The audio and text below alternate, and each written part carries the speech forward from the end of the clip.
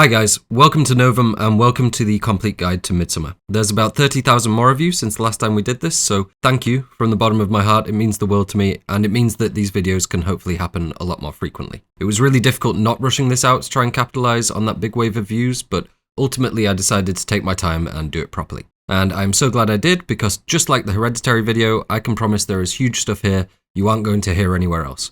This is the product of months and months of research, and I've got so much to show you, because there's so much that's gone unanswered, so much that's gone unnoticed, and so much that all the big media outlets have been getting wrong. I'm extremely excited to tell you about it, but a quick caveat before I do. Obviously there is stuff in this movie that I cannot show on YouTube. It's extremely graphic in places. My solution before was to simply black over these moments with a timestamp so you can look at the exact still from the movie should you desire. I'll still be doing that, but this time, if you want, you can go watch the fully uncensored video on my Patreon. It's the exact same content from me, just with uncensored visuals, the stuff I definitely can't show on YouTube. You won't be missing any of the content if you don't choose to. With that out of the way, this is part 1, Foundations.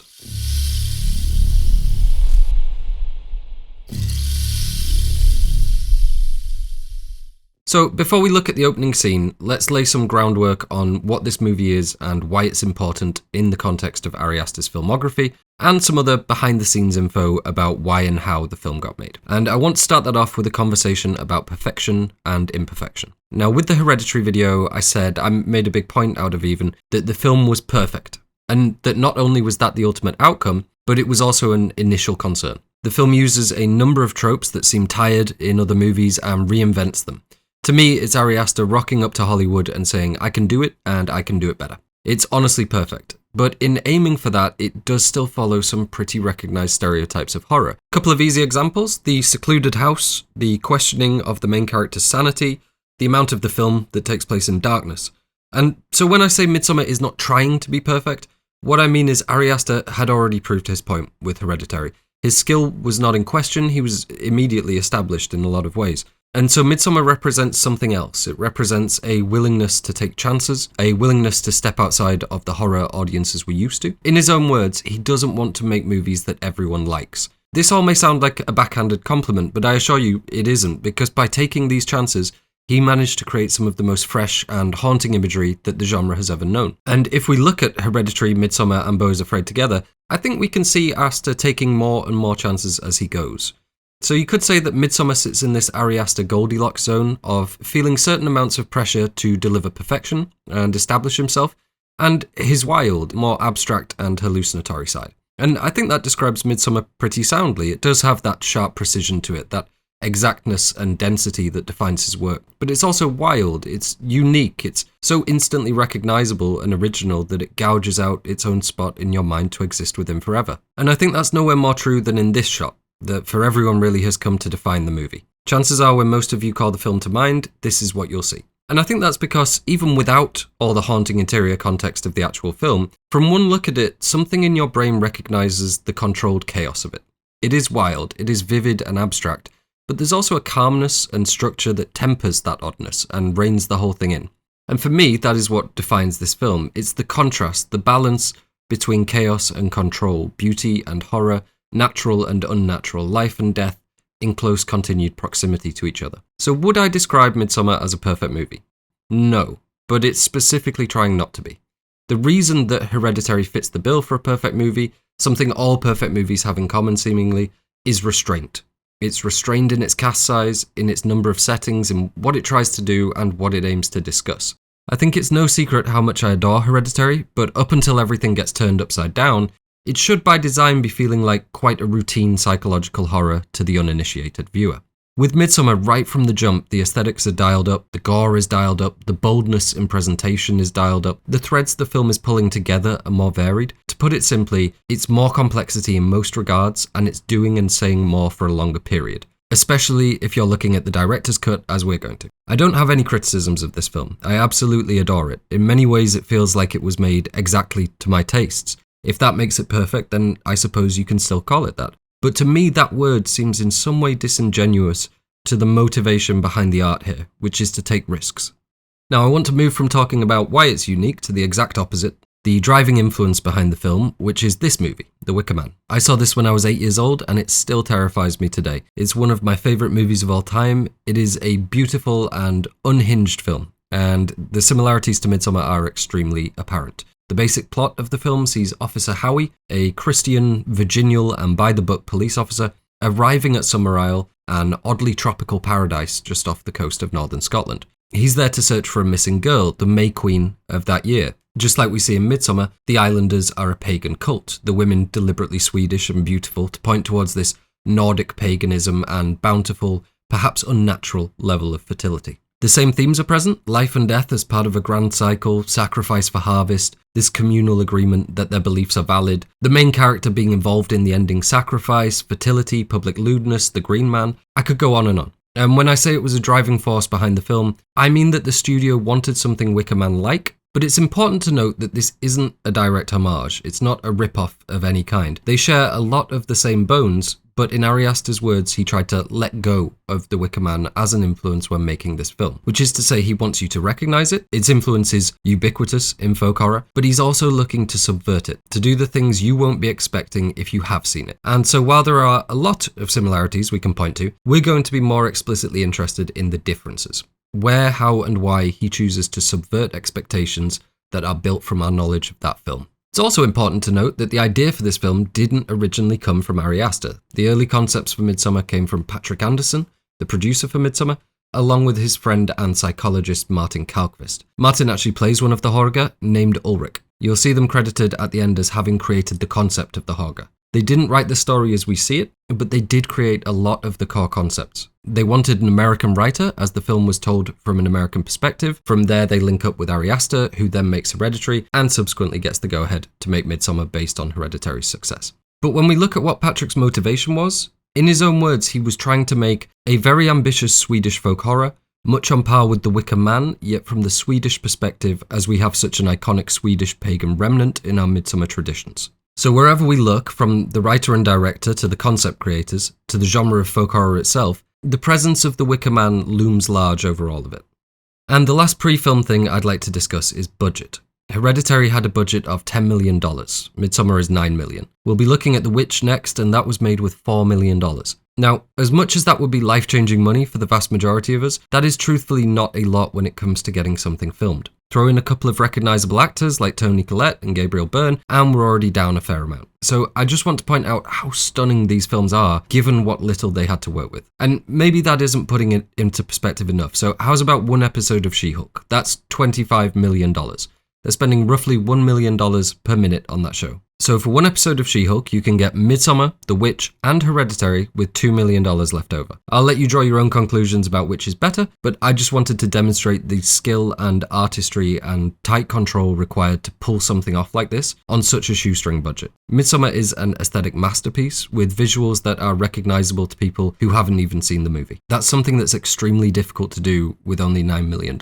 Alright. With all that out of the way, let's get on to the movie. The opening shot of the film is this still image, a mural depicting the coming events set across two pieces of wood that slide open to reveal the film. This is quite an out-of-place effect. We don't really see anything else like it for the rest of the film, and it's essentially there to frame or otherwise allude to what's coming as being its own folktale or fairy tale. That it's happening inside what's known as a toy theatre or paper theatre, which have been popular in Europe for a very long time. If you ever saw a Punch and Judy show as a child, then think pretty much like that. So we've got this feeling, this suggestion that we're gathered round watching one of the folktales that would be told in this kind of street theatre. And the whole thing is presented in what's known as kurbits or kurbitsmålning in Swedish. That refers literally to these filigree-like plant designs, but the term broadly encompasses the whole aesthetic. Kurbits painting is characterised by colourful and elaborate paintings of plants, animals and landscapes, as well as depictions of everyday life and scenes from mythology, which is exactly what we're seeing here. These paintings were historically, not exclusively, but commonly, found on various wooden objects like furniture, cupboards, chests, and decorative panels in Swedish rural households. This was created for the film by the artist Mupan, someone that Ari Aster described as a modern-day Hieronymus Bosch,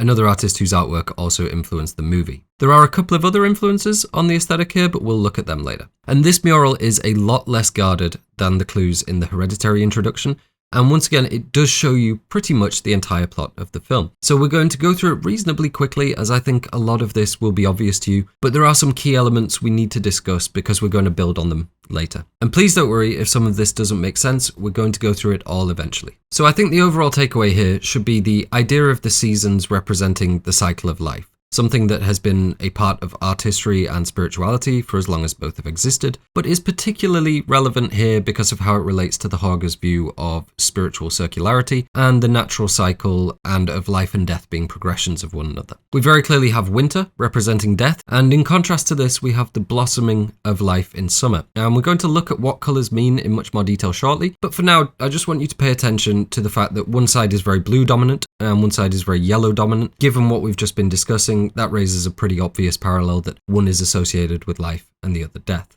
Looking more closely now, we first have this skull, which is pretty clearly representative of death. It's spewing snow out, so we have this visual link between death and winter. We also have two blackbirds flanking it, and this is a bit of a tricky one because they're either crows or ravens. Both make sense. If they're ravens, then they absolutely refer to Hårgan and Munin, Odin's eyes that he sent out all over the world. That would either imply the Hårga are watching Danni, or more likely that there's this spiritual, universal power somehow setting events in motion. Not something specific like Paimon, more of a nod to the fairy tale style serendipity that we see in the film. Odin is also the god of death in Norse mythology, so again that fits with what we're seeing, but if they're crows, then that makes perfect sense too. Crows are traditionally associated with death, and two crows in particular symbolizes the balance and cycle between life and death, which is of extreme importance here. I did ask experts on r/what's this bird, and their general assessment was there just isn't enough to determine either way. On to the main focus of this panel, and we see Danni having the red umbilical bonds of family severed. Her mother and father dead just above her, and her sister Terri just below. And as we'll come to find out, they're red because they represent the familial ties, the bloodlines that link these characters together. They're being severed in allusion to the family's death, which we'll see shortly, and they're being severed by a skeleton, which as we saw above is a traditional motif in the personification of death, both in history and in contemporary culture. We can see the trees and the fields are barren, alluding to winter being this time of death before the rebirth of spring and summer. Moving on to the next panel, and we have Pelle sat in a tree watching Danni and Christian and taking notes, perhaps drawings to send back to the Hårga. Being sat in a tree is quite a common motif in art and literature, the idea of the jilted or unrequited lover eavesdropping. And we can infer from this that his watching of the couple is covert and perhaps driven by his own feelings for Danni. Next to him in the sky, we see three more descending birds, pretty clearly representing Danni's deceased family. We've got one blue and one pink, suggesting a male and a female, and then one that's a combination of blue and pink. So Danni's parents and then her sister, who's a combination of both. And we see them descending down over a city, which we can presume is New York, where they're attending school. It's cramped with tall buildings. Really, it's just representing the big city. But the biggest takeaway should be the cross on the church spire, signaling that they're coming from a Christian background, in contrast to the Hårga paganism they're about to encounter. And speaking of Christian, here we see him consoling a crying Danni with his fingers crossed behind his back, a common sign for, I don't mean what I'm saying right now, that you might have done as a child.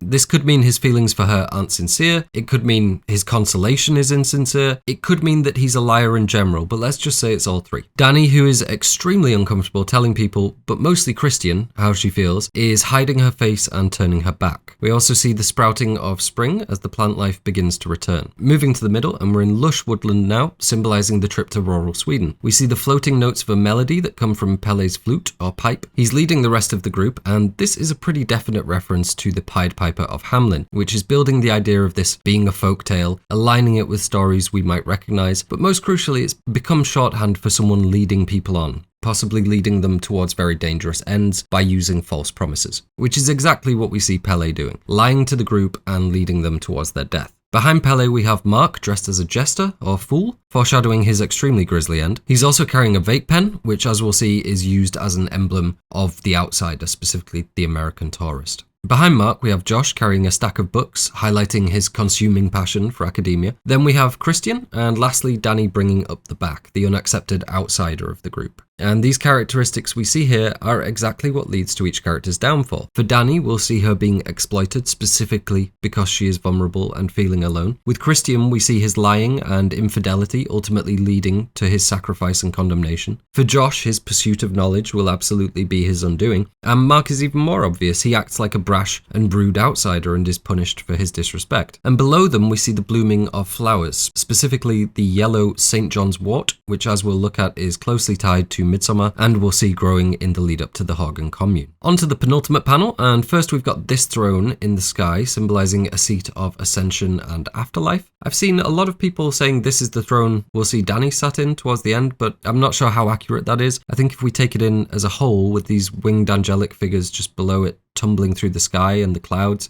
it's more reflective of an afterlife, a divine seat of sorts. We have the prophet Reuben sat on this seat of clouds. Now, it's not a throne, but I think they're both alluding to this above the clouds divinity, speaking to a higher or elevated state that is achieved in death, or in Reuben's case, incest. The falling angel figures represent the Attestupan. They're not completely dissimilar looking to Danni's parents either, a motif we'll see again during the actual scene. Below that, we see the group walking through the Hårgan Sungate. Pelle has stopped playing his pipe, signifying that he's got his unsuspecting victims to their target destination. We see the Hårga greeting the group. Some of them are topless and holding a combination of skulls and goblets, signifying their dual offer of death and hedonism. And right at the bottom, we have this image of a bear pawing at or being distracted by a blue cow. Now, there's several myths and bits of folklore from around the world where the idea of a blue cow is somehow sacred. Cows in general have been seen as a prized animal. And we know for obvious reasons that Christian is represented by the bear. So we can pretty safely assume that this cow represents Maja, the prime or prized bit of Hårga breeding stock that they offer up to Christian.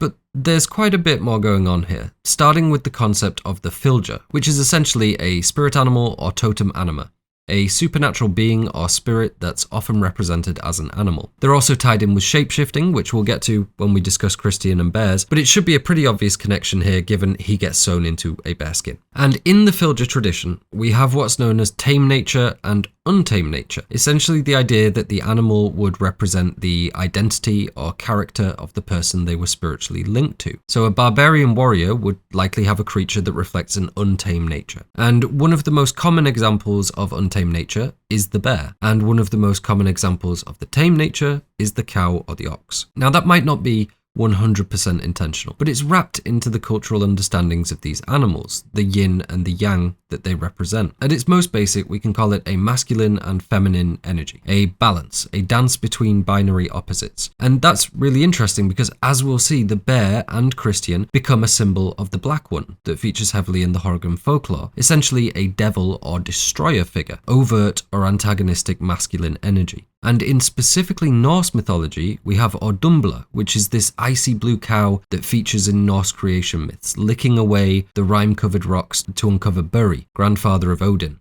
So now we've got a creator figure in Ordumbla and a destroyer figure in the black one. Masculine and feminine, predator and prey, Christian and Maja engaged in this dance of distraction and this perpetual cycle or balance between life and death, which is bang on with what the Hårga believe and what this ceremony, this image is all really about. I should point out an alternative reading. In the script, Pelle tells Danni he is a Taurus, so we do see him represented as a bull there. And this could possibly represent his distraction and misleading of Christian, but to me, given that Pelle is really doing this to the whole group, and Maja is Christian's specific distraction, it seems a less likely alternative. The last panel is probably the easiest to decipher, but we do have this extremely concerning looking sun at the top here. It was very common to draw faces on the sun, on maps, on artwork, and especially on early precursors to newspapers. And a lot of the time they were really creepy, just like we'll see here. I don't want to dwell on this too much because we're about to cover what's going on with the colour yellow, but let's consider the image as a whole for a moment. Left to right, at first glance, it's death to life, sad to happy. But once we start looking closer, we come to realise that's not the case.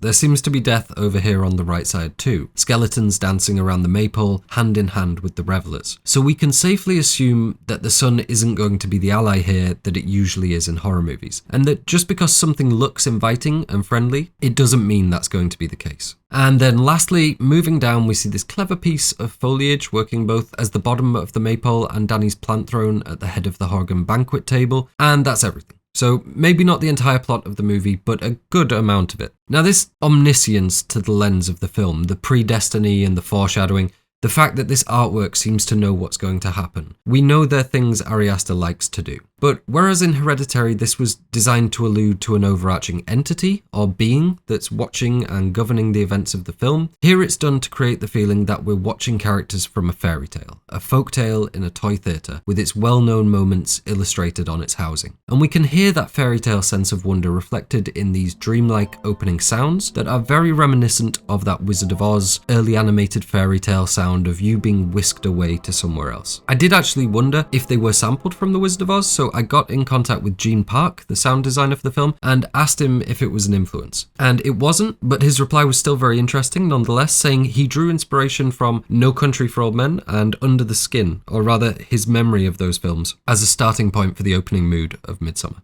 And we open to these shots of a snowy forest, very reminiscent of the Black Forest and elements of the Swedish landscape. From the script, we know this is intended to be Hälsingland in Sweden, but given that none of the film was shot in Sweden and filming in Hungary took place during the summer, my guess is that these are either shots from Utah that have been achieved in a way where you can't tell the difference, or alternatively stock footage from Sweden or somewhere reminiscent. Honestly, it's entirely inconsequential because we know they're intended to be Sweden. Not just because the script says so, but also because we have this eerie Hårga lullaby being sung over the top, and we're very much building on this link between winter and death and isolation and sterility here, with these shots of brutality and lifelessness, this entire absence of people and modernity. And while we'll stay in winter, this will be contrasted with the following shots of Utah, filled with lights and houses and cars. It's a very clever cut between the two, where this serene forest is intruded upon by the ringing phone. And with every ring, we see the camera snap closer to the house. It's very intentionally and jarringly done. Opening films with a ringing phone is a well-recognized trope, especially in horror, but the specifics of this shot really reminded me of the opening shots from Psycho, which has a similar set of cuts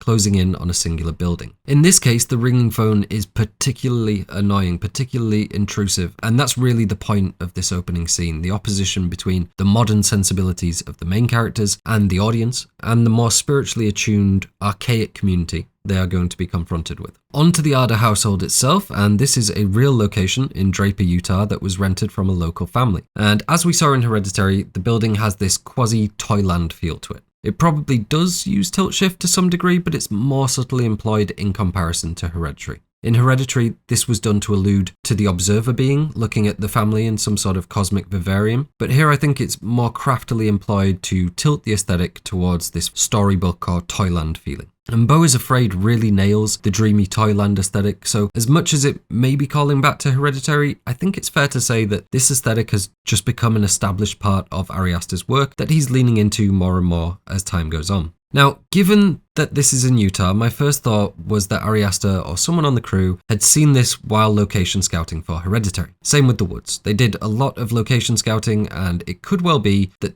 they'd seen things they knew would work for this, and it may just be as simple as that. But again, if it's a recurring theme in Aster's work, we do need to look at why. So in this instance, that could mean he really just likes the landscape in Utah. But actually, there are a couple of links between Hereditary, Midsommar, and Utah that are worth looking into. And it's a slight tangent, but it's going to lay some really important groundwork for the rest of the video. So for Midsommar and Hereditary, Utah and the presence of a cult are pretty obvious commonalities, and without wanting to offend anyone, Utah has pretty ubiquitous links to the Church of Mormonism. Now, I have to put a disclaimer in here that Mormonism is a recognized religious institution. In every legal sense, it is not a cult, and by and large, they've been a lot less bloodthirsty than all the other big religions, but they are still very much not without controversy. If you were to ask other denominations of Christian, if you were to poll non-Mormons in America on what they thought, quickly you'll see that the case isn't so clear-cut. At the very least, we can say Mormonism began with many of the hallmarks of a cult, and many people today criticize it for some of those elements still, despite it being recognized as a religious institution. Now, not all Mormons are white, but it's also fair to say that the religion is predominantly white and does have quite a troubled history. For example, the religion was racially restricted until 1978, and despite eventually taking an anti-slavery stance later in his life, Mormonism's founder Joseph Smith and his many priests were of the opinion that the black skin color was a result of being cursed from God.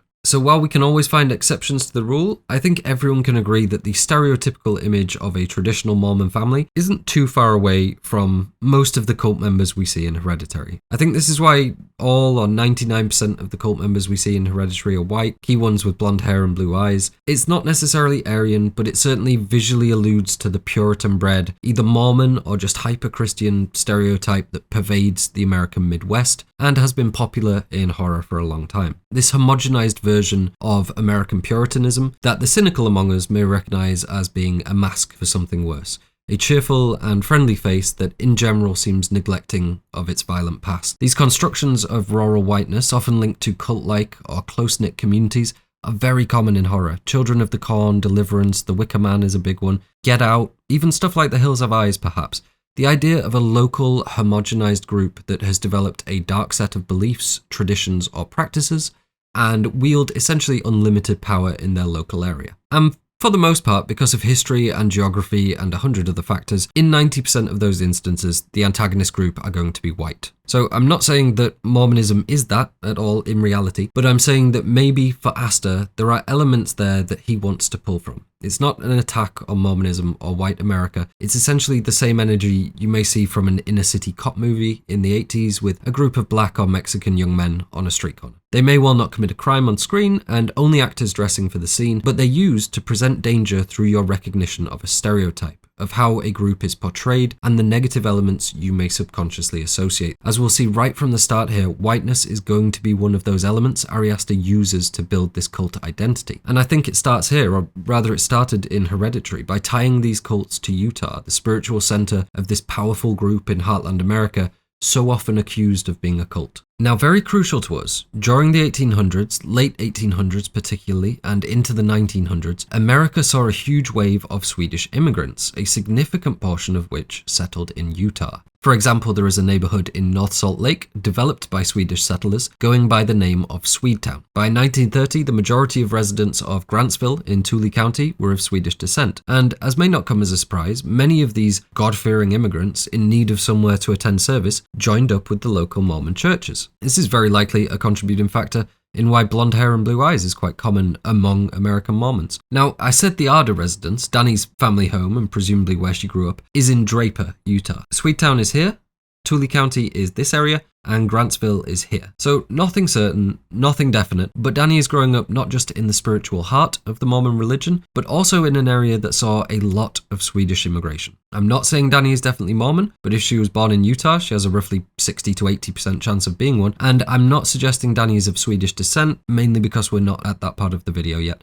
And at this point, centuries later, Swedes represent the second largest ancestry group in Utah, second only to the Brits for obvious reasons. So what I am saying is that this presence of Mormonism, this area in particular having a large number of descendants from Swedish settlers, I absolutely think those are things the film is aware of. So not Danni, not her parents, but maybe her great-great-grandparents left Europe and signed up with a new religion in the New World, which thematically is on point with what we're going to be discussing, and you can see how it's already layering criticisms at the feet of spiritual groups. This film is going to be very critical of new wave nationalist groups in Europe and cults in general, but it's also quick to point out the hypocrisy of the American group and the flaws present in their society, that perhaps the things it's telling us to be afraid of are happening everywhere.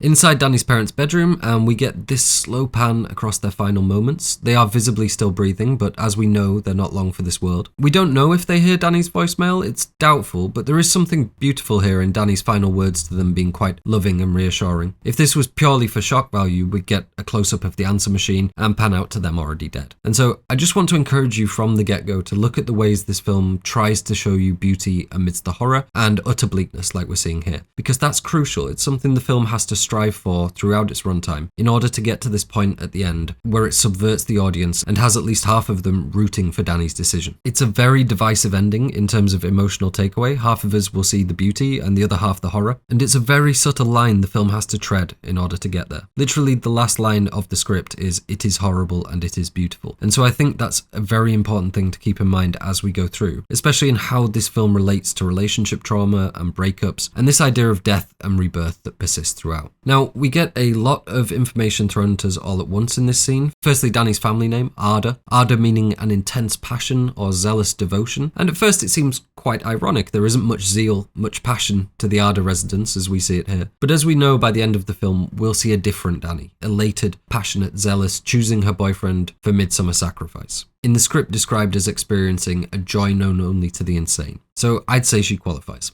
We see photos of the Ardor family together, ending with this flower arrangement foreshadowing Danny's crowning as May Queen, and we hear Danny expositing to us through voicemail. She's clearly very concerned about the situation at home. She references a scary email from Terri, but is unsurprised that her sister isn't responding and thinks they may have been fighting. So we're getting this hint that her sister is perhaps unstable, perhaps mentally unwell, which, as it turns out, she very much is. But the number one question here, and one of the biggest things we have to answer right at the start, is what's going on with the colour yellow and colours in general. In the pictures we see Terri picked out purposefully in yellow, which at its most basic lets the audience distinguish between these two characters. There's a clear shot of Florence Pugh, all grown up, before we see her in the next shot. The sister is the one wearing yellow. It's easy visual language for the audience. But as we know, there's a lot more going on there, and there will be throughout the movie, so before we go any further, let's take a break to discuss which colours represent what. This is a big topic of disagreement. Everyone seems to have their own theory on it, and so there's many different readings online. I suppose mine is no different, but the reason this is a discussion at all is that every theory presented falls down in some way. It doesn't quite apply, doesn't quite hold true. I'm hoping that the difference with my theory is that it encompasses all the others and makes sense out of the whole thing. Now let's give a couple of quick caveats. This film is 3 hours long, and despite having a very controlled palette, there are of course going to be instances of these colours appearing on the screen in small ways that don't necessarily apply to us. We're looking at really purposeful colour choices like this and this and this, because if we take every single possible example, it's much more likely to give us wrong answers or be inclusive of things that don't apply. Secondly, this isn't a criticism of anyone else's theory. I actually think in a way this demonstrates that they were mostly all right. So we have 4 colours in play, our main 2 colours blue and yellow, and following them white and red. It's really the blue and yellow that I think are the struggle, so let's start with white and red. And if you've seen my Alien video, there's a lot on this. I touch on it in the Green Knight video and again in the Hereditary video. You will see white and red everywhere in horror. And to give you the quickest possible rundown of hundreds of years of art history, the very quick answer is blood and the bodily fluids responsible for creation and nurture, which is to say ejaculate and breast milk. Go look at any poster for American Horror Story and it's all you'll see. It's always alluding to birth, life and death, and usually done in a way where it reminds us of all the disgusting gooey stuff that our skin is holding in and anything related to reproduction. And that is very much represented here by red. Red, in the words of the Hårga, represents the blood, but to them that doesn't just mean the fluid we have 9 pints of, it means the bloodline, the new blood that will be used to impregnate and so on. So in the context of this film, we can see red as representing both fertility and impregnation. Characters that will be used for breeding are marked by red. The girls that will be bred with are marked by red. These umbilical bonds of family are red. The woman seemingly in charge of arranging Hårga breeding wears red. Most signs of fertility throughout the film will be red. So in this film, red is really taking on the role that white and red usually share in horror. White, on the other hand, is not used for this. White is used for something much more specific. At its broadest, we can call it the colour of the collective. The Hårga are extremely easy to identify on screen because they're all wearing white and they all are white. Their white robes are their signifiers of belonging to a cult collective. White robes that Danny will be wearing by the end. Beyond that though, whiteness in itself is a part of the Hårga identity. Look at these shots and think about what stands out immediately. It's the outsider characters. I mean this very literally, characters with colour to them. They all have dark clothing, half have dark skin, contrasting sharply against the overwhelming whiteness of the cult. A cult that is absolutely concerned with whiteness, as we're going to get to. And so the whole way through, we'll see white as being the symbol of Hårga unity. And we'll see the characters that are visiting, the outsiders, picked out in dark colours, designed to represent their otherness there, as well as to simply draw our attention to them on screen. In every scene, it's clear the Americans don't fit, urinating and vaping and talking loudly at the wrong moments. It primes us for that moment where the Hårga begin correcting the situation as they see it, by removing the elements they don't like. So I think those two are very clear. Red is the blood, by which we mean reproduction, fertility and lineage. White is the collective, both in its symbolic use and racial implications. The issue then comes from the blue and yellow. There are many different theories on this, but I'd say the prevailing one, the one that seems really logical, is that yellow spells death. Chances are if you're watching this, that's probably the answer you have in your head, and honestly, when I saw it for the first time, that's what I thought. And that's mainly because of two things. Primarily that we see Danny's sister consistently shown in yellow in the photographs, and shortly after, right in the middle of frame with a yellow t-shirt and a yellow hosepipe in her mouth, seemingly a pretty certain indicator that yellow means death. Secondly, we have the St. John's wort flower growing inside and leading up to the Hårga Commune, which a lot of people have somewhat suspectly suggested is associated with death. It would seem then that that should be pretty cut and dry, and I totally get why people would lean into that reading. I don't even think it's technically incorrect, but it's an incomplete answer that struggles in a lot of places. Mainly, why are none of the other characters other than Terri that die signalled with yellow? And when we look at the same theories, we'll find people struggling to then figure out what blue means, the most common answer being that blue is the colour of the collective, of the Hårga, and I just don't think that's the case. White is the collective of the Hårga, as we've just covered. If blue is the colour of the collective, then why do all the outsider characters that are absolutely going to die wear it? And some other people say, no, you've got it all wrong. Blue represents old age and yellow is the blossoming of flowers and youth. Well, again, if that's the case, why are the young characters in blue? Why do we see some of them with blue and yellow? I don't dislike any of those theories, and they all bear some semblance of accuracy, but they all seem to take one detail and try and make it all-encompassing, which would be fine if it fit. Not to mention, none of them provide a workable answer for what blue means, and all seem to fly in the face of the very clear colour coding we have at the start, where blue is death and winter, and yellow is life and summer in the sun. So it was clear to me that there was something missing here, a unifying Rosetta Stone that would make all of this make sense. The answer is you have to view yellow and blue in conjunction in a way. The better way of saying it is, in combination, they represent the life and death cycle. Yes, yellow is blooming life. Yes, blue is old age and the sterile lifelessness of winter. But one leads into the other and back again, because this is what the Hårga believe. It's their whole cyclic pagan deal of life and death and rebirth. Which is to say that to the Hårga, and just like we see with this devilish sun with skeletons dancing below, summer is just as much a sign of the coming death of winter as winter is itself. So yellow does mean death, absolutely, but it also represents life. Blue represents death, but also with this promise that it shadows coming life. Blue and yellow represent the cycle of life and death, winter and summer, that is central to the Hårga belief system. Just like we see colour-coded right at the start, and just like we see with this very malevolent-looking sun, the Hårga have a way of contorting that idea, blooming life, into something that leads to untimely or unnatural death. And for further clarification, we can look to the comments of Henrik Svensson, the production designer. He confirms that the prevalent use of yellow was laid out in the script, and then confirms both blue and yellow are seen as signs of death, saying the yellow flowers and the yellow of the house is actually in the script. More and more things along the way made me want to make the yellow and blue are signs of death, are bad signs. It does become a little bit more complex than that, and this is where we see the differing theories start to come together. In nature, yellow is traditionally a colour that draws you in, and we see the Hårga using it much the same way. From the outside, they're bright, summery, happy. They have a yellow temple, they have a yellow Sungate with yellow flowers leading up to it. Their signage, the book about their language, even the scene where Danni learns about Sweden is golden lit. Every outward signal the Hårga use, or is otherwise influencing the group to go, is yellow, happy, summery. But when you get into the Hårga compound, suddenly the Hårga aren't yellow. They're dressed in blue, their outfits are all adorned in blue, the Attestupan couple is blue, their cliffs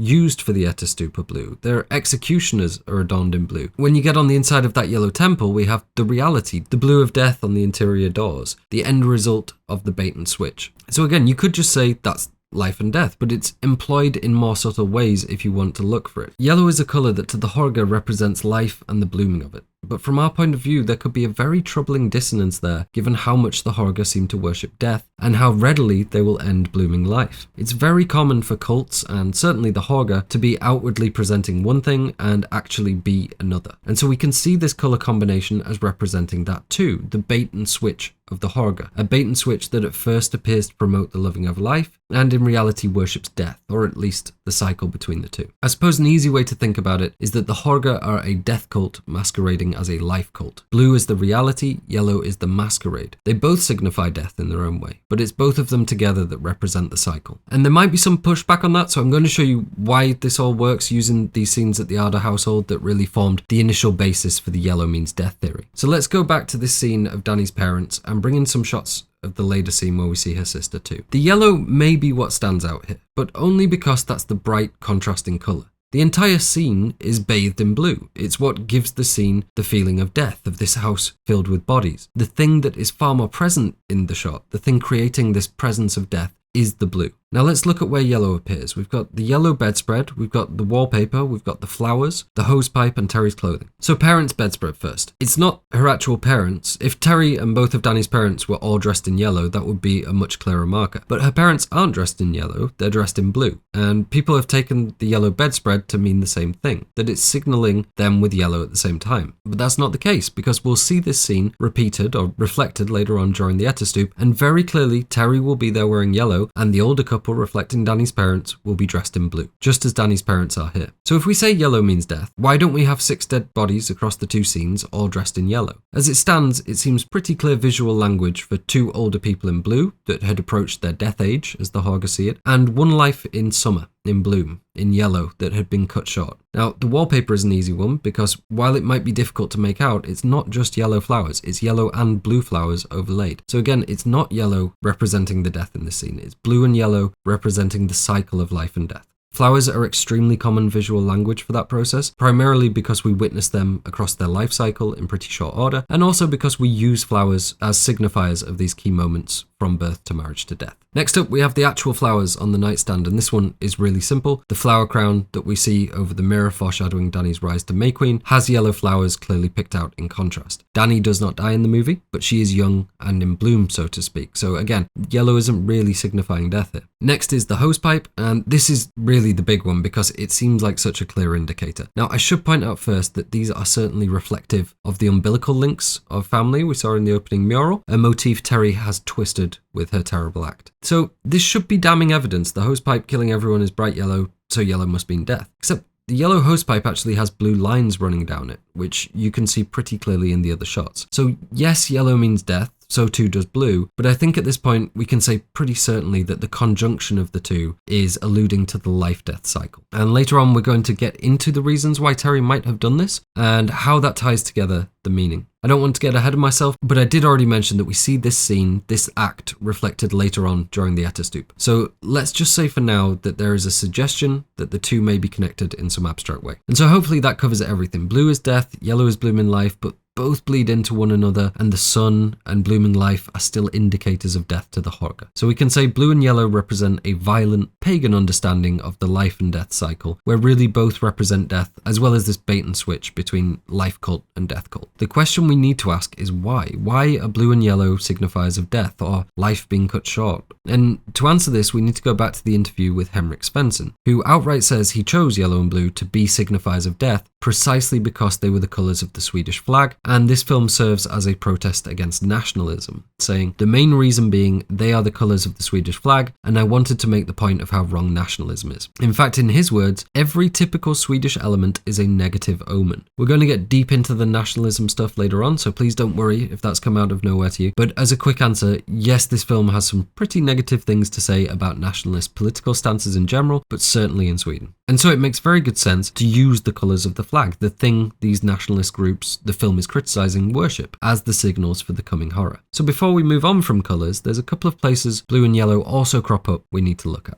Firstly, in the work of Hilma af Klint, a Swedish artist, specifically her collection Primordial Chaos. She was one of several artists who were used as aesthetic inspiration for the film, and very purposefully this painting uses the colours of the Swedish flag. You could even argue that when we see these crisscrossing blue and yellow hosepipes, there's a bit of an allusion to the design of the flag itself. Now, we could say this is representing a few things. The danger the country represents in Danny's future. It could also be alluding to Sweden having some tie to the Ardor family's past. As I'm sure you're aware, there are a lot more clues about Danny's heritage coming up. But at its most basic, we can say the film is building this link between Sweden and death. And it raises the question, why Sweden at all? Why this choice of location? And the reasons really are twofold. On the one hand, because it's a wonderful fit with parts of Swedish history, such as pagan sacrifice and Midsommar traditions, and it's historically and geographically tied to a wealth of fairy and folk tales that the film is designed to be reminiscent of. But on the other hand, the film is going to be pulling from the current day, and specifically criticising modern day far-right extremist cells, many of which pull heavily from the Nazis, who in turn pulled heavily from Scandinavian history and mythology. Sweden isn't unique in that it has minor neo-Nazi contingents, but Scandinavia is unique in that it has those elements, and it also has the actual cultural heritage that those groups lauded and attempted to attach to. We're going to look at that in depth because there's some really crazy stuff I have to show you, but for now, that's why Sweden. because it's the conflation between actual real-life examples of modern far-right groups that exist there and the traditional imagery, folklore and mythology that a lot of those groups make use of. And I just want to give the caveat again that we'll be looking at Sweden in particular here, and that is going to seem tilted or biased purely because the discussion is going to be focused there. But every country in Europe has some aspect of this. I imagine most countries in the world have groups like this in some form or fashion. America certainly does, and given the film's timing, we can presume that's where the majority of the anxiety is for Ari Aster. And I'm not just saying this as a disclaimer, it's important you know that the film is using Sweden as an example, but the fear and anxiety it is addressing is worldwide. This 90-year cycle to the festival that the film is using is doublespeak for a possible worldwide resurgence into these dangerous and violent brands of political thought, just like many parts of the world experienced in the early stages of the 20th century. It's Ari Aster's concerns as to where the current cultural climate may be heading, and his pointing to this being a part of a cycle that we go through, a potential period of darkness on the horizon if we allow ourselves to fall victim to the wrong messaging. Back to chronology, and after Danni finishes the voicemail to her parents, we cut to her, worried out of her mind at her laptop. We can see her messages, and there's a few things of interest here. We can see Christian already being a little bit unreliable. We can see these YouTube links that Terri shared. They both actually link to National Geographic videos. The top one links to this 2018 livestream of Yellowstone National Park. Again, we have this link between Terri and the colour yellow. The video is naturally littered with comments from Midsommar fans sending Terri their best wishes, which is pretty funny. And most crucially, we have this message from Terri: "I can't anymore, everything's black. Mom and Dad are coming too, goodbye." Now, when you first see this, it's very likely you're going to focus on the Mom and Dad are coming too part because holy shit, what's up with Terri? And that's our main clue as to what's happened. Terri has gassed her parents and then herself, and she seems to be suffering from some sort of delusion, either because she's certain of an afterlife or because she doesn't want to necessarily address in writing what she's done to her parents. But we've got this suggestion of coming to, that there's some place Terri sees them as all going to, following what she's done. And it's important to note that there's already parallels developing between this and cults, where members might be encouraged to take their life perhaps in a group in order to achieve some kind of quasi-apotheosis or ascension onto some higher plane of existence. Given her wording, you could be forgiven for assuming they were willing participants in this, and that certainly fits with the cult theme the film is running on. But given how we'll see the scene set up, it's very unlikely this was the case. That does not mean that we're ruling it out though, and we are going to look at that later during the Attestupan scene. And the first part of the message, "I can't anymore, everything's black," is almost certainly an example of double meaning. It is very likely a reference to Terri already having started the process when she's sending the message. She doesn't reply after this, so we can assume that's the case. It could also apply to how she feels in her life, that she can't go on anymore and that everything is black and hopeless. And we should absolutely take both meanings in here. They're both intended, but there's something else too. This blackness Terri is discussing is similar to something we'll see brought up later by the Hårga when they're describing their historical enemy, the Black One, this black devilish figure that the Hårga try to ward away. So for now, let's see the blackness as this abstraction of all the things, all the impulses, thoughts, and mental unrest that were tormenting Terri and have driven her to this point. It is a possibility that Terri, during a psychotic episode, got it into her head she was actually saving her parents from this blackness. We don't really ever learn if she's done this out of resentment or confusion. But Terri doesn't tell Danni she loves her, opting simply for goodbye. And from everything we hear, it would seem the relationship between them is strained to say the least. We can maybe find answers in how this mirrors Danni's decision. At the end, we see evidence that Danni suffers with her mental health just like Terri. And just like Terri, Danni will sacrifice her loved one to exercise this darkness, this blackness in her life. And in Danni's case, that decision isn't made to help Christian. So take from that what you will when it comes to Terri's motivations. Unable to contact her family, Danni decides to call her partner Christian, and there's two really important takeaways here. One is how different these main character introductions are. Sure, we also meet Danni first as a voice on the phone, but this scene is really where we're first getting to know both Danni and Christian. And it's polar opposites in terms of how it's getting us to feel about them. We're up close with Danni. Her face is filling the screen, so we see every nuance of her emotion. We never leave her throughout the phone call. The film could cut to Christian as we move to him right after, but it doesn't. He's distant. He's a voice on the phone that seems non-committal, that isn't concerned as to what we've seen is a very concerning situation. Everything here is designed to put us in Danni's POV, to subliminally view Christian as opposition, to feel for Danni and to resent him. And the other main takeaway here should be, oh my god, can Ari Aster cast leading women? This scene, this performance is phenomenal and extremely complex. Up until now, the first few minutes of the film have been impersonal, intrusive, and purposefully irritating with the ringing phone and camera cuts. No dialogue at all for the first 2 minutes. And yet this one-take scene with Danni on the phone hits the ground running and gets you feeling with Danni right out of the gate. And that is really only possible with Florence Pugh knocking it out of the park like this. It's nearly 3 minutes long and she goes on such a roller coaster. I was going to go through it point by point, but the list was so long I just decided to put it up on screen. I'll give you a brief example of what I mean though. In the first 5 seconds of this phone call, we see Florence Pugh move from concern that her phone call won't be answered, to relief at hearing Christian pick up, to trying to talk normally and pretend she's okay, to holding back sudden tears at realizing she isn't okay. And she keeps that pace up throughout the entire phone call without any cuts. It is a roller coaster ride, and I don't think this scene has got anywhere close to the respect it deserves because it's so understated. It's so easy to just become immersed and let it slip by. But when you break down everything Florence Pugh is achieving on screen here, it's very easy to see why she blew up as quickly as she did. This absolutely real and reserved crying here, complete with nose leaking, her animal-like wail a few scenes from now, her silent staring, sobbing and chin wavering at the end. I just can't speak highly enough of this performance. She is extremely, extremely good. So intense, so grounded and so believable. It probably won't come as a surprise that I think she was robbed of a Best Actress award. She was actually nominated for a supporting actress role that same year for Little Women,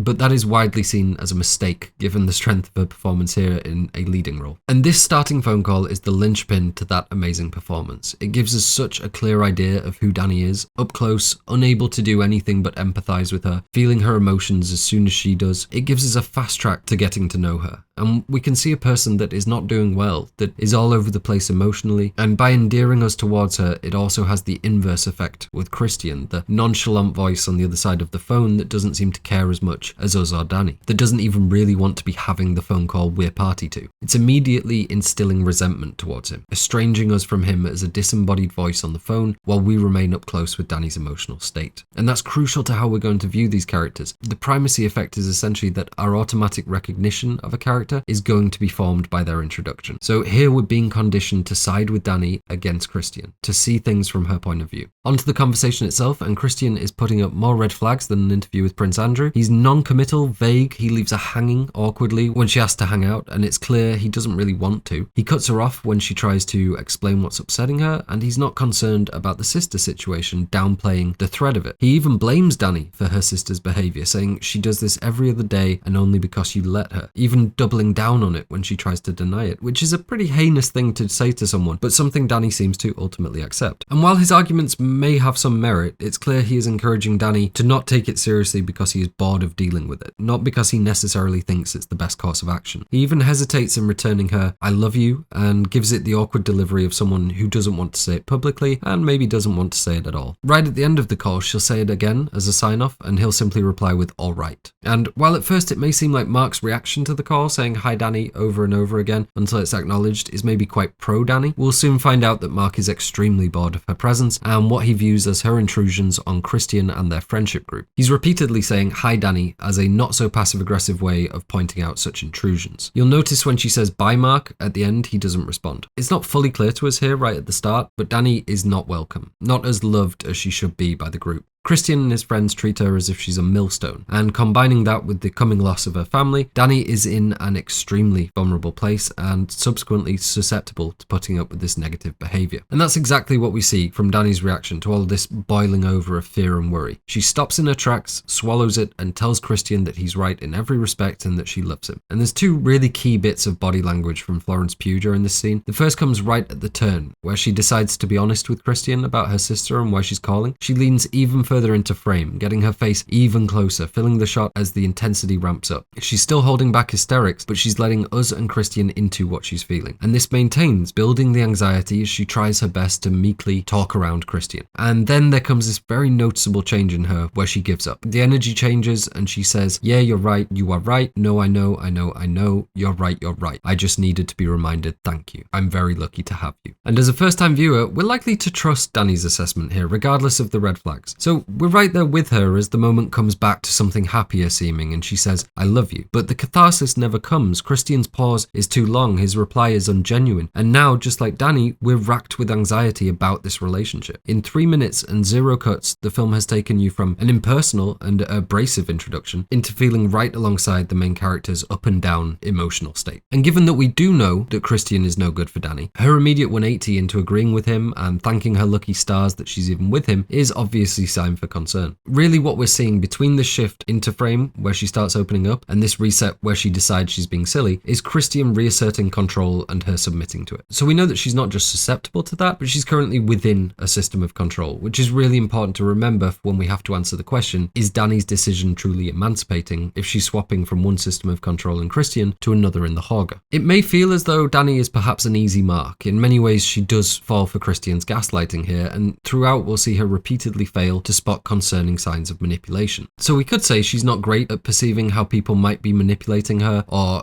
who might have her best interests at heart. That would be a reasonably fair assessment at face value and would fit with the sort of person that may end up falling victim to a cult. But there's something much more concerning driving Danni, a very tangible fear of being alone. It's not that she can't perceive what Christian is doing, it's that she's more terrified of him leaving, and it's for this reason that she puts up with the behaviour. It's this reason why she goes on the trip, why she has this nightmare, and even why she makes her decision at the end. All the same answer, she's terrified of being alone. And given what's about to happen to her with the loss of her family, we can see how that's going to be extremely exacerbated. So just to go back to this incredible performance here, we can only really tell that right away because of how on point Florence Pugh is. She does demonstrate exasperation before telling Christian he's right. She chooses not to fight the battle. When she says I love you, her expression drops for the first time. She's not feeling there, she's listening, scanning for the right response because she's immediately terrified he won't say it. She doesn't like the response or lack of one, and again we see her choose not to have the argument. As soon as she hangs up the phone, we see her expression change to fear. Fear because she can feel him pulling away, and right after we'll hear her on the phone to her friend, not terrified for her sister, but terrified about what Christian is feeling. So while Danni is consistently manipulated, while she absolutely is in a concerning relationship, it's really important to recognize from the jump that Danni isn't entirely unaware of what's happening. She's just very willing to put up with it if it means she isn't alone, which is pretty much the exact tenor of the following phone call with her friend, who, like us, finds it very easy to see through Christian. We can presume this is Amy, who we'll see Danni get a text from later on, and we see Danni pushing back against what Amy's saying with the logic she's just internalized from Christian. The main takeaway from this call is how differently Danni is representing the issues with her sister, describing her messages as ominous bullshit. She's now adopted Christian's position and is seemingly far less concerned about her sister than she was while on the phone with him. Her friend tries to inquire, she is interested, just like Danni had wanted Christian to be, but now Danni isn't interested and would rather discuss her fears around Christian. Danni's relationship drama completely supersedes her concerns for her family. We as the audience know things are not okay there, so this drama, Danni's refusal to answer questions about her sister, they're going to stick out as we can see the tragedy coming. And it's building their relationship as this thing that's getting in the way for Danni, something that needs to be got rid of, building towards that final subversion. But it's also making a grander point that these toxic relationships that this breakup movie is looking at, they cloud our view from the things that are important, the things in our life we should be tending to. And very toxic relationships can often have a habit of keeping people from their loved ones through this whirlwind of drama and control. And just like she's downplaying the issue with her sister, she's also not exactly being a great friend here. She's overly concerned about calling Christian to emotionally lean on him, as she puts it, but she doesn't seem worried about doing that to her friend. She doesn't argue against Christian blaming her for her sister's behaviour, but she will argue with her friend in defence of Christian. Now, that's not necessarily the worst thing in the world. Christian does want to break up with her after all, so she clearly has reason to be worried, and her friends are happy to listen. But this is all building a picture of who Danni is, and it's crucial that we recognise from the start that Danni is a victim, but she is not brainless, and she is not guiltless. And so that's how we meet Danni, in the process of losing her family, being mistreated by her partner, and terrified of being alone. And that is a rough approximation of backstories we often hear from people who have fallen victim to cults. When we're weak,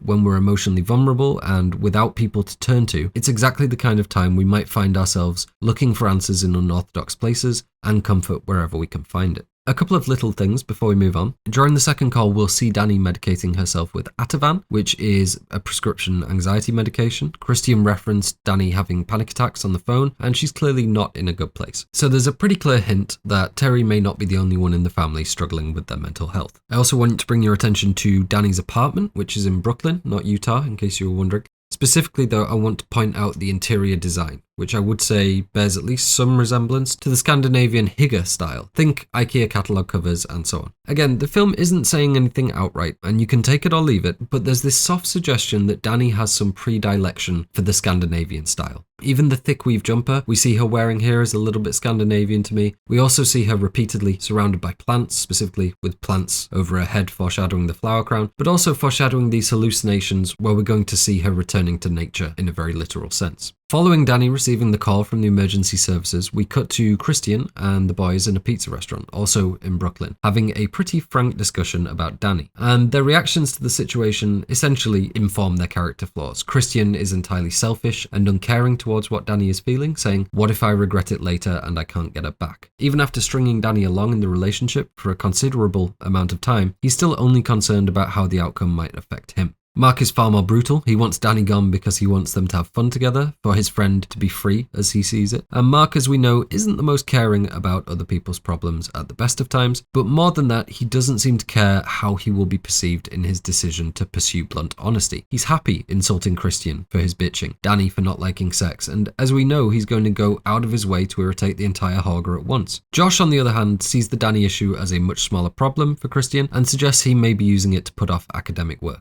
Obviously, this is a real issue. It's Danni's life and Christian's too, but as we know, Josh is entirely too invested in his academic studies. So in these first reactions, we're already being shown these characters' flaws, in some cases fatal flaws, and we see they all have something in common. They're all very self-involved, which in fairness, we could probably say for Danni too, but to a lesser extent. And this self-involvement is one of several American qualities the film emphasizes that all the American characters are guilty of to some degree. We'll also see Mark immediately stereotyping the culture, changing Swedish women to Swedish milkmaids. Again, this is just more building towards the critical view of Americans as tourists and outsiders we'll see later on. We also see that Christian has a weakness for women and fidelity in general as he softly flirts with the waitress, something that isn't lost on Mark, who floats the idea of Christian getting her pregnant, which is meant as banter but obviously foreshadows Christian's use to the Hårga at the end of the film, as does Pelle's addition about all the Swedish women he can impregnate in June. And that's a weird focus on impregnation for four guys sat having pizza, and as we can see in the wide shot, the two characters that will be used for impregnation, or at least selected for it, are marked with red, our symbolic colour for fertility and breeding and so on. It also means that Pelle has been planning on taking them home with him for a decent amount of time. This is 6 months prior and they've already got it planned. It shouldn't be a mystery what an utter piece Pelle is, but I just want to reinforce that this guy absolutely sucks. Like, Christian sucks, don't get me wrong, but Pelle is the biggest asshole on screen by a wide margin.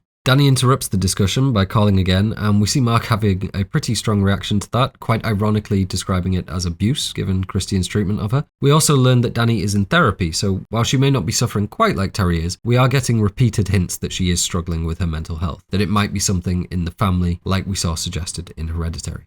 Christian picks up the phone and we hear Danni's animal-like wails of grief. When I heard this for the first time, I was all in. All of this wailing Florence Pugh does, I almost couldn't believe it. Florence Pugh said she abused herself during filming, and I absolutely don't doubt it. There's some really clever tricks happening with the sound throughout this film, starting here with this beautifully achieved melding as we hear the scream of Danni get cut off by this oppressive string sound that is very close to a car horn, something we're going to naturally associate with a car being tended to by fire crew and the connotation of it running in the garage. It's a cliche the film is playing with rather than using, but often when people use their car to do this sort of thing, then the indicator we hear from an exterior shot is the person inside falling on the car horn. This is using that cliche to evoke in us a reaction before we're even certain what's happened. Now, we've already looked at this scene a little bit, and we're going to come back to it a few times, which is annoying because it's difficult for me to show you what's happening. I'm hoping that the image behind here is clearly burned into your brain, but I do want to stress what a horrendous punch in the gut this is for the first-time viewer. This is a nasty, brutal way to start your film. We're only 10 minutes in, and the audience has been on an absolute roller coaster. Researching for this video, I saw over and over again people saying this was the scene that stuck with them. And it is intended to be a huge moment of trauma, something Ari Aster is extremely good at delivering. There is one detail I'd like to cover, which unfortunately we'll need to use our imagination for. As you know, behind this black box, we have Terri sitting dead with the hose pipe attached to her face. Her right eye seems to have gone completely blind, or has otherwise suffered some pretty massive damage from the poisoning. It doesn't mean much now, but later when we're hearing the Hårga elder discuss Ruben, they'll describe his vision as unclouded. And as we could see if this black box wasn't here, Terri's vision is literally clouded right now. And so we can assume that mental struggles, stress, anxiety, paranoia, all these negative psychological elements are what they're meaning by clouded vision. The idea that you can't perceive the world in a happy and healthy manner because of whatever factors are mentally weighing you down. Something that Ruben doesn't suffer from because he's beyond Habsburg levels of inbreeding and just wants to scribble. You may also notice this section of wallpaper, which again to me evokes Scandinavian mountains in a somewhat similar way to the pattern on Danny's jumper. It's nothing solid and nothing will ever be verified, but I'd say there are a lot of subtle aesthetic clues at the start that Danni, Terri, the Ardors could have a preference towards the Scandinavian. Doesn't mean they are, but I think the movie is subtly playing with the suggestion. There's something else on the wall that we're going to come back to in a minute because it's very important. But before we leave this scene, a question that I've seen come up a lot online: did the Hårga have anything to do with the killing of the Ardor family? Given that Pelle already knew Danni, given that we see these hints that maybe Danni has roots in Sweden, and the very quick answer to that is no, they do not. At least Pelle 100% does not. We see him in New York at the same time the firemen are discovering the bodies at the Ardor household in Utah, so unless Pelle can teleport, he's absolutely cleared of that. Now, there is some confusion we'll get to later on about Ulf maybe having something to do with it, which isn't the case either. In the interest of being unbiased and presenting both sides though, a lot of people have said this can't be the case because Ari Aster said the Hårga had nothing to do with it, so end of. But that's a misquote. He actually said Pelle had absolutely nothing to do with it. But the question didn't pertain to the Hårga in general. So if you really want this to be the product of some international Hårga assassin, I suppose there's still hope. But I have a feeling that had he been asked that, it would have been the same answer. And to the people that do think that, I absolutely get it. In a lot of ways, it would make for a more interesting video for me right now if I could say the Hårga did it. And if that's what you want to believe, then no one can really tell you you're wrong, and there's nothing I can point to that says it 100% didn't happen. They could have faked the message from Terri, arranged the flowers around Danny's picture because foreshadowing is deeply important to assassins, and then done a sick Leon-style escape while dressed as a fireman. But while Leon is undoubtedly a dope movie, for me this would rob Midsommar of so much meaning that it would fundamentally kill the soul of it. Pelle is an opportunist. The Hårga are opportunists. They prey on the vulnerable and manipulate and groom. This film is about how cults and cultish subcultures prey on the vulnerable. It literally demonstrates the mechanics of that process throughout, and generally step one of that plan for most cults is seek out the weak, the isolated, the downtrodden, the easily controlled. All things that Danni is, in a way. It's not a film about an international network of agents using all their resources to assassinate a family in order to encourage one specific person to arrive at their commune. It's about someone who is susceptible to control, going through a deep loss, and in doing so opening themselves up to a new and far more extreme system of control. If we make the loss something that has been manufactured by the Hårga, then we lose something crucial. That relationship with how these groups operate in real life and how trauma can often be a gateway into them. In general, I would always advocate for meaning over mystery, but especially when we're looking at fan theories like this. If your theory, your mystery, in any way undoes the intended message of the film, then we can say it's probably not an accurate one, because there would be no reason for the writer to have ever included it. So I'm sorry if that's a disappointment to some of you, but I can assure you that if there was proof, and we are going to look at the confusion with Ulf later on, I do feel certain we would have found it. And given Ari Aster's comments on the subject and how it would detract from the film's meaning in general, I think we can safely put the idea that Pelle killed the Ardors to bed. Moving on.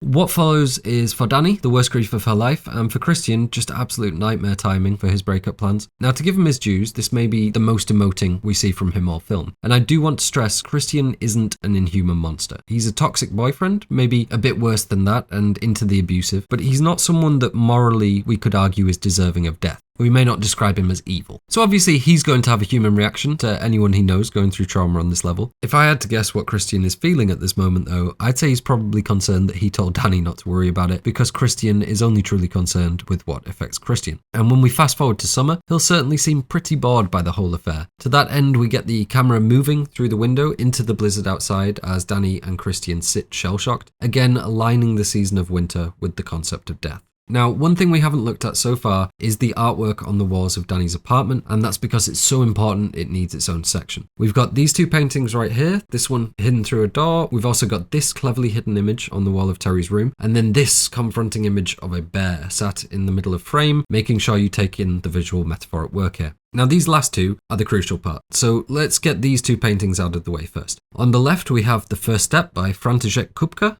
Now, there's not a lot of analysis about what this painting means, but it's certainly supposed to evoke the celestial, perhaps multiple moons, perhaps phases of the moon. and that's what I got from it, but it's abstract, so nothing concrete there. It certainly fits with the idea of cyclic living and cosmic circularity, as we have all these different planets or moons and phases, and that's definitely a big undercurrent in the film.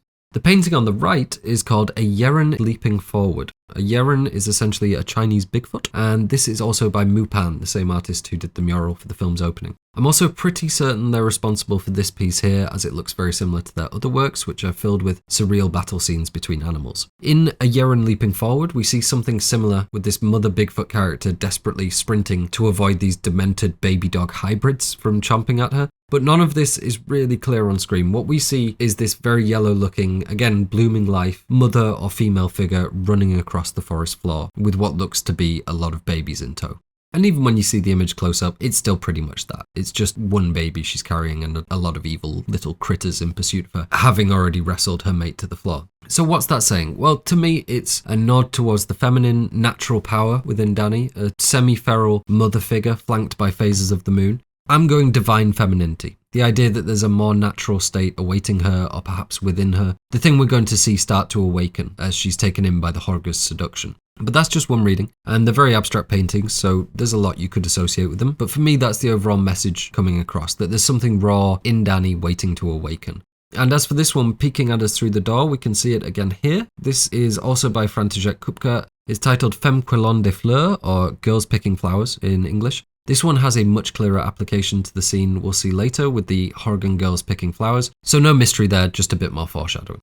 Alright, on to the good stuff, and I'll warn you right now, we're going on a pretty big tangent here. One of the main questions asked about this film seems to be, why is there a bear involved? What's the significance of Christian and the bear, and so on? And although you can find many different articles and posts explaining that there is foreshadowing between Christian and the bear, that the bear is Christian and Christian is the bear, and where the artwork is from and what it is called, none of them will actually explain why that is. Christian ends up in a bear suit, yes, but what's the link between this painting and Christian in the film? No one seems to know or want to acknowledge it. It simply is a bear, and there will be one later, and so it's clever. And for something that a fair few fans have up on their bedroom wall, I didn't find that to be a very satisfying answer. Ari Aster commented on it in an interview saying, the bear is a very important symbol in Norse mythology and in Scandinavian folklore. It was loaded in all of the right ways to sort of tie it to Christian and the way that he dies. It occurred to me at some point in doing research for the film that this is the right way to send Christian off. Now there's two levels to this question and Ari Aster's answer. The first being, why are bears important to the Hårga and what do they mean in the context of the film and their traditions? That's really what Ari Aster means by this first half. We're going to get to that later on, but for now, to address why this painting is hanging on the wall, we need to answer the much more pressing question of why did Ari Aster include the bear in the film at all? A decision he seems to refer to specifically when he says at some point during his research it occurred to him that this was the right way to send Christian off.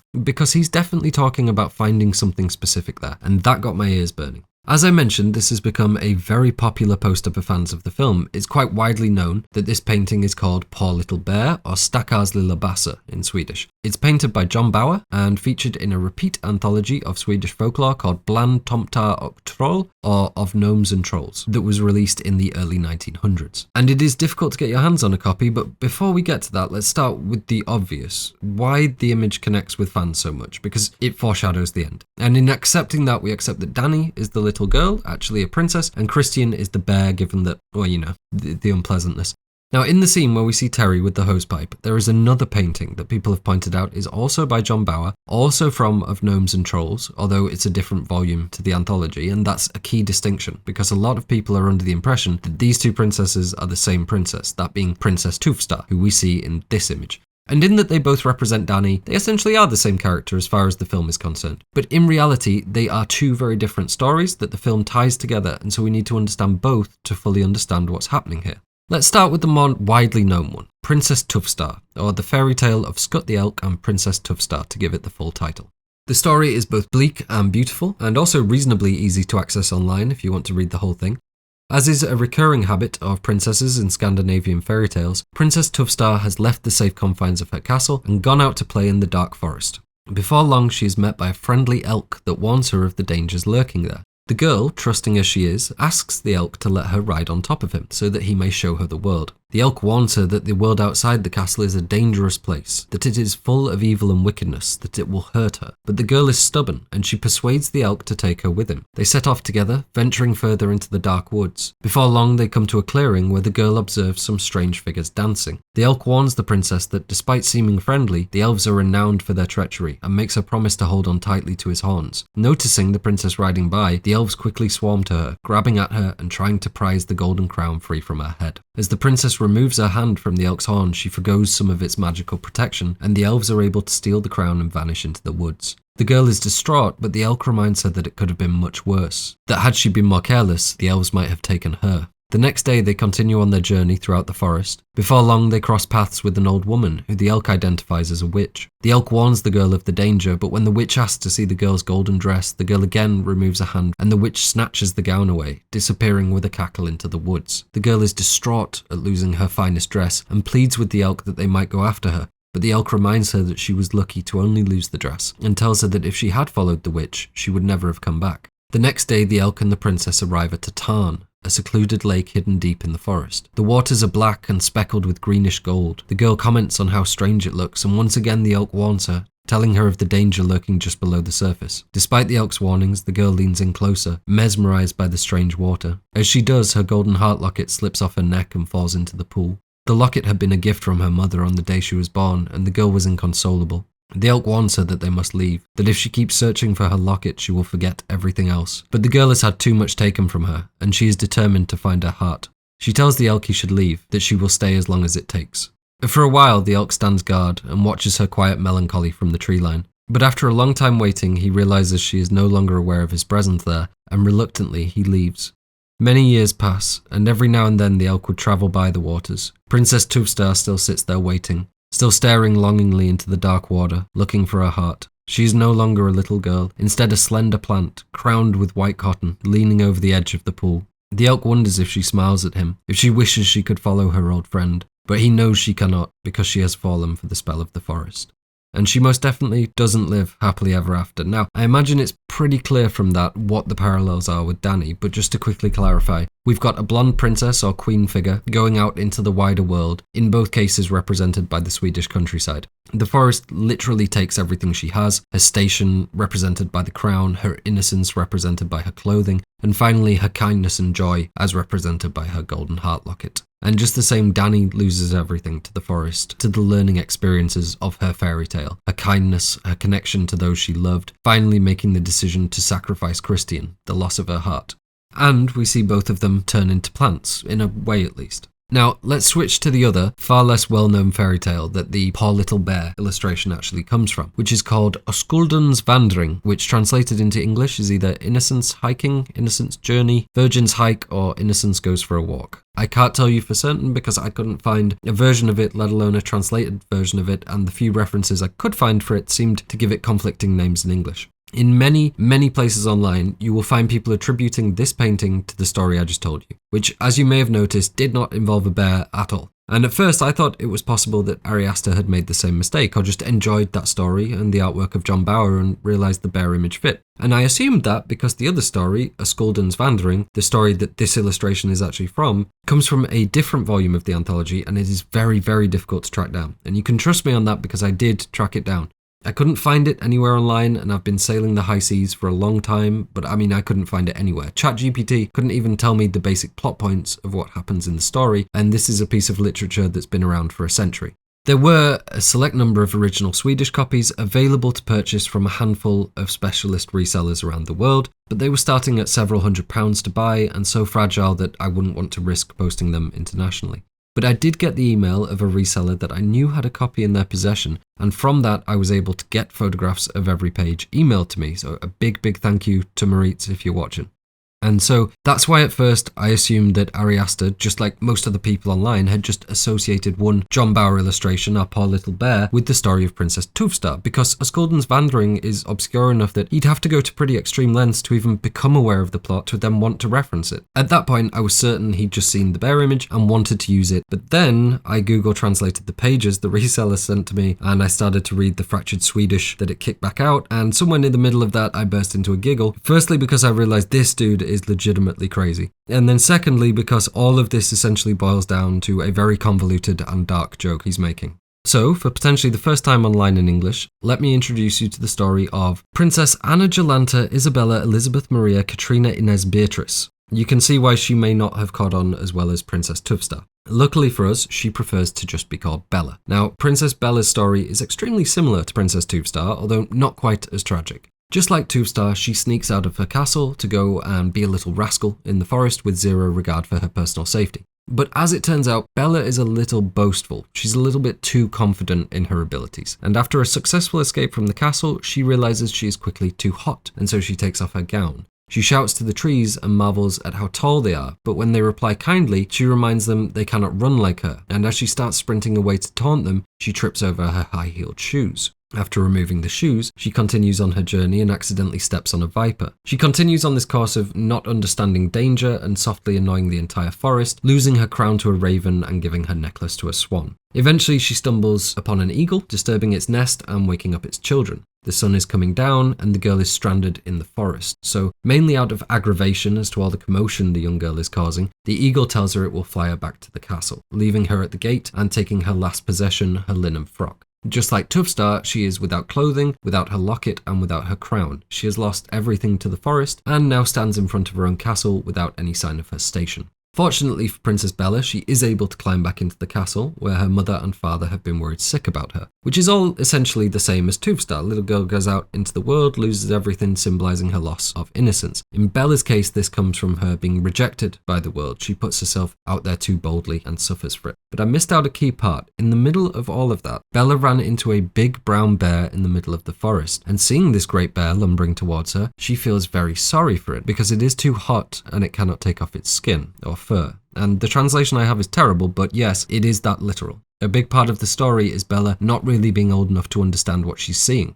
She initially thinks the bear is a dog, for example. So in her mind and in her words, the bear is too hot because he cannot take his skin off. That comes from the page right next to this illustration, which, as I've said, is funny, but it's also deeply, deeply concerning that this man went to these lengths to tell that joke. And when we consider the quote we started with about Ari Aster finding something during his research that locked in how Christian is going to die, the exact scene that this painting is illustrating, I think it's impossible to deny that this is the answer. Christian, the bear, too hot because he cannot remove his bare skin. And there is something broader that we should mention still relating to bears, which is the role of bears more generally in Scandinavian mythology and fairy tales. They represent power and natural strength, and so they have long been a popular figure for shape-shifting. Warriors turning into bears is a very common story, and there's hundreds of different riffs on it. And there are several where it turns out the bear is essentially Prince Charming. The most famous example of this is probably East of the Sun and West of the Moon. This time the girl is poor rather than a princess and living in a hovel with her family. One day a bear comes to the door and offers the family wealth and prosperity in return for their daughter's company. The girl doesn't see the bear as a threat and goes with him back to his castle, where every night he turns from a beast into a charming prince. There are some other steps from there, but you can already figure out where it's going, and yes, the girl and the prince live happily ever after.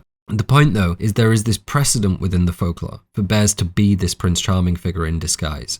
Now, there's about 80 different versions of that story, and that's a real number, not an approximation, not counting the similar versions you might find in other cultures, just like Beauty and the Beast. In some versions, the bear is more malicious. In other versions, the girl is a princess, not a pauper. The specifics aren't really important, just that there's this shape-shifting, skin-walking blur between Prince Charming and bears in these stories. And so outside of what bears mean to the Hårga, which we'll get to, that's why this bear, this bear, this bear are all in the film and how it relates to fairy tales. Christian is the inverted Prince Charming, the bear in human clothing, too hot but unable to remove his skin. And no matter which story we pull from, the outcome for Danni is the same. The fairy tale princess goes out into the world for the first time, full of trust and innocence, and isn't aware of the dangers she faces, not aware of the threat the bear may pose, not aware that the elves of the forest seek to take everything she has. And that really is the defining point that all these stories have in common, even the ones where the bear is friendly and that's just assumed. The overarching motif is that the little girl or princess does not understand the threat of the bear, nor does she understand the threat of the forest, a stand-in for the wider world in general. And it's important to remember it's not just setting up these themes for Danni and Christian, but also metatextually positioning them as a fairy tale princess and prince, and subsequently evoking this feeling we've had from the start, that we're watching a modern day alternative fairy tale of sorts. And the other big theme present in these stories is the reversion to nature, that in learning the way of the world, they start becoming a part of it. They become unrecognizable from the forest around them. That's why Princess Tuftstar turned into a plant. It's the influence behind why Danni is turning into plants, although there's a lot more to that we'll look at. Now, in the fairy tales, like we'll see in Sleeping Beauty and many others, this is about a loss of innocence, which is very often poetic shorthand for sexual awakening, a more biblical loss of innocence, let's say. And Danni is being seduced in a way, but it's more spiritual for her. It's a seduction into the Hårga lifestyle. And that's represented in part through this reversion to nature, in her becoming plants just like Tuftstar did. And I'm using the phrase reversion to nature very specifically here because it has significance to a very dark corner of European history, something the film is hiding just under the surface and we'll see introduced to us over the following scenes. And so I want you to keep in mind that Danni's reversion to nature isn't just metaphorical of her being indoctrinated to the Hårga. It's not just representing her loss of innocence. It can be seen as something else that combines the two, something else blossoming, the dangerous ideals and beliefs of the Hårga taking hold within her. Before we move on from the wall art, I also want to point out this painting above Danni's parents' bed. It seems to be a landscape of some inland islands. Now, again, it's nothing concrete, but this does hold some resemblance to similar islands we'll see as the gang are landing in Sweden. It could be nothing, it could be a nod to the family having background there, or just an appreciation for the scenery at the very least. So back to chronology, and we see Danni laying under our poor little bear that's too hot in all his fur. We can see the plants Danni is surrounded by have died, not what we'd expect to see in summer, and it's absolutely a symptom and signifier of Danni's lack of self-care over the last few months. But it also goes back to what I was saying about yellow, and how it's twisting that idea of blooming life into something dying before its time.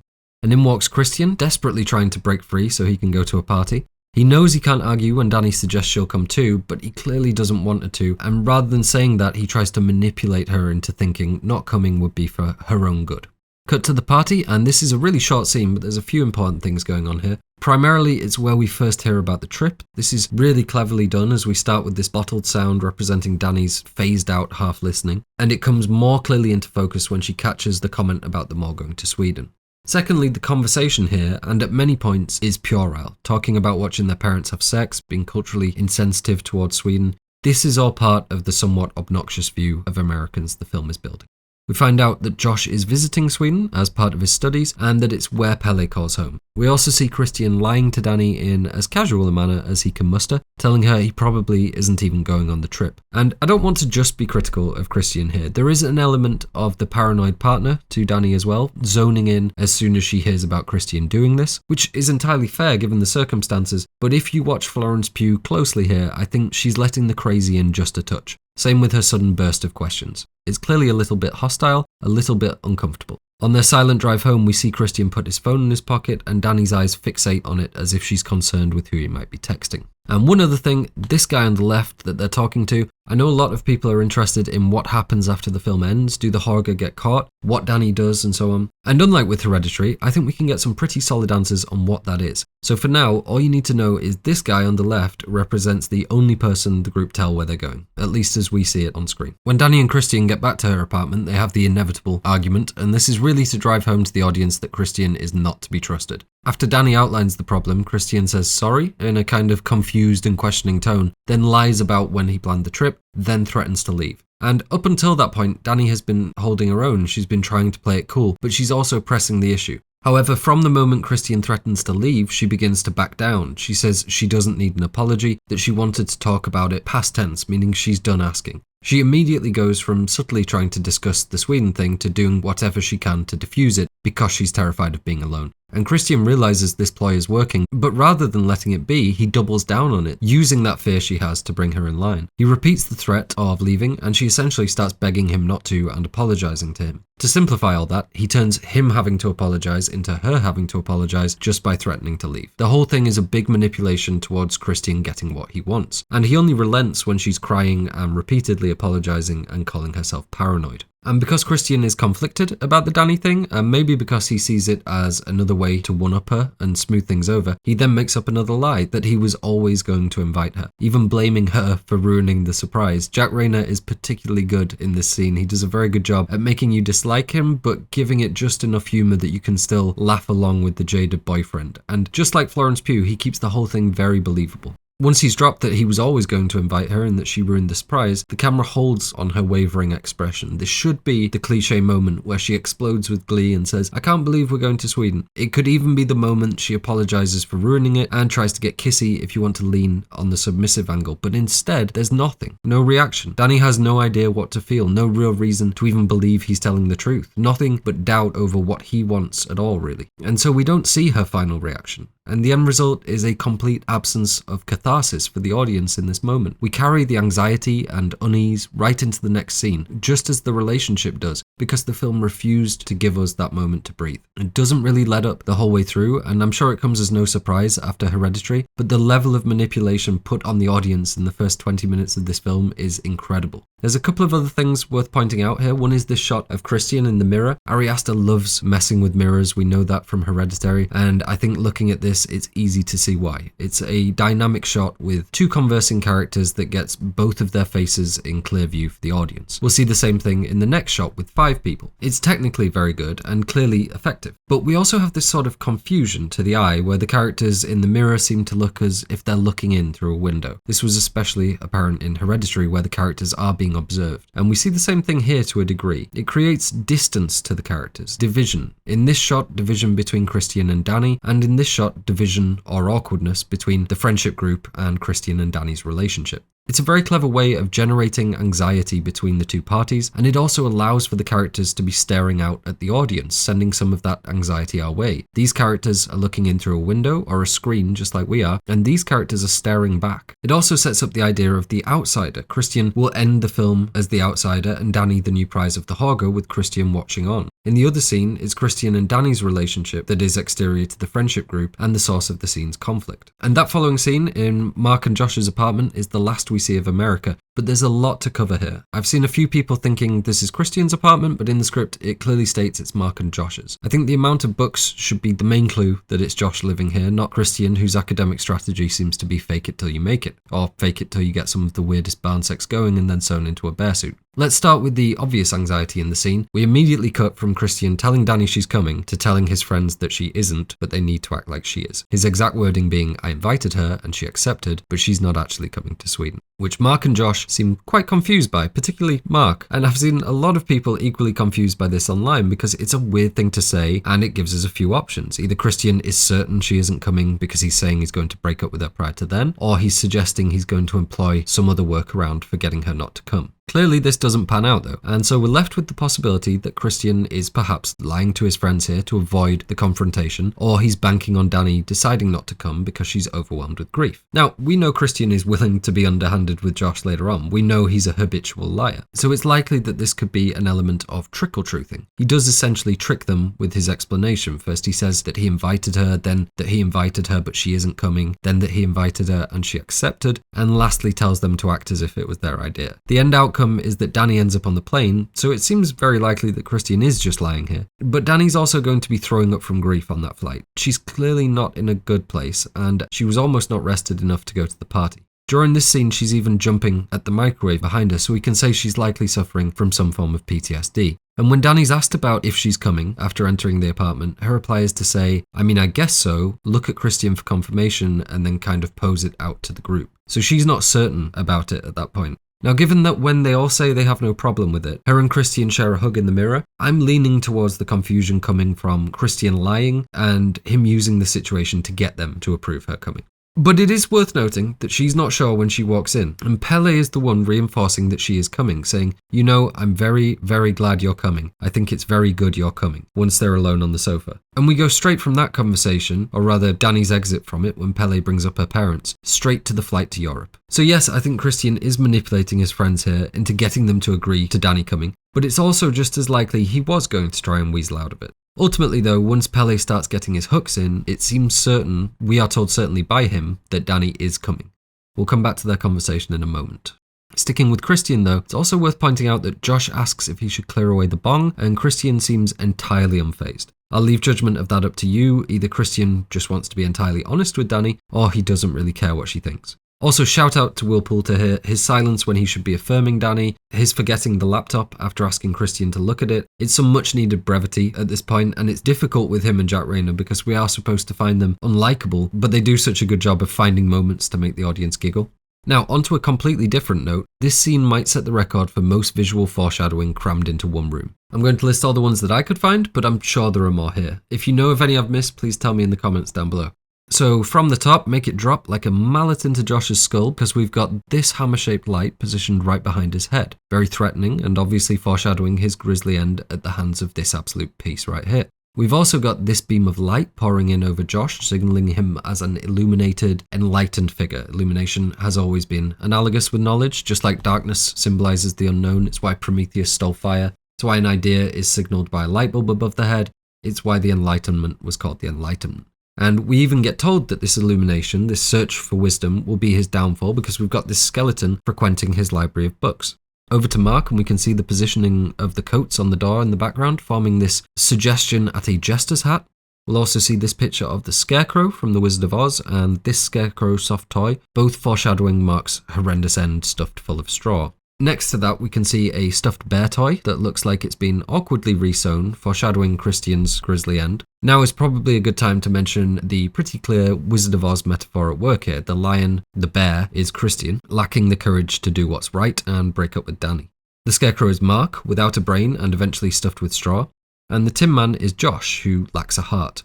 This isn't as clear in the final cut, as I feel Josh is a tiny bit more likeable in the film than the script, but we still see this aspect of his character where he doesn't necessarily care about the brutality of what he's seeing as opposed to what it can earn him academically. Danny is Dorothy, and ironically, Dorothy just wanted to go home, which is the exact opposite of what Danny ends up choosing. I suppose you could say Pelle is the wizard, tricking the group, but it doesn't necessarily extend to him. Back to the visual references, and we have characters wearing crowns, specifically Danny and Pelle, the two people we'll see crowned at the end. We see Danny with this crown, and with this crown, and Pelle's is really close, with the same leafy green man vibes we'll see during the ending ritual. We can even see a softly suggested upside-down crucifix shape formed by Josh and these tickets on the wall. Now, there is this general inversion and opposition to Christianity going on in general, but actually I think this could be referencing Josh's later burial upside down, which in turn is designed to reflect Odin hanging, which in turn was likely heavily influenced by the story of Christ on the cross. So here we have Josh in front of an upside down cross, foreshadowing his later upside down sacrifice, which is tacitly linked to Christ. Do not worry if that doesn't make sense, we'll be looking at it in detail later. But perhaps the most noticeable bit of foreshadowing, bright yellow in the center of frame, drawing you in like Josh is being drawn in, like the Hårga draw people in, is the book, The Secret Nazi Language of the Uthark. There's a lot going on here, so I'm going to leave this when it's actually being discussed, but long story short, yes, the Hårga are absolutely a bunch of racists. More on that very soon. Now let's look at Pelle and Danny on the couch together, and I think the most noticeable thing immediately is the shocking difference in tone. He's showing her what seems to be genuine care, something we haven't seen for the previous 20 minutes. Just like Danny, we've been starved of it, so as the audience we're more likely to fall for Pelle's tricks too, and see him as pretty benign in comparison to Christian. This is very similar to how we see Joan being introduced in Hereditary. We go from this toxic sterility, this unpleasant calm and tension, to Joan being very lovey-dovey church auntie that sympathises with everything. It's a little bit more complex than that here though, because Pelle is Christian's friend and he's being very friendly with Danny. So we're not just being manipulated into looking to Pelle for this comfort and warmth that is starved from Danny and starved from the film. We're also tacitly being primed to betray Christian. That's not to say though that Pelle isn't being creepy. This film deliberately walks a divisive tightrope, and my personal reaction was to be extremely wary of him. And given that we know where the film is going, that the horror is going to be happening in Sweden, where he's from, that's a reasonable assessment. And now we're on to Pelle being creepy. A big question people have regarding this is, when does Pelle start planning all of this? And that's actually relatively easy to map. As we know, Pelle and the boys had this trip planned for months, and every mention of that trip prior to Danny coming has involved impregnation or mentions of Swedish women. It's safe to say his plan at that point was to get the boys, or rather Mark and Christian, and absolutely not Josh, to do some impregnating, bringing in the new blood like we see at the end. Given that he knows Josh's interest is actually academic, I don't think he's too worried about him wanting to be involved. Now, as we know, there's more to it than that, but for now, we can say Pelle's basic plan was to get them to give the Hårga their new blood and disguise it as a lad's holiday. Was he aware they could be in peril? Certainly, but that doesn't mean anything was definite. Now, the next question is, what about Danny? Well, he's pretty safely under the assumption that she isn't coming, hence his focus being on Christian getting someone pregnant. But it's clear he wants her to come from this furtive glance at her when the trip is mentioned. When he finds out in this scene that she might be coming, he stays almost still and silent. Agreed. Yep. Until they're left to talk, and then he starts to get the hooks in. We can say he's probably had feelings for Danni for a while, but as for when he starts having designs on her being May Queen and potentially his future girlfriend, you can pretty much mark this exact moment as he shows the photo of the previous May Queen and doesn't stop staring at her from that moment on. We won't see it on screen, but in the script it mentions Pelle watching her leave with a blank stare, so we can presume this is the moment his intentions towards the rest of them may start turning more hostile as he starts to engineer the situation towards his desires.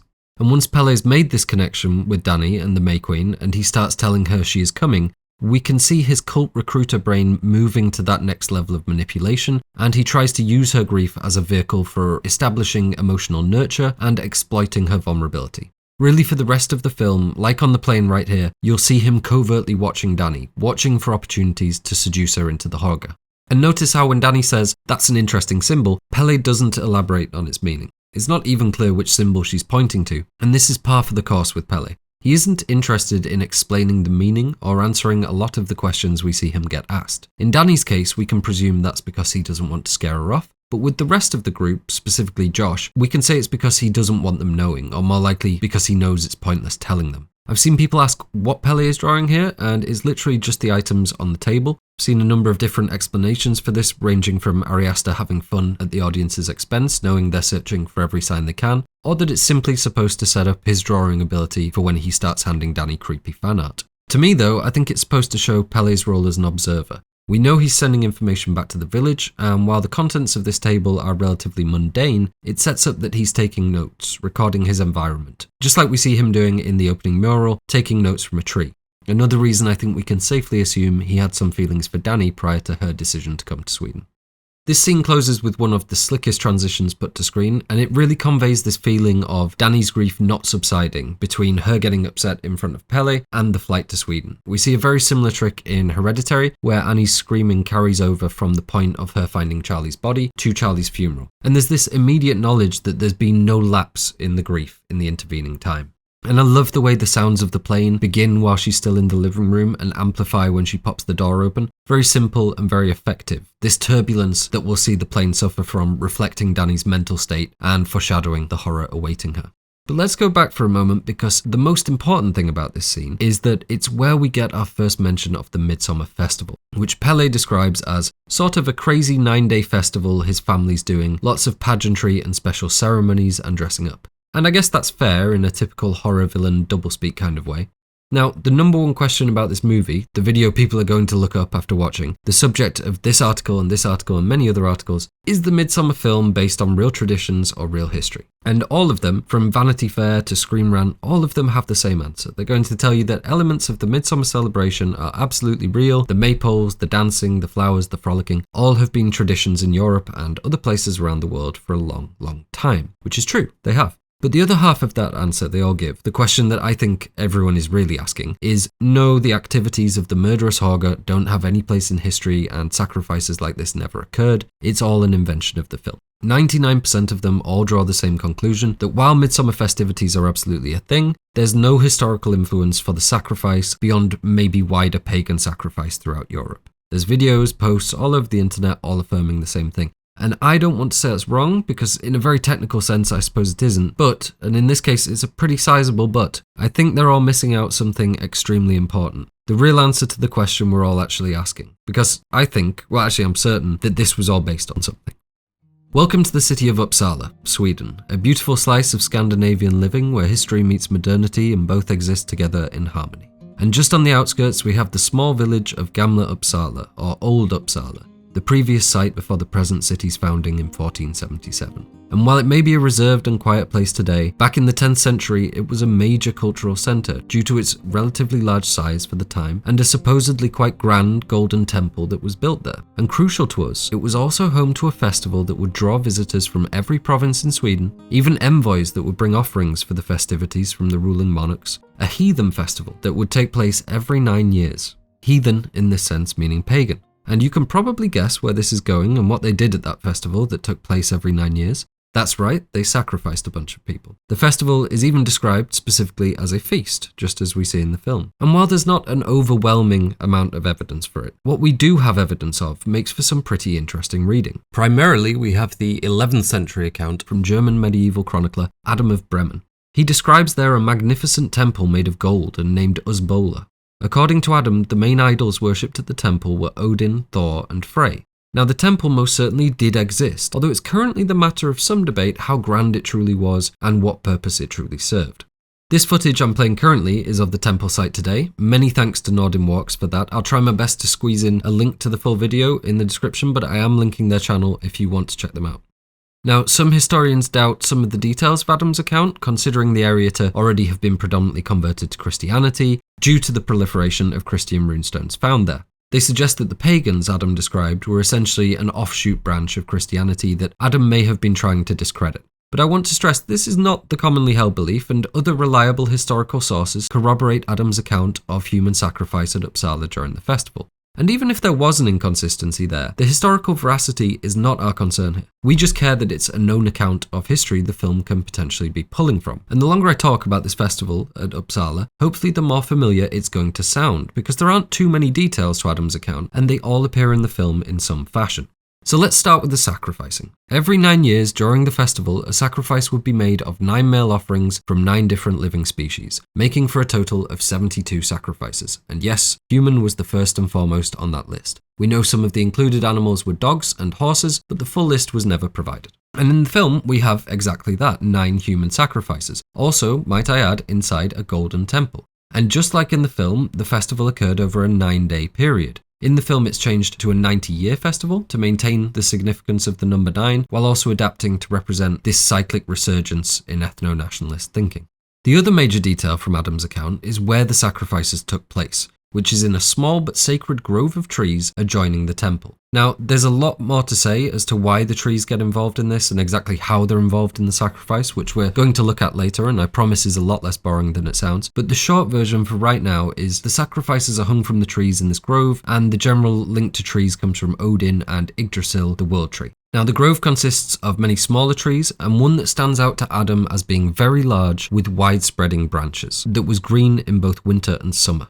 He then leaves the cryptic suggestion, what kind it is, nobody knows. Later on, he tells us this grove is sacred in the eyes of the heathen, that each and every tree in it is believed divine because of the death or putrefaction of the victims. So essentially, because their kin are dying and decomposing there, the trees are somehow seen as housing or representing their spirits. And as we know, that's exactly what we see in Midsommar with the ancestral tree that Mark is so keen to urinate on. Ulf says directly that the tree is their ancestors. Now, when I got to this point in the research, I was half aware and half expecting this to not really be a major point, because I was presuming every temple had an ancestral tree just like this, but that is not the case. Don't get me wrong, it's not an entirely unique phenomenon. There has been a tradition throughout Scandinavia. In Sweden it's called Vårdträd, in Norway it's called Tuntra, and this is essentially the act of planting a central tree in your garden or farmland or freehold and nurturing it over time. The act of caring for the tree was seen as paying respect to your ancestor spirits that resided within it.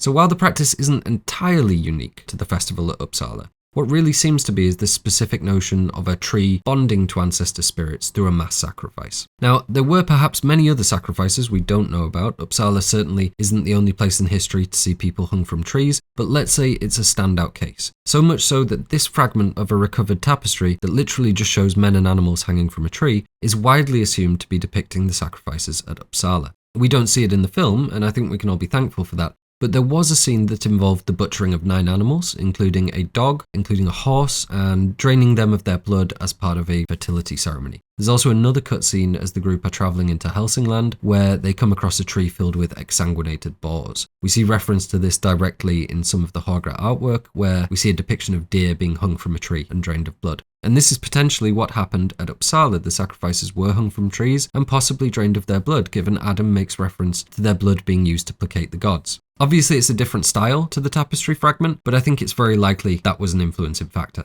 So this animal sacrifice element of the temple's history was absolutely included too, it just wasn't included in the final cut of the film. And the similarities do not stop there. Just like we see with the Hårga, the festival at Uppsala wasn't the only time there might have been sacrifices at the temple. There was a small body of water there, sometimes referred to as a well, sometimes referred to as a spring. My extremely lacking translation of the original Latin has it as source. So we can say some small, naturally occurring body of water that the temple made practical use of. And according to Adam of Bremen, at times separate to the festival, they would make a sacrifice by plunging a live man into the water. If his body was not found, then they believed their wish would be granted. And that's extremely reminiscent of what's happening here in this scene, where we see the Hårga almost sacrifice a willing child. That's the only mention of sacrifice outside of the parameters of the festival at Uppsala, and it's the only other time we see the Hårga aim to make a sacrifice outside of the 9 main offerings for their summer festival. Now, I think that we've hopefully proven it, but there are some other smaller aspects of Adam's account that are worth mentioning. I don't think these are deal breakers or solid evidence on their own, but given what we've just established, I think they're worth discussing. First are the reports of Adam and the agreements of locals and historians that, as well as worshipping Odin, Thor and Frey, the temple goers also worshipped mortal human heroes that had lived in the area in the past and had committed great deeds or were otherwise revered. Adam says, the people also worship heroes made gods, whom they endow with immortality because of their remarkable exploits. As one reads in the Vita of St. Ansgar, they did in the case of King Eric.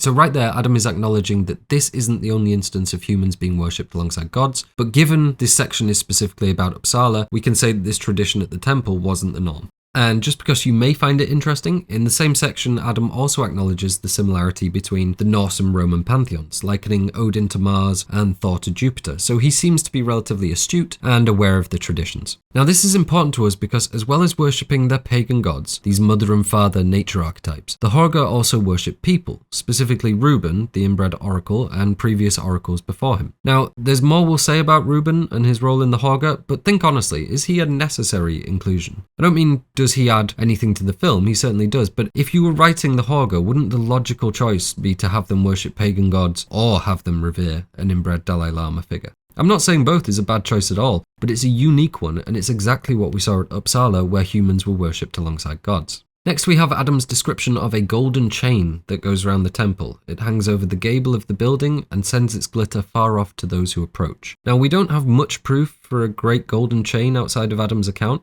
but for anyone interested, we do have examples of similar chains being built around European churches in the 8th and 9th century, so it's not out of the realm of possibility. There aren't any chains around the Hårga's golden temple, but to enter the compound you do have to come through a golden Sungate. Now I know that's flimsy. If there was a golden fence all around the area it would be a lot more concrete. I suppose you could try and apply more to it, that it's a chain of secrecy or perhaps that the temple is forbidden to them when they arrive, but truthfully everything else fits so well that I don't think we need it. So let's finish strong with a little bit of promiscuity. The Hårga are pretty forward with their ideas on sexuality, they're forthright in explaining them, they're communally open in the act itself as we see, and even more important than that, they put lewd imagery everywhere. It's hanging from sheets as artwork, it's used as wallpaper, it's painted everywhere you look. Their community is laden with open promiscuity, and that's exactly what Adam of Bremen has to say about Uppsala, saying, "A Christian told me that he had seen 72 bodies suspended promiscuously," meaning he'd seen the 9x9 sacrifices hanging in such a way where they'd been put in lewd positions. He goes on to say, "The incantations customarily chanted in the ritual of a sacrifice of this kind are manifold and unseemly, therefore it is better to keep silent about them." And given he's linking these two things, we can presume whatever they were chanting certainly went against core Christian values. So there's an inherent lewdness and vulgarity to both the Hårga and the pagan festival at Uppsala. Even the description of the surrounding area, like a stage between mountains, seems to fit with the strip of land they filmed on. And all in all, that's every single thing that's mentioned in Adam of Bremen's account, maybe barring the inclusion of the golden chain appearing in the film in some form or another. And you may wonder, given how I've displayed quotes here, have I just cherry-picked certain parts to make it apply? And the answer is no, this is Adam's full account. It's not very long at all, and I've mentioned every single part of it. Every single part of it fits, or pretty much fits, with the movie. And I just want to stress, this festival wasn't some small thing, this was a major reoccurring event. It is said that no one, not even kings, were exempt from attending, although attending in this sense may mean you could send an offering in your place. For those that had converted to Christianity, there was an opportunity to pay your way out of it. For others taking part in the sacrifice or sacrificing, it provided them a chance to absolve themselves of Christianity. There was a case where a Christian king of Sweden, King Anund or Anunder, refused to attend or to allow the human sacrifices to go ahead, and he was quickly deposed by his council. We don't know for 100% certain that this was referring to sacrifice at Uppsala, but we can presume it was, given that we hear about it in the exact same source and chapter from Adam of Bremen. And so for me at least, this all begs the question, what's wrong with this theory? Why didn't Esquire or Vanity Fair or any of the others think to look into this? And from what I can tell, it's that they've all been focused on whatever they're looking for happening definitively at Midsommar. And if that's an absolute necessity for this theory to hold water, I guess it falls down on the fact that it's not happening right on Midsommar.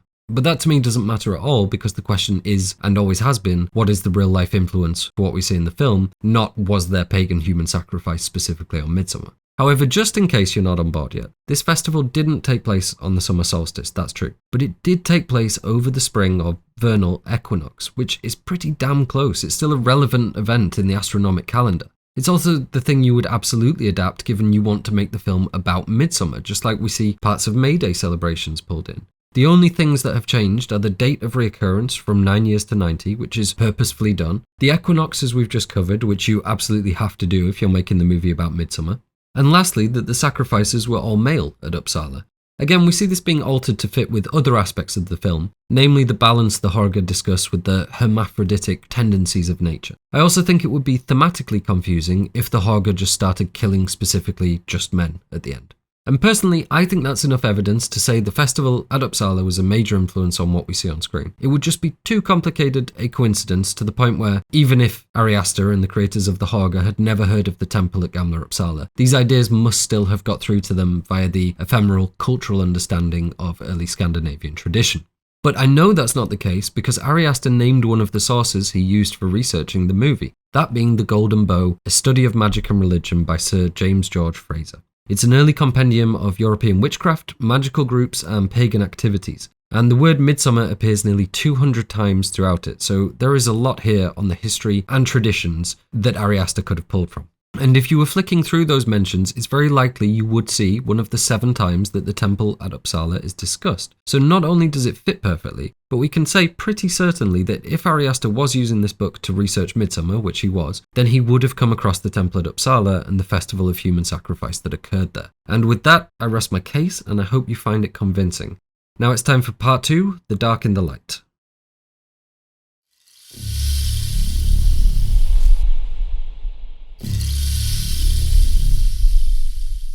So we pick back up with the gang having landed in Sweden, and Mark is immediately perving on Swedish women.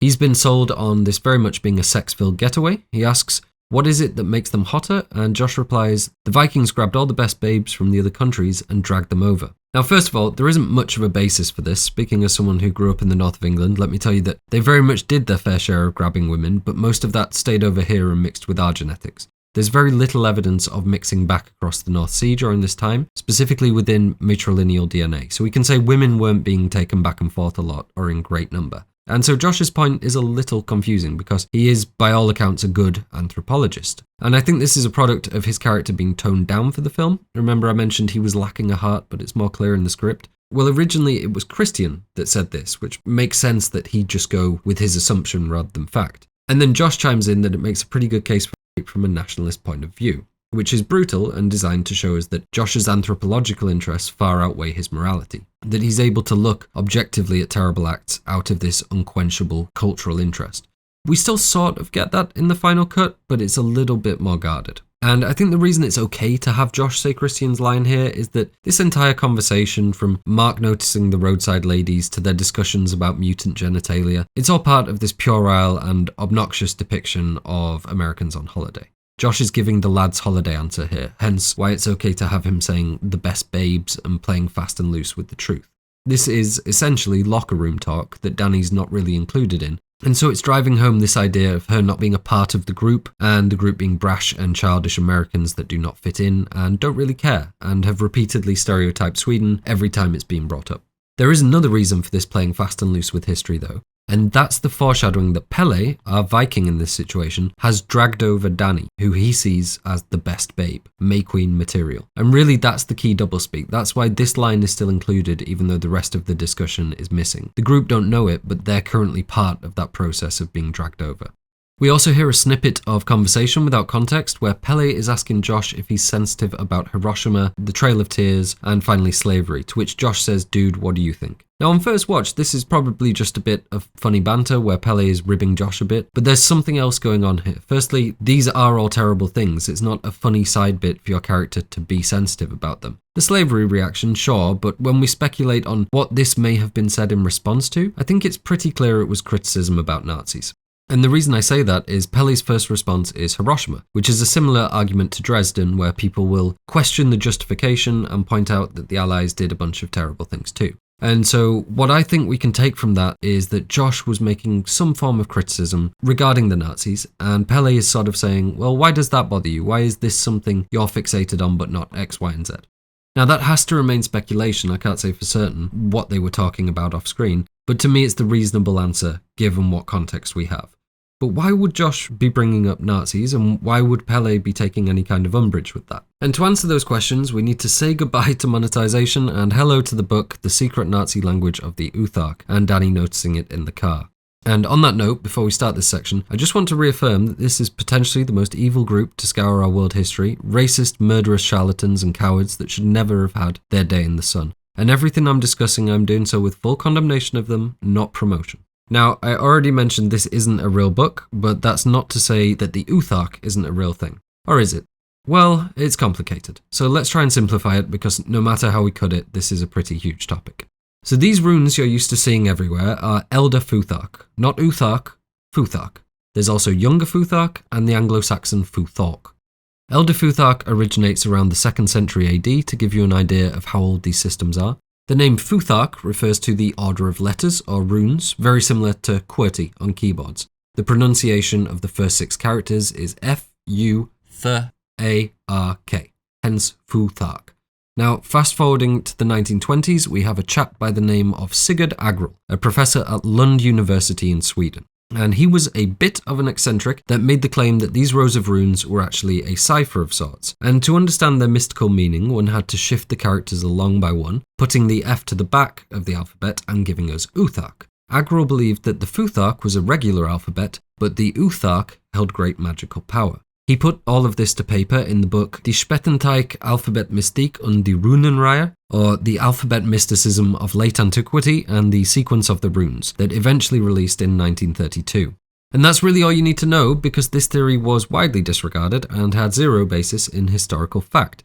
There wasn't a single medieval example of practicing the kind of runic magic that Agrell was describing. So even if you didn't understand any of what I just said, it doesn't really matter. It's bullshit, and that's what matters. That's specifically why it's being used here. But that didn't stop the theory from garnering some support over the following years, and it wouldn't be until 1952 that opposition to the theory began being published. Now, Agrell would die in 1937 before that criticism came to light, and as his theory began to develop a small hold on the discourse, it would be picked up by a number of writers eager to present their take on runes and the history of runic magic. One of those writers was a German man by the name of Rudolf Koch. Rudolf Koch was a letterer, essentially a font designer, and he provided fonts for the Nazi regime. Hitler was weirdly specific about fonts, favouring the aesthetics of the German black letter style. This is because he was trying to build a specific kind of history for his new Germany, one that would establish them as ubiquitously superior. More on that shortly. Now, prior to all that, Rudolf Koch wrote The Book of Signs in 1930, essentially an encyclopedia of all the different signs and symbols of religious and spiritual and cultural significance from early to medieval man. And in that book, he included a chapter on the runic alphabet, which included a short section on runic magic. In it, Koch makes some claims about runes being able to foretell the future, and it's pretty clear that he's building on the Uthark theory that was currently being proposed by Agrell. Now, this book wasn't particularly popular in its day, but in 1955 it would get a reprint, and following that it would see a huge surge in popularity in the UK and America, powered largely by the hippie movement, who were at that time lapping up any spiritual symbolism they could get hold of. And that's important because it lets us track the route these false ideas took. For example, the idea of divination with letter runes, the notion that these things could be somehow used to tell the future, doesn't appear in Scandinavian history. It wasn't something they did with letter runes. But the idea became popular in America, and pretty soon it was another part of the grand cultural misunderstanding around runic magic. And it's very likely that this book, building on the fictitious work of Agrell, was largely responsible for that. And that might seem harmless, but this was part of a much larger problem. And like it or not, the Uthark understanding of runes had begun to inform this pseudo-understanding of runes and runic magic around the world. And there are claims, unsubstantiated claims I should add, that the Uthark directly informed the Nazis' ideas of esotericism and occultism, influencing both the Thule Society and the SS. But given that the man that brought the Uthark to widespread public attention was directly involved with the signs and symbols representing the party, the link is there however you want to cut it. There are a few people still pushing the theory, but for the most part it's considered to be faux esotericism with no basis in historical fact. Now, what was the larger problem I mentioned? Well, it was the Nazis' appropriation and interpretation of the runic language and Scandinavian and North Germanic history in general. You see, Hitler was very keen to reconstruct this mythic Aryan past to Germany. Central to Nazi ideology was the belief that the Germanic race was superior to all others. They believed that the roots of European culture were to be found in the Nordic countries, and that culture itself was created by the Germanic or Nordic people. And they went to insane lengths to demonstrate this pseudo-history as fact. For example, historians knew that languages such as Latin and Greek were precursors to formal written language in Europe, and naturally our languages build from them. But the Nazis said no, that's not true, and they claimed Elder Futhark, that came around in the 2nd century AD, as the father language from which all others were descended. And as you may imagine, it went a lot further than that. The Nazis were big believers in the power of symbolism in general, and as we all know, as we see on the cover of this book, there was one in particular they were very interested in. Now, it's become extremely popular to point out that what we recognise as a swastika today was used long before the Third Reich and is actually a Sanskrit symbol. And this is true, it was a Sanskrit symbol, but it's one of those easy, interesting facts that obscures a far more interesting truth. I mean, why does Nazi Germany decide to adopt a Sanskrit symbol? And the answer is that this symbol appears everywhere, and I mean everywhere, all around the world. It's gone by many different names, many slight changes in appearance, and honestly, it would be quicker to list the things it hasn't meant. Most interestingly to us, it's been considered a solar icon, an icon for the sun, but also an icon for Thor, with the idea being its 2 crossed lightning bolts. And it first appeared not in India, but 15,000 years ago in what's now modern-day Ukraine. The truth naturally is that it's a simple geometric symbol that different cultures likely developed independently at first. We know all that now, but in the land before Google, this was still a bit of a mystery. And so one fine day in the 19th century, a German archaeologist by the name of Heinrich Schliemann, searching for the lost city of Troy, began digging up pottery marked with the symbol. And being a learned man, he immediately recognized the symbol from 5th century pottery that had been dug up in Germany. Schliemann decides to consult with a man named Emile Louis Bernouf, who just so happened to be an Aryan nationalist, who proclaimed that this was evidential of a connection between Germany and this titan of classical antiquity in Troy, and this was later developed into potentially indicating the existence of an ancient Aryan master race. It was a linchpin symbol in constructing this false, so-called mythic Aryan history that would position Germany as the superior nation, essentially solely responsible for the invention of culture. And they most certainly didn't stop there, and the majority of this symbolism they were intent on hijacking came from Scandinavian and North Germanic history. And so naturally, a lot of this was taken from the Futhark, and it was so successful in terms of branding that even if you don't know the Futhark, you'll probably still recognize these.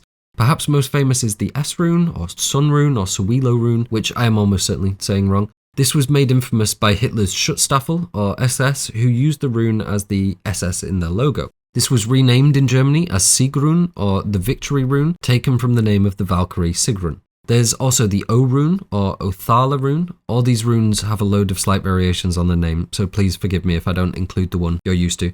This was used as a symbol of blood and soil, essentially one of the core tenets of Aryan ethno-nationalism, the blood referring to the ethnic heritage, and the soil the borders, the nation-state they were in support of. It was also used as a divisional emblem within the SS, and this is maybe the one today that is most frequently used by neo-Nazi groups. And if you're thinking you've seen it somewhere before recently, well, you have. Now, I could go on and on with these. The T rune, for example, was a Nazi symbol for war and struggle because of the god of war Tyr. But the truth is you're going to find links everywhere you look because the Nazis' branding room looked like they were developing games at Santa Monica Studios. The more crucial thing to us is, where did the Nazis get this enormous Odin boner from? And that's a complicated answer again. Truthfully, it was the only cultural heritage they could claim, which is why they tried to stretch it far beyond credulity. But to really understand where this renewed and racialized interest came from, we need to get a slightly better understanding of what was going on in Germany prior to the rise of the Nazis. Primarily the concepts of Aryanism and the Volkisch movement. Now, Aryanism, this idea of a superior ruling race of Indo-Europeans that become the genetically distinct Caucasians, didn't spring up from one person. It was actually based in a series of misinterpretations of the Hindu Vedas that were spurred on by colonial, racist understandings in the late 18th and 19th century.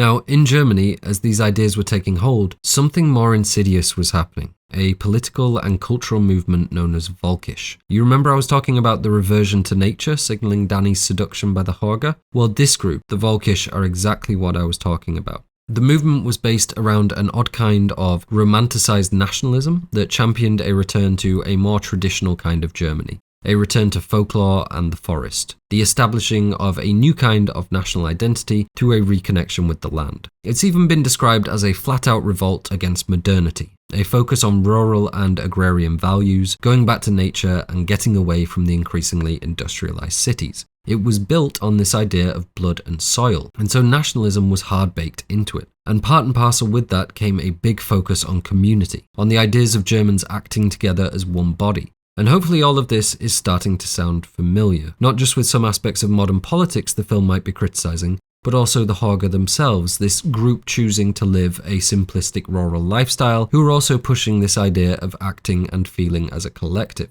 For the Völkisch movement and the Hårga, it's a tool of unifying group thought towards the same goal. And as time went on, the Völkisch movement became larger and there were many smaller groups springing up within it and around it. Soon the political messaging, the underlying tenets of Aryanism, started to become more bold and more public. This was a whole cultural shift, so again there's many examples here, but of particular interest to us is the Wandervogel. This began as a youth movement promoting nature and again a return to Germanic folklore, but similar to the Völkisch movement, over time its glorification of German heritage turned into the propagation of racist ideologies. And I think aesthetically, these youths out in the forest, this whole Völkisch movement in general, has a lot to do with the Hårga we see on the screen. It's the same trick being played. Lure the youth out to the forest and tell them about community and harmony with nature before backdooring them with shocking and racist ideology, using this mythic and falsely appropriated representation of Scandinavian mythology. And the similarities between the Hårga and the Völkisch movement do not end there. Let me introduce you to this shit wizard, Guido von List. Fascist Gandalf was a huge figure in the Völkisch movement, and he was keen to find a way to take these theories and apply them to the masses in a way that would ensure Aryan supremacy.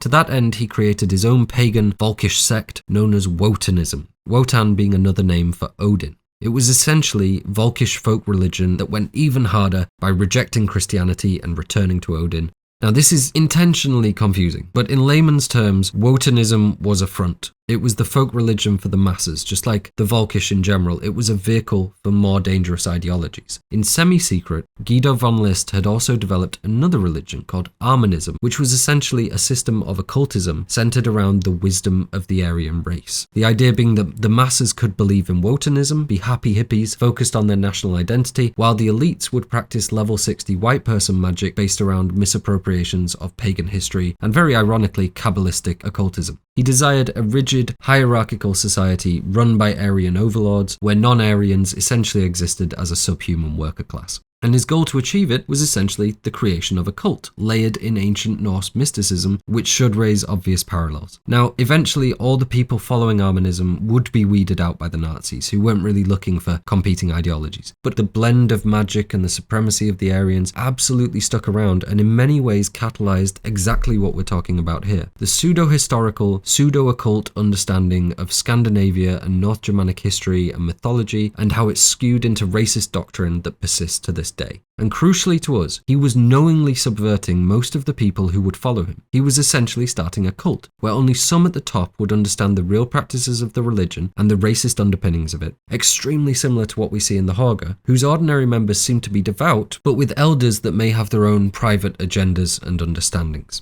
Now, eventually, big players in the Völkisch movement, particularly the occult aspects of it, like the Thule Society, would name Hitler as the German Messiah. The Nazi Party comes to power, and the Völkisch gets slowly phased out and rebranded, and then the Third Reich is in full swing. But in the modern day, this is still going on. This is a photo from Sweden showing one of these groups at work in the forest, fomenting their ideas in the youth. Just like with the Völkisch, just like with the Wandervogel, just like with the Hårga. Nature camping and a return to natural living are seen as an innocent induction tool, and even though they really aren't upfront about it, the Hårga are one of these groups in their own way. As the card journey concludes, we'll get this trippy sequence where everything goes upside down, and yes, it's supposed to represent their entrance into this strange new Oz where everything is upside down, but it's also there because they were worried that this banner would be too obvious, too on the nose otherwise, because it actually reads, "Stop mass immigration to Hälsingland," pointing to these ethno-nationalist views being held by those in in the area, and the only people we see from the area are Hårga, so it's a fair assumption to say this represents their views. In the words of production designer Henrik Svensson, the county of Hälsingland is the home of the original Ubermensch, wealthy, strong, tall and blonde, and immigration is absolutely a discussion that was and is going on in Sweden, naturally with far-right groups on one side of the argument. We're going to get to the modern-day anxieties the film is tying all this into, but for now, this is just more evidence tying the beliefs of the Hårga to the beliefs of the Volkish and subsequently the Nazis.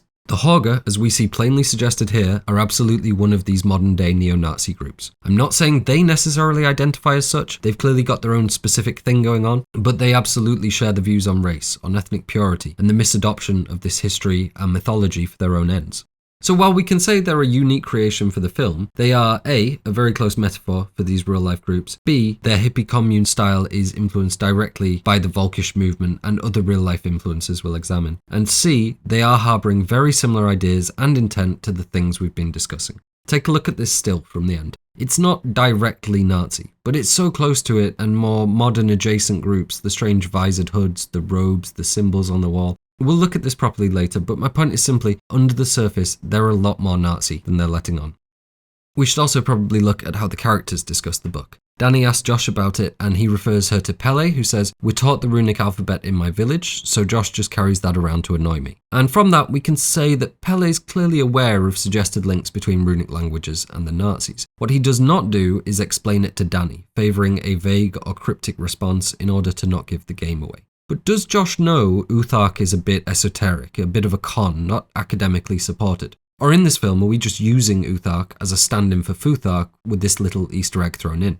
And it's almost certainly the first answer. Josh must be aware that the Uthark is an unsupported fringe theory, because later when he's identifying runes, he'll acknowledge the younger and elder Futhark. So he knows the Uthark is a bit of a con, and he understands the historical links between the Nazis and the appropriation of the runic letters. And we can presume that's what Pelle is talking about when he says Josh carries it around to annoy him. This is going to come up later on, what Josh knows, but for now it's important to note that while these hidden details are here for us to enjoy, the film is just slipping them in there, something very specific. To the first-time viewer, the takeaway is simply the potential link between runic languages, Scandinavian mythology, and the Nazis. This specific example is being used because it demonstrates that the Hårga don't have a history, and that they trade in lies, and it has that tie to neo-ethno-nationalist groups. It shows us that they're making it up, like many people have suggested Sigurd Agral was, like the Nazis were as they attempted to claim history for their own. It's also worth mentioning how Danni notices the book. Now, in context, she looks from the book to Josh and asks, "Why are you reading that?" Meaning, why do you have an interest in Nazis? But there's something about how she notices the cover, how she lingers on it, that we're going to see come up again and again and again.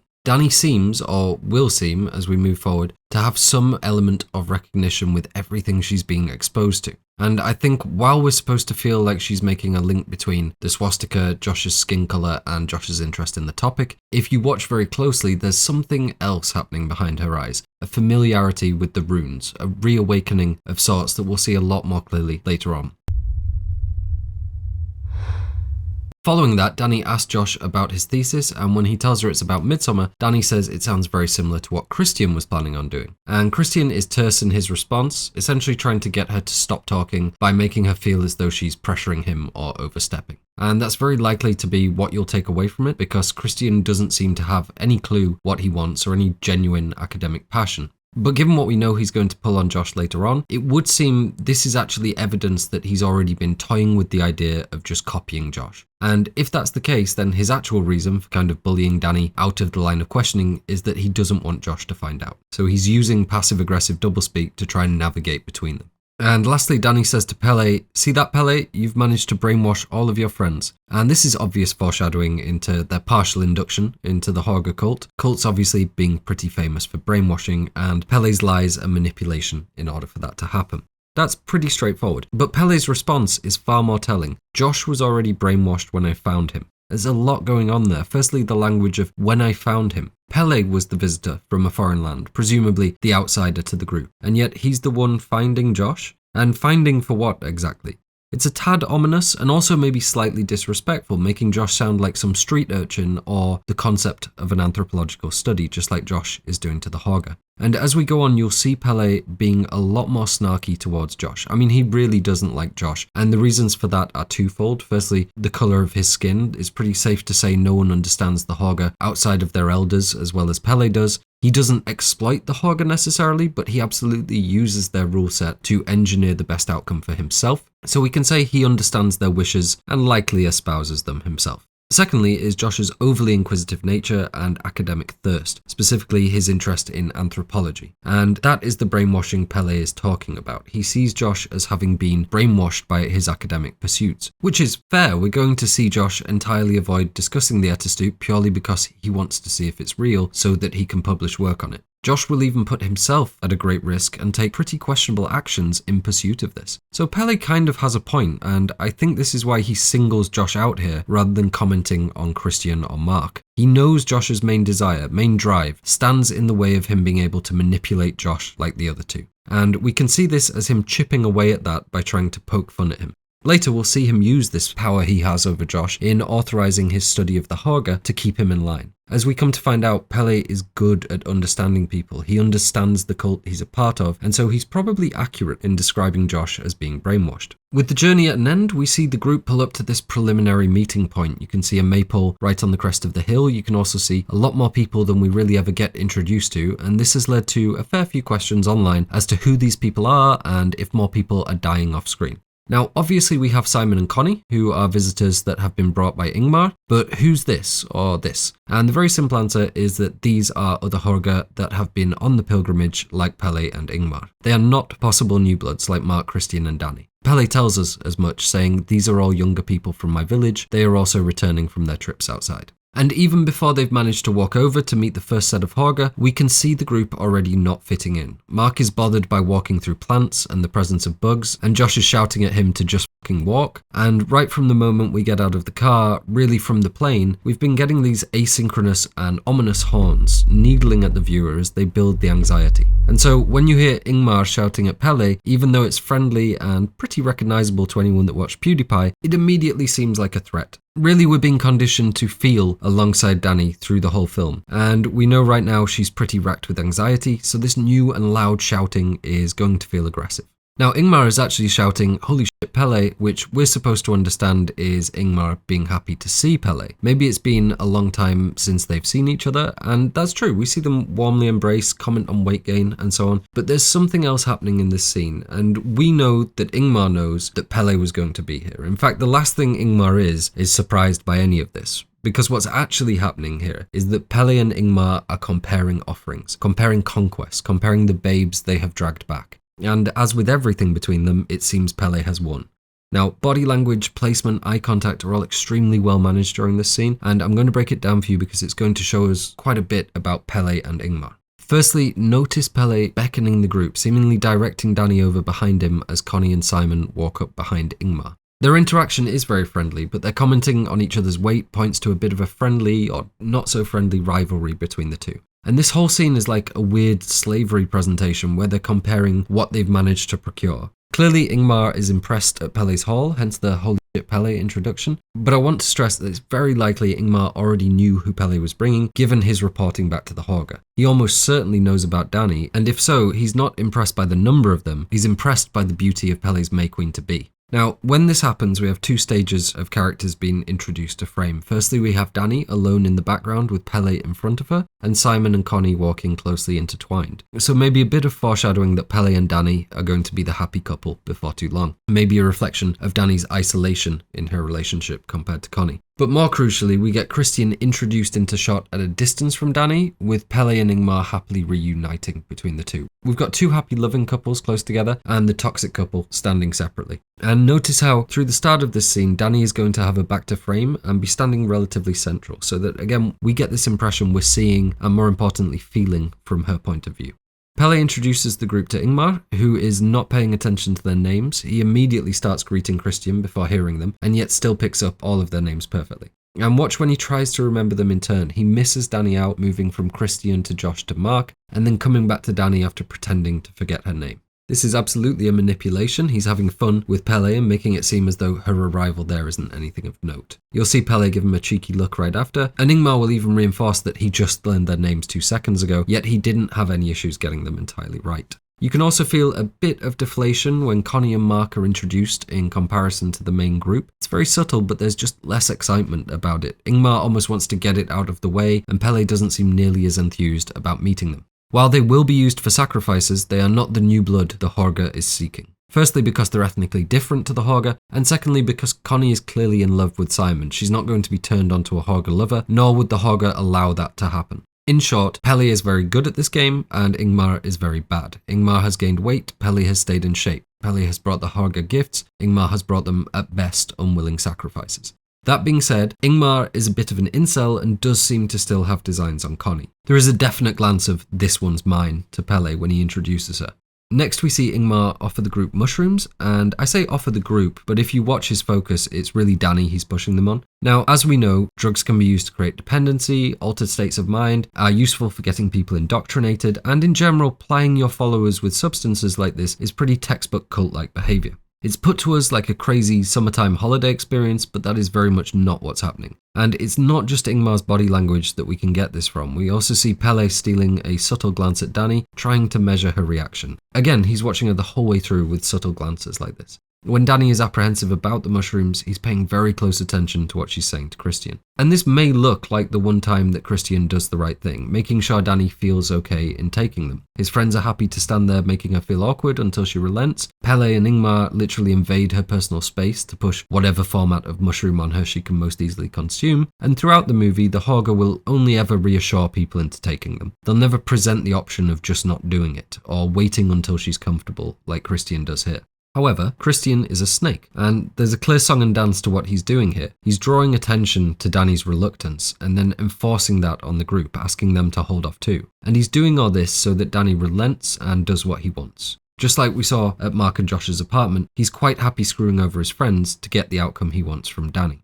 Now, while this is happening in the foreground, there's a lot happening in the background too. Simon and Connie begin to walk away, and we can see Ingmar closely watching Connie as she does. And that's not all, and this is really weird when you notice it. Josh starts walking away at this point too, and if you pay very close attention, you'll see that he's noticed this figure in the background dressed all in white. The figure comes to a stop, and then we see them start to mirror Josh's movement. As Josh leans his head more to the side, so does the figure. He goes back vertical, so does the figure. He raises an arm in a half wave, and so does the figure. And that's pretty creepy. But what's going on here is we're seeing Josh's anthropological curiosity encounter this practice of emotional and behavioural mirroring we see the Hårga doing much more clearly later on. And broadly, this can be described as an effort to create unity and harmony between them, emotional empathy and connectivity. But fans of Derren Brown will know this is actually a pretty routine form of conditioning, wherein mirroring someone else's actions for long enough, you can get them to unconsciously begin mirroring yours. You can try this at home. If your friend puts their hand on a table, you put your hand on a table. They scratch their head, you scratch your head. After a while of them not realizing this is happening, it's likely they'll start unconsciously mirroring you.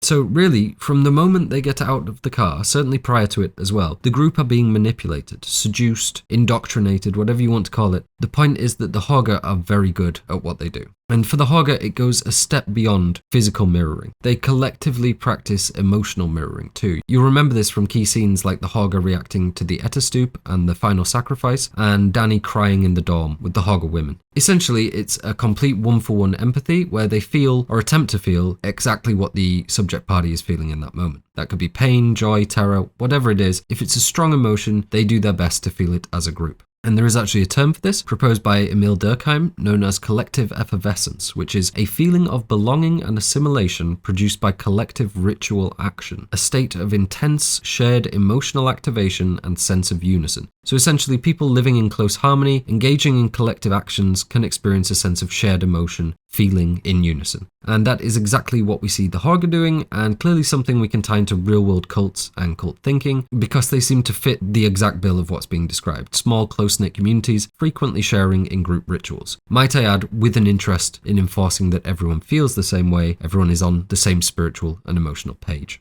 Now, I want to pause for a moment to point out how open everything is from the moment we step into the Hårga meadow. Everything up until this point has been cramped. A lot of it has been dingy, and it's mostly been interiors. It's full of mental trauma, difficult relationships, external pressures like college exams, and so on and so on. Urban life, or Danny's life prior to meeting the Hårga, however you choose to interpret it, is not shown in a positive light, like at all. And in contrast, from the moment we see the Hårga on a phone screen, certainly from stepping out into this meadow, everything is open, green, blue, yellow, natural beauty, seemingly a hippified, carefree environment where people are openly doing mushrooms. It's meant to seem tempting, it's meant to be beautiful, and maybe you could argue that's Ari Aster's point here, that there is something more simple and beautiful to be found by returning to nature. But as we know, that's the exact method of indoctrination the Volkisch and the Vondervogel employed. Cults have used it, neo-fascist groups use it today. And given the depiction of the Hårga, I think we can say pretty confidently this is designed to manipulate us as it does Danny. Think back to the phone screen. The first bit of brightness in the whole film and Danny saying, "Oh wow," as she sees it. There's something disarming about it. All this natural beauty, all the happy faces and hippie frocks. It does work. And so, as well as Danny being manipulated, it's worth noting all the meta tricks the film is pulling to manipulate us alongside her, to ensure we're feeling the same things she feels.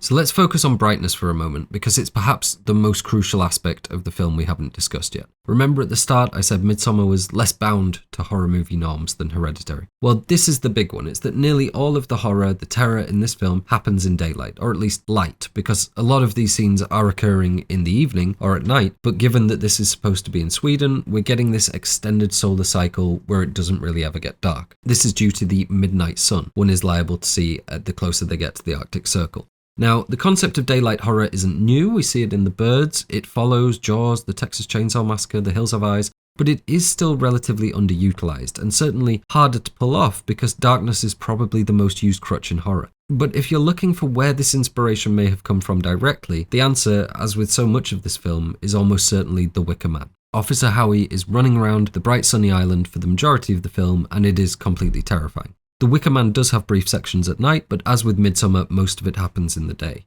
And there's also this extra layer of weirdness to that environment. In Midsommar, it's the midnight sun, so that rather than simply being daylight horror, it's round-the-clock horror. The location has this extra layer of the surreal to it. And in Wicker Man, a huge focus is put on why this island in the north of Scotland has palm trees and tropical conditions. That extra level of weirdness to what you recognise as the natural state. Just in case you're curious, there actually is an island off the coast of Scotland that does enjoy warm weather and palm trees, but that's a product of the Gulf Stream, not paganism. Now, if there's the one thing you'll remember about the look of this movie, it's the daylight, the brightness of everything. And a lot of work has gone into creating this look. The colours are slightly desaturated, the shots are overexposed, giving this bleeding effect to the sunlight and borderline unnatural highlighting to everything, with a strong emphasis on the whites on screen and overall brightness. It's perfect for creating this dreamy, drugged feeling to the movie, and again, it's another meta trick being played on the audience to get us in that slightly hallucinatory, suggestible state that the Hårga want Danny in.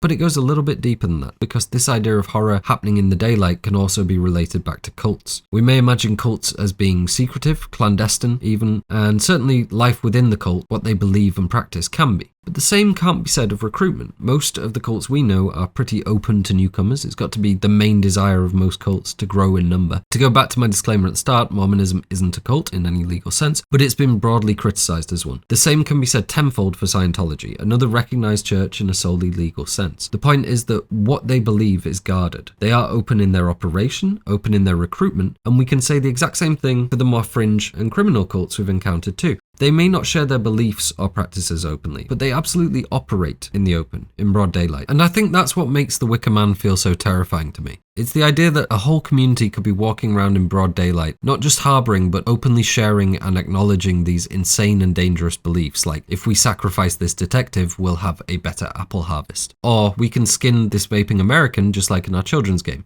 These things should be taboo, horrifying, things any rational person would avoid or at the very least be deeply ashamed of. But they aren't. They share these communal beliefs in broad daylight, seemingly unafraid of reprisal, rebellion, or law enforcement. That's what's always stuck with me about The Wicker Man. It's what makes the end so haunting, is everyone standing by, not just letting it happen, but gleeful and assured in what they're doing.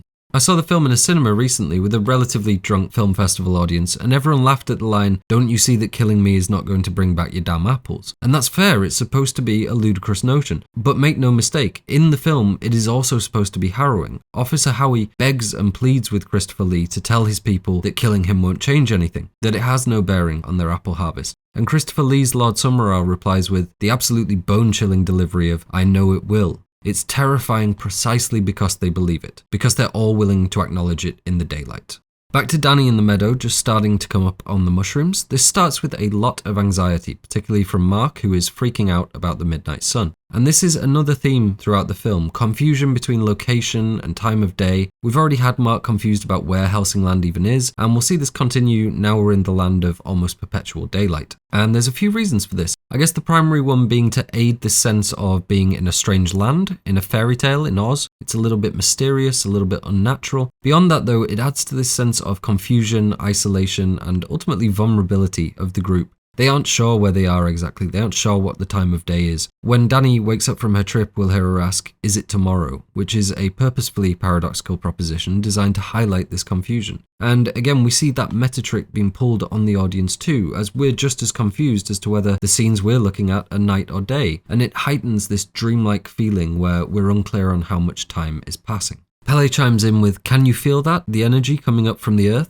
Now, maybe he believes this, it's certainly par for the course with mushrooms, but it is also right in line with everything I've been saying about how nature is used in cultish indoctrination. He's trying to build a mythic energy to the Hårga, that they're closer to nature, that this place, living here, is somehow closer to how we were intended to live. The tacit implication being that where Danni or random victim of real life cult have been living is bad for them for whatever reason. There are obvious health and psychological benefits to being out, getting fresh air and sunshine, and being away from pollution, and it's easy to see how that basic psychological and physical lift can be hijacked and turned into life here makes you feel better, life here is how you're supposed to live. We get this random Hårga walking by, one of the ones we see least on screen, but his name is Valentin. We'll see him better later on talking to Christian. And Christian and Mark freak out again about his appearance, with Mark saying, "I don't want new people right now." And Pelle replies with, "No, new people are good, Mark." So even in his altered state, he's trying to still indoctrinate, still prime the group for what they're going through. And so we can probably say that for right now, Pelle and the Hårga are absolutely planning on including Mark, either by recruitment or more likely just as mating stock. Either way, new blood, as the Hårga would put it. We also see Josh do a little half wave at the Hårga, very similar to what we just saw him doing with the Hårga in the distance. We can't say for sure, but given this is the same meadow, it's very probable that the Hårga in the distance was Valentin. And so there's already some creepy surveillance going on. That may be the reason we have this halfway point of the meadow with its own maypole. You could perhaps think of this as a vetting area where new candidates are met and monitored, plied with hallucinogens, and so on. I'm not saying there's a high chance they would be turned away, but it seems like it's an extra level of locational security before you get to see the proper Hårga compound. And as we're hearing Pelle discuss the energy rising from the earth, we get this soft pull in towards Danni. This slight bottling of sound to make the other characters seem more background as Danni begins taking long, heavy breaths over the top of it. Again, we're being drilled into feeling from Danni's point of view. The same trick being played on her is being played on us as we start to feel a natural calm that hasn't been present throughout the movie. Pelle says, "Look, the trees too, they're breathing." And this really gives the game away because this is an extremely common product of hallucinogens, specifically the type we're seeing them take here. And maybe there is legitimacy to that, it's something you would almost certainly experience, but Danni could be in Central Park and would likely feel the same thing, and I think the way he's putting it across is intended to feel like there's something magical here. It's a really common occurrence, this sensation of being not just in tune with nature, but the ability to sense a heaving, breathing, undulating motion to it. And that's crucial to us because it's through this breathing, something the Hårga are repeatedly encouraging Danni to do, that we see visual language of her growing indoctrination. As this is happening, we see the grass growing out of Danni's hand, and it's tempting to make it something spiritual, something predestined and supernatural, but that's very much a trick being played on Danni. It's tempting to just see it as foreshadowing of her becoming this flower maiden, quasi-supernatural figure. And in a way, I suppose it is, but it's more crucial to understand that this represents the beginning of her indoctrination, of her coming under the cult's thinking. She's buying into this myth that Pelle's selling about energy coming up from the earth and believing she's having some magical or spiritual experience. It's indoctrination and representative of what people in their honeymoon period with a cult may feel and believe, and as with many cults, it comes after a group ingesting of hallucinogens. Danny's hallucinations are important for another reason though, because it shows the audience that the screen is going to be messed with, altered in accordance with our characters' perspectives. In Hereditary, the answers are clear, it's all really happening, even the outright dream sequences where Peter and Annie communicate are happening in some form. And most crucially, the demonic magic at work is not a product of insanity, it's a product of demons being real. Here the exact opposite is true. There may be a form of collective mental illness to the Hårga, and we know Danni, the character whose perspective we're viewing from, isn't mentally sound either. More crucially, she's continually being plied with hallucinogens, and so it's important that we see early on that fantastical elements are going to be shown to us on screen as if they're happening. Because then we know later that things we see that may not make sense are happening in Danny's addled mind and are not the product of the supernatural. That's not to say there's not something semi-spiritual occurring, but what we can say for sure are people's faces melting and flowers changing shape and so on are a product of hallucination. Now, if we were to ask a first-time viewer what happens next, then they would probably say Danny starts thinking about her recently deceased family, walks away to get some space, and then sees her sister in the bathroom mirror. And that is correct. Mark mentions that the group are like his family, and Danny registers it, and her eyes snap open, and she's suddenly uncomfortable. I don't think there's much disputing that. It's so clear on screen and in the script, it's absolutely the word family that triggers Danny. However, and it's a pretty juicy however, I think there's something else going on here too. It takes Danny about 4 seconds to react after Mark says family for the first time. She doesn't spin round, she doesn't flinch at the word family. There's a noticeable delay. But prior to that, the group of female Hårgan voices have begun to sing. It's extremely faint at first, and it only becomes properly audible as Danny snaps to attention. Danny? And when we see Danny snap forward, she'll be looking directly at the group. She'll then walk directly over to them and only change her course when they stop singing and turn around laughing at her. As if this Hårga lullaby was something drawing her in, something like a siren song, something that she recognises on an unconscious level. A comfort she was pulling towards as her grief started to build. And that's not just foreshadowing her ending decision of the grief and betrayal she suffered pushing her towards the Hårga, it's another clue that maybe there's something in Danny's ancestry, her genetic memory that might be pulling her in here. Notice Christian offers to come with her, but she declines him. She doesn't even have the words for why, she just kind of mumbles at him. She's leaving him behind as she gravitates towards this new family. As she walks on from the group, we see 2 more Hårga practicing physical mirroring, likely as a form of bonding, and they make this soft temple shape. Ingemar spots Danny having a bad time, and like any good cult recruiter, he does his best to try and control and calm her. Seeing his face melting, Danny escapes to the outhouse building, and we get this terrifying shot of Terri in the mirror. We can also see this photograph by the side of the mirror, and I suppose feasibly, this could be anywhere up to the 1980s, we can't tell for sure, but it certainly looks and feels like somewhere between the 40s and 60s.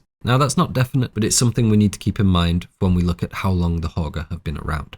Now, in the film, this scene is pretty straightforward. Danny is being haunted by the memory of her family and sees Terri in the mirror. It's kicking off this film-long hallucination of Danny seeing her sister, her whole family here among the Hårga, which is certainly a manifestation of Danny's trauma and potentially evident of a link between Danny's ancestry and this land. Not necessarily the Hårga, but Sweden, potentially. And interestingly, in the original script, we don't see Terri in the mirror. The scene is very similar otherwise, but instead we get Danny's skin turning translucent and showing organic gears moving underneath. Following that, we see 10 eyes open on her face simultaneously, and this is pretty clear imagery. The organic cogs are a continuation of the feeling like there's this natural goddess or more natural state under the skin, that this is somehow where she needs to be, the beauty in nature rather than her life back in the city and so on. But the 10 eyes shooting open represent that this moment of awakening or reawakening in Danny is starting now. And that could potentially be evidence that there's something within Danny, some lost knowledge or generational trauma that is stirring back to life now she's here. The scene ends with Danny running through the forest with this sort of rushing camera work that reminds me of Evil Dead and American Werewolf in London. In the darkness following, we see some strobes that are reminiscent of flashing emergency vehicle sirens, a motif we'll see several times throughout to call back to the deaths of the Ardors. And then we get this shot of Terri and Danny's parents watching television. Her parents are asleep and Terri is awake, and to me this is somewhat visually confirming that they weren't willing, that Terri is awake and alert to what happened, but they aren't. However, you could see it more as Terri is aware and alert to Danny's demons and what she's about to do, which actually fits better with what we'll see later. We also see Terri look towards camera, so really she's looking towards Danny, whose POV we're seeing from, which I think corroborates the theory. She's aware of what Danny's going through and she's watching out for her. We briefly cut back to Danni waking up and then cut back to Terri staring at camera even more intently. And this is entirely subjective, but to me it feels like Terri urging Danni to do the same thing, to defeat the blackness in her life as Terri thought she was doing, a mentally ill guardian angel.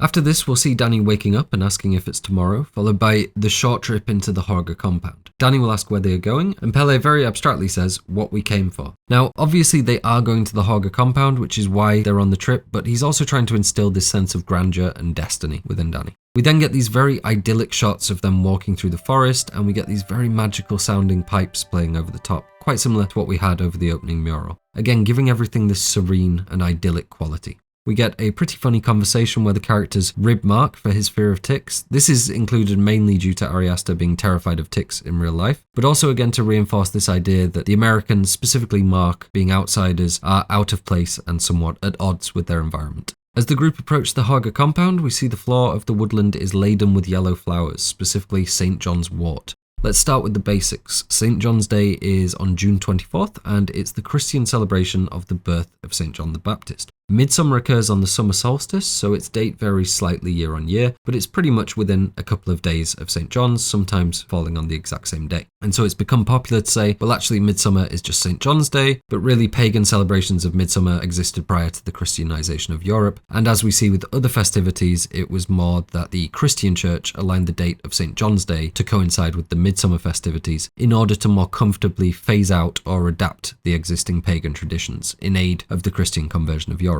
It's a product of the church wanting the transition to be as smooth as possible, and taking away the yearly celebrations people look forward to wasn't the best way to do that. So instead they rebranded them, they appropriated them into their own design. So the Midsummer we see today is mostly of Christian influence, but there are layovers from the earlier pagan cultures still present. For example, the lighting of bonfires in early pagan cultures was a celebration of the sun, which gets turned into the Christians celebrating the light of Christ. Perhaps a more important one for us is the maypole, which was again used by pre-Christian pagans in Europe as a symbol of fertility and virility. Maypoles weren't confined to midsummer celebrations, as the name may suggest they were most common to May Day celebrations, but they did feature there, and very specifically they're prominent in Swedish midsummer celebrations, so their appearance here is extremely apt. Now back to the flower St. John's wort, and we see the exact same thing. It was used by pre-Christian pagan cultures during midsummer celebrations. It had other more practical uses too, but it was used during midsummer essentially to ward off evil spirits and other such protection rituals. This isn't surprising given that the flower blooms around that time of year. When the Christian conversion occurs, this falls victim to the same rebranding. It's named St. John's wort and its use in the celebrations is continued. Many medieval cultures would encourage the picking of it on Midsummer's Eve, for example, believing that it would ward off witches and evil spirits. There's a great many reasons why this flower has been tied to midsummer celebrations, another big one being that it resembles the sun. But as for why they're featured in the film, that's really it. They have a long-standing association with midsummer celebrations and specifically the sun, and we see them adorning the ground just outside the Sungate.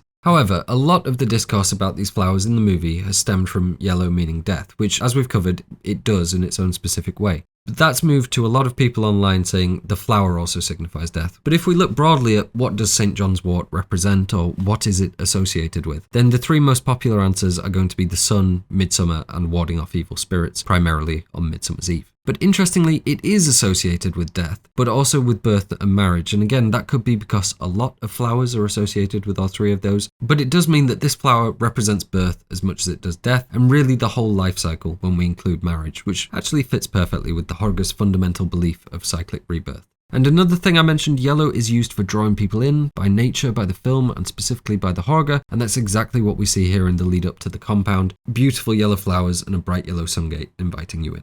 As for the Sungate itself, there's not too much we haven't covered here, but it does tie a few things together. The sun was obviously very important to pagan cultures, to midsummer celebrations in general. It's clearly part of the life and death cycle the Hårga are reverent to, and subsequently plays a crucial role in their beliefs. But while the sun is a life giver, while it represents fertility and birth and the blooming of life, it is something the Hårga are using to draw you in. It's something they're contorting into a more malevolent symbol. Something like we saw in the opening mural.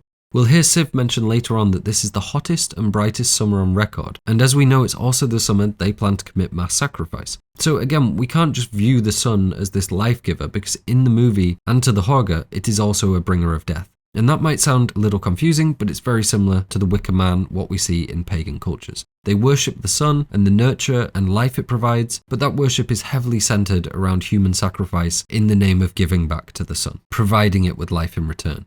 So what is a cheery symbol for the cult becomes a terrifying one from the point of view of those being sacrificed. The cult are gleeful in their worship, but outside reactions to that worship are anything but gleeful, and so we have this contorting of what the imagery represents. But here at the gate, the Hårga that is facing out into the world are very much using it as a tool to draw people in, to give this impression of a peaceful and pleasant place. And something else we're being introduced to is this rickety, homemade and quirky feeling to the architecture. Now there's a couple of influences at work in the Hårga compound, but perhaps the main one is that this feels reminiscent of a cult commune and the slapdash put together buildings that spring up without a great deal of forethought and often feature weird or outlandish artwork and strange design choices that somehow incorporate their beliefs. This is something Mark recognises when he says, "So we're stopping in Waco before we go to Pelle's village." Clearly he thinks it looks like a cult as soon as he sees it. It's safe to say Danni's reaction is different to Mark's though. She's literally lost for words at how beautiful it all is. And we get this incredible panning shot of the whole Hårga compound directly from her point of view as Pelle introduces them as the tranquil and majestic Hårga over the top. Which is certainly the impression you get from this scene. As the camera pans, we see they're even being met by 3 pipe players that have been responsible for the beautiful and calming music we've been hearing. It's a heavenly, idyllic scene, but given that we've already had this association of Pelle being a Pied Piper leading them to the Hårga, the choice to include these pipers here is almost certainly part of the same thing. The Hårga are luring in the group, and once they have them where they want them, it's going to be anything but idyllic. We then see the gang get handed some snacks on sticks. These are referred to as smultron in Sweden. They're essentially smaller wild strawberries that grow during the summer and are traditionally strung on grass reeds. We meet a few more of the Hårga here. From left to right, we have Inga, Karin and Dagny. I think Dagny, which Pelle might pronounce Dasny, is very much supposed to be a mirror for Danni in the script. Their names are very similar. In the script, she's also blonde and they have relatively similar facial features. I just think it's informing this choice of Pelle being drawn to her, that this is his twin of sorts, and Danni will become his partner of sorts.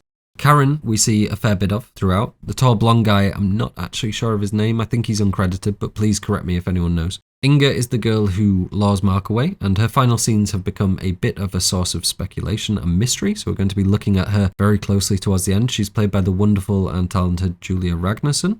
Pelle tells the group that Dagny was born on the exact same day as him, but he also quite confusingly describes her as his sister, not his twin. This is of course an element of the Hårga being one big family in a communal and spiritual sense. As with the other Hårga introductions, Dagny is sneaking furtive glances at Danni. Again, she's either pre-informed of Danni's arrival or otherwise excited by the quality of Pelle's dragged back babe. It's very probably both. She certainly seems more concerned with Danni than any of the group. When she welcomes them to the Hårga, Danni thanks her in Swedish. Unlike the rest of the group, Danni is making an effort to fit in and be culturally observant. And when she does so, we see Pelle and Dagny share a very knowing look with each other in recognition of Danni being a good fit. It's safe to say Dagny's approving of Danni and walks away smiling, making fixed eye contact with her. We then move over to Father Odd, sharing a long embrace with Pelle. If you're wondering, they don't say anything interesting to each other in Swedish, it's just basic greetings and welcoming Pelle back. As with Ingmar and Dagny, we see Odd essentially only be interested in Danni as he's greeting the group. He says some combination of hello and welcome to Josh, Mark and Christian, and then dives right in for the welcome home with Danni giving her a hug that he didn't give the others and saying, "We are so very happy to have you," which has pretty obvious double meaning. Now, this welcome home is a hugely cryptic sentence that can and should be read 3 different ways, or rather at 3 different levels simultaneously.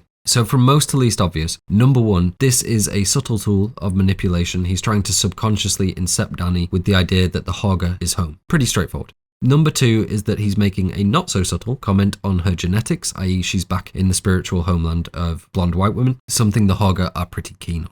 And thirdly, the idea that he might be right, he might be telling the truth. We have repeated hints towards Danni's Swedish heritage and this idea of something awakening within Danni upon her arrival here. Now, I want to stress that this could just mean she has ancestry here. She's connected to the land in some abstract way, the Volkish concept of blood and soil, as we see hinted at, but it does not necessarily mean she's the descendant of Hårgan runaways, and we have to be wary that making Danni feel as if she's returning to her home is exactly what the Hårga are aiming to do. I think there very much is some kind of genetic memory or generational trauma linking Danni here. I don't think it's supernatural, perhaps spiritual, and it certainly is left in a way where it could all be a trick. But for me, I just think there's too many hints for it to be coincidental.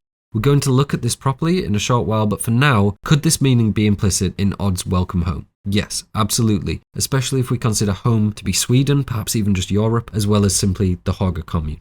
Danni compliments Odd on his frock, and I actually find his "it's quite girly" response to be extremely charming. Even knowing he's pure evil, it's very disarming. Now, he says they wear them in respect of Ymir and the hermaphroditic aspects of nature. This is important for a couple of reasons. The first one being that this confirms to us they're not just making up their own mythology, they are at least basing it in the Norse pantheon. Ymir is the birthing figure of the Jotnar, or the Jotun, or the Frost Giants. The Frost Giants give birth to Odin. And if that sounds familiar, it's because we see very similar things in other pantheons. In ancient Greek mythology, Gaia and Uranus give birth to the Titans give birth to the gods. Now, Gaia and Ymir are not direct parallels, there's some pretty key differences between the two. Gaia is a primordial being, more directly linked to nature and the cycles of the living world that is traditionally feminine. Ymir is seen more as a creator figure, or rather figure of creation, given that Odin and co literally carved the world, the cosmos, and the oceans out of his flesh and blood. And while Ymir is traditionally described as a he has undoubtedly hermaphroditic qualities, given that he reproduces asexually to create his brethren. And really, this forms the basis for the Hårga understanding of nature as hermaphroditic, a balance between masculine and feminine energy, the May Queen and the Green Man, the Attestupan couple, fertility and virility. Ymir is also closely linked to the cosmic cow or Dumla that I mentioned during the opening mural, that also plays a big role in the Norse creation myth. Ymir is one of those primordial figures licked free from the rime rock by the cow.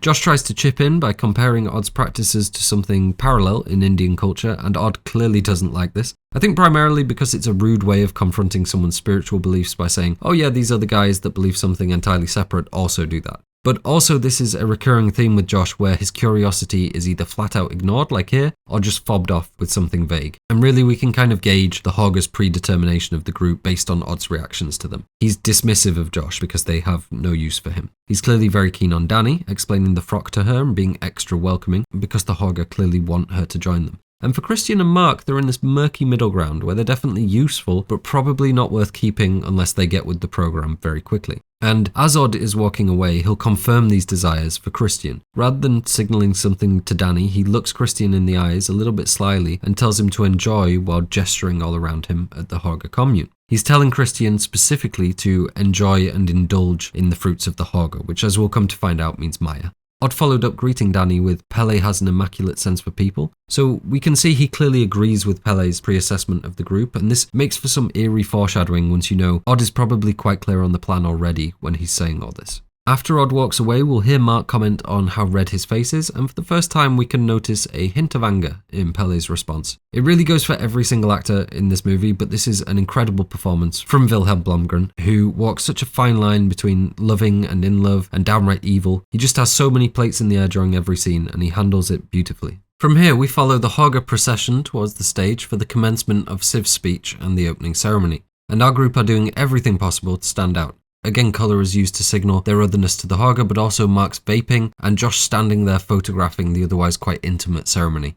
Siv is another Hårga elder and clearly fills a leadership role, and from the red adorning her outfit, something relatively unique to her, we can tell that she's in charge of anything fertility related. This festival is absolutely related to the fertility of nature, for example, but more obviously we'll see her in charge of organising Christian mating with Maja.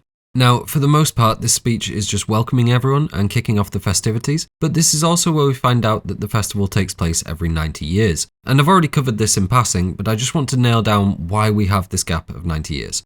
So first we're basing it on the festival that took place at Uppsala every 9 years. 9 is the sacred number in Norse mythology. It's literally everywhere, and any multiplication, division, if it has a relationship with the number 9, we're including it. So 9 to 90 is a logical leap for a fictitious Nordic sacrifice, but why does it need to be stretched so far? Why couldn't it just be 9? And that's entirely to do with real-world politics. In the broadest sense, it's a feeling of something in the water over the last decade, an emboldening of fringe voices, either ones that are outright supporting ethno-nationalism or ones that are using rhetoric to disguise those views.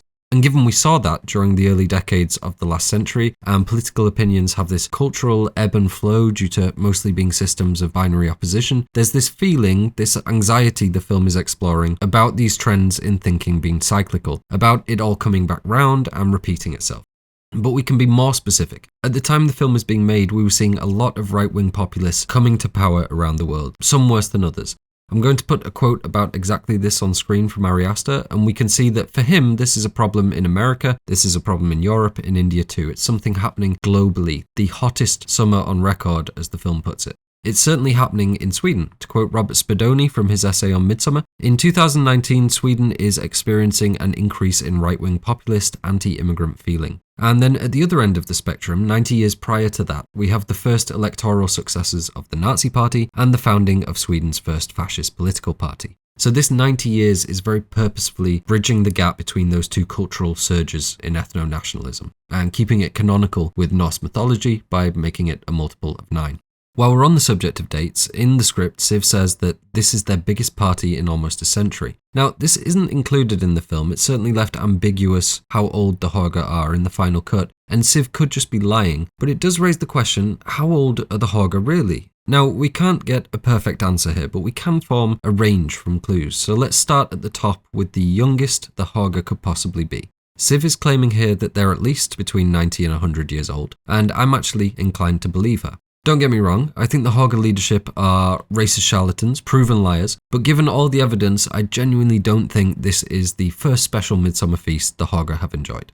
Let's start with Ari Aster saying the last ritual of the film is what happens every 90 years, and he's careful with his wording and has been happy dropping hints in interviews with stuff like this. He's very clearly saying this happens as in has happened before and is again now. So I'm leaning towards at least 90 years. I know there's been a few theories recently suggesting that the roughly 30 May Queen photographs are evidence they've been going for only 30 years. This can't be true for a number of reasons, but first I should point out that this scene is a direct visual reference to the exact same thing, a wall full of May Queen photos our main character is inspecting in The Wicker Man. So hundreds of photographs may have killed that. And the Hårga aren't Luddites as we see them, but this is the Hårga in 2018-19. There's no saying when they got a camera, if they had one every year, if some photos have been removed, if there are more photos elsewhere, and so on. It's just not enough to go on. And beyond that, we know Pelle was born into the Hårga and he's 26. It seems almost certain other older members were born into the Hårga too.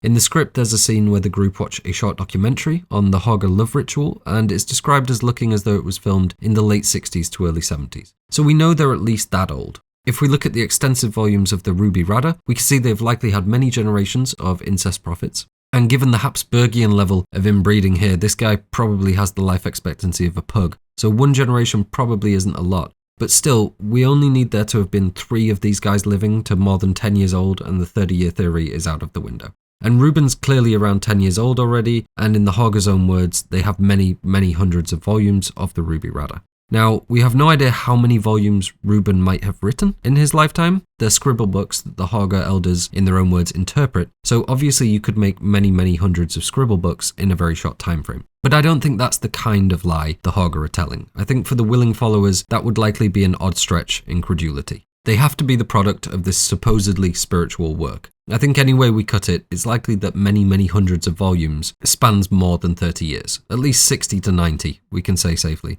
I'd be willing to accept 5 to 50 volumes per incest prophet, but ultimately we don't know, and they are extremely easy to fake, given they're fake anyway.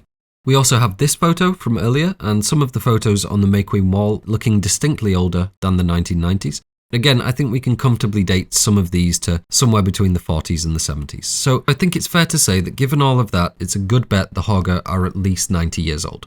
Now, as for how old they could potentially be, we hear the myth specific to the Hårga later on, where the Black One has cursed the Hårga to dance. The only chronological context we get for that in the movie is that it happened long ago, but I think long ago is at least a few centuries.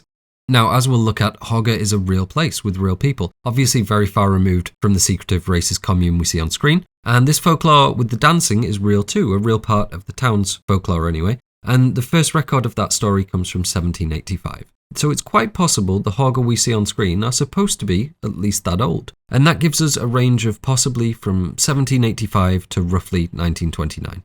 I'd be willing to accept anything in that range, but when we pull in all the other foundational work here, specifically how reminiscent and tacitly connected the Hårga are with the Volkish movement, I lean towards them already being in existence or coming into existence in the latter half of the 19th century, as ideas like Arianism and Wotanism were on the rise.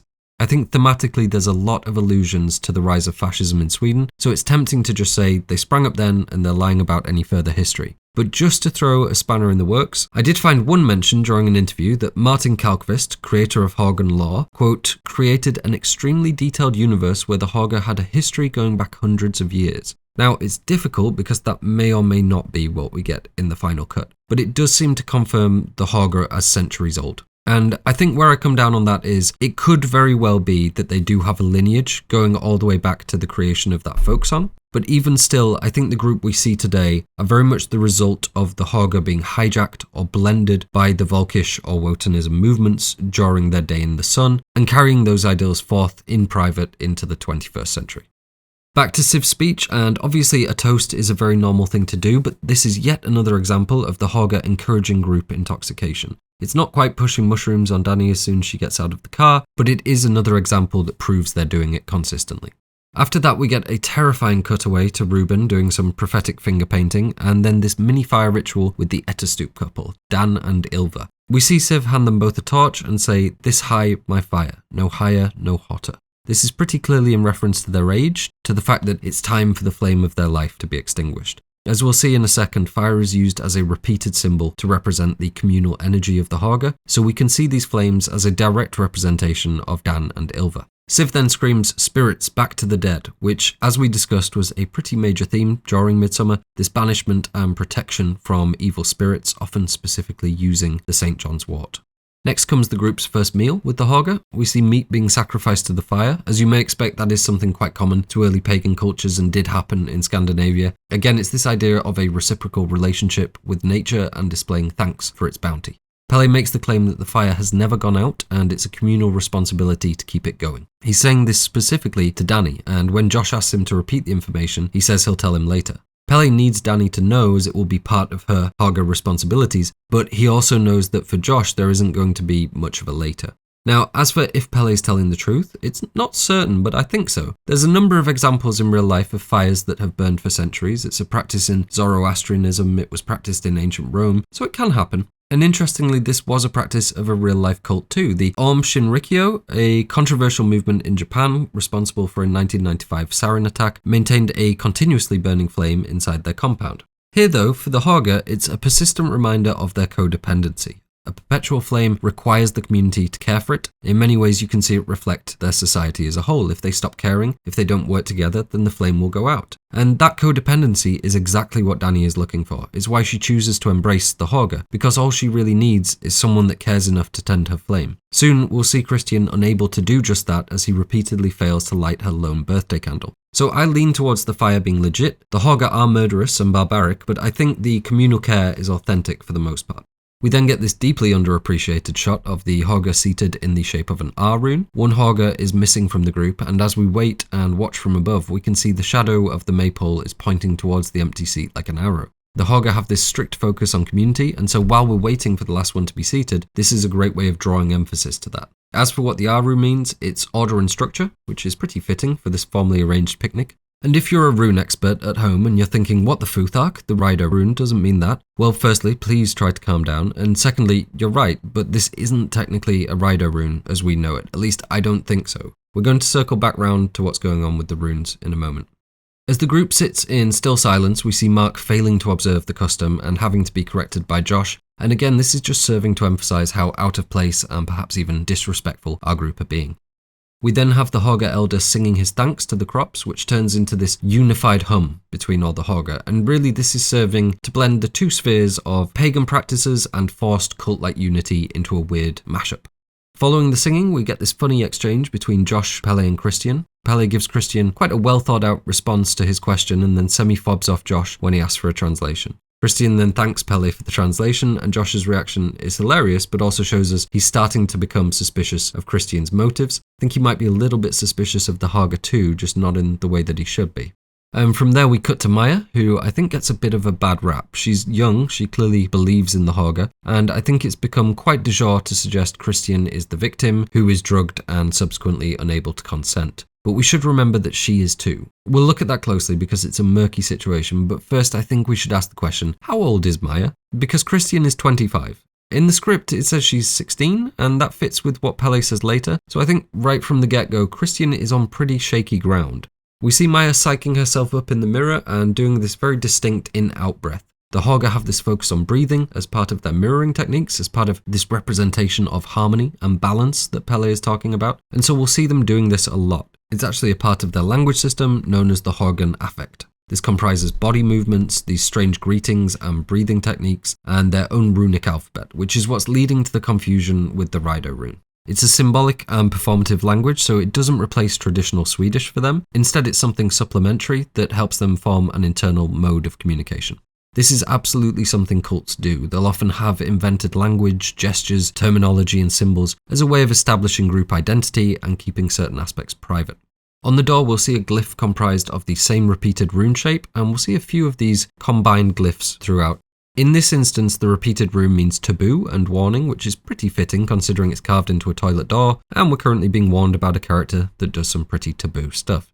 As Maja heads back outside, we see the younger Hårga playing Skin the Fool. This is a Swedish folk game, which to my understanding is different to what we see on the screen. Traditionally, it involves one person being assigned the role of fool and being given lots of silly tasks to do. What we see on screen seems more like a Hårga spin on it, with a bit of the mirroring brought in, where the people following repeat the silly noise or action the person at the front, presumably the fool, is making.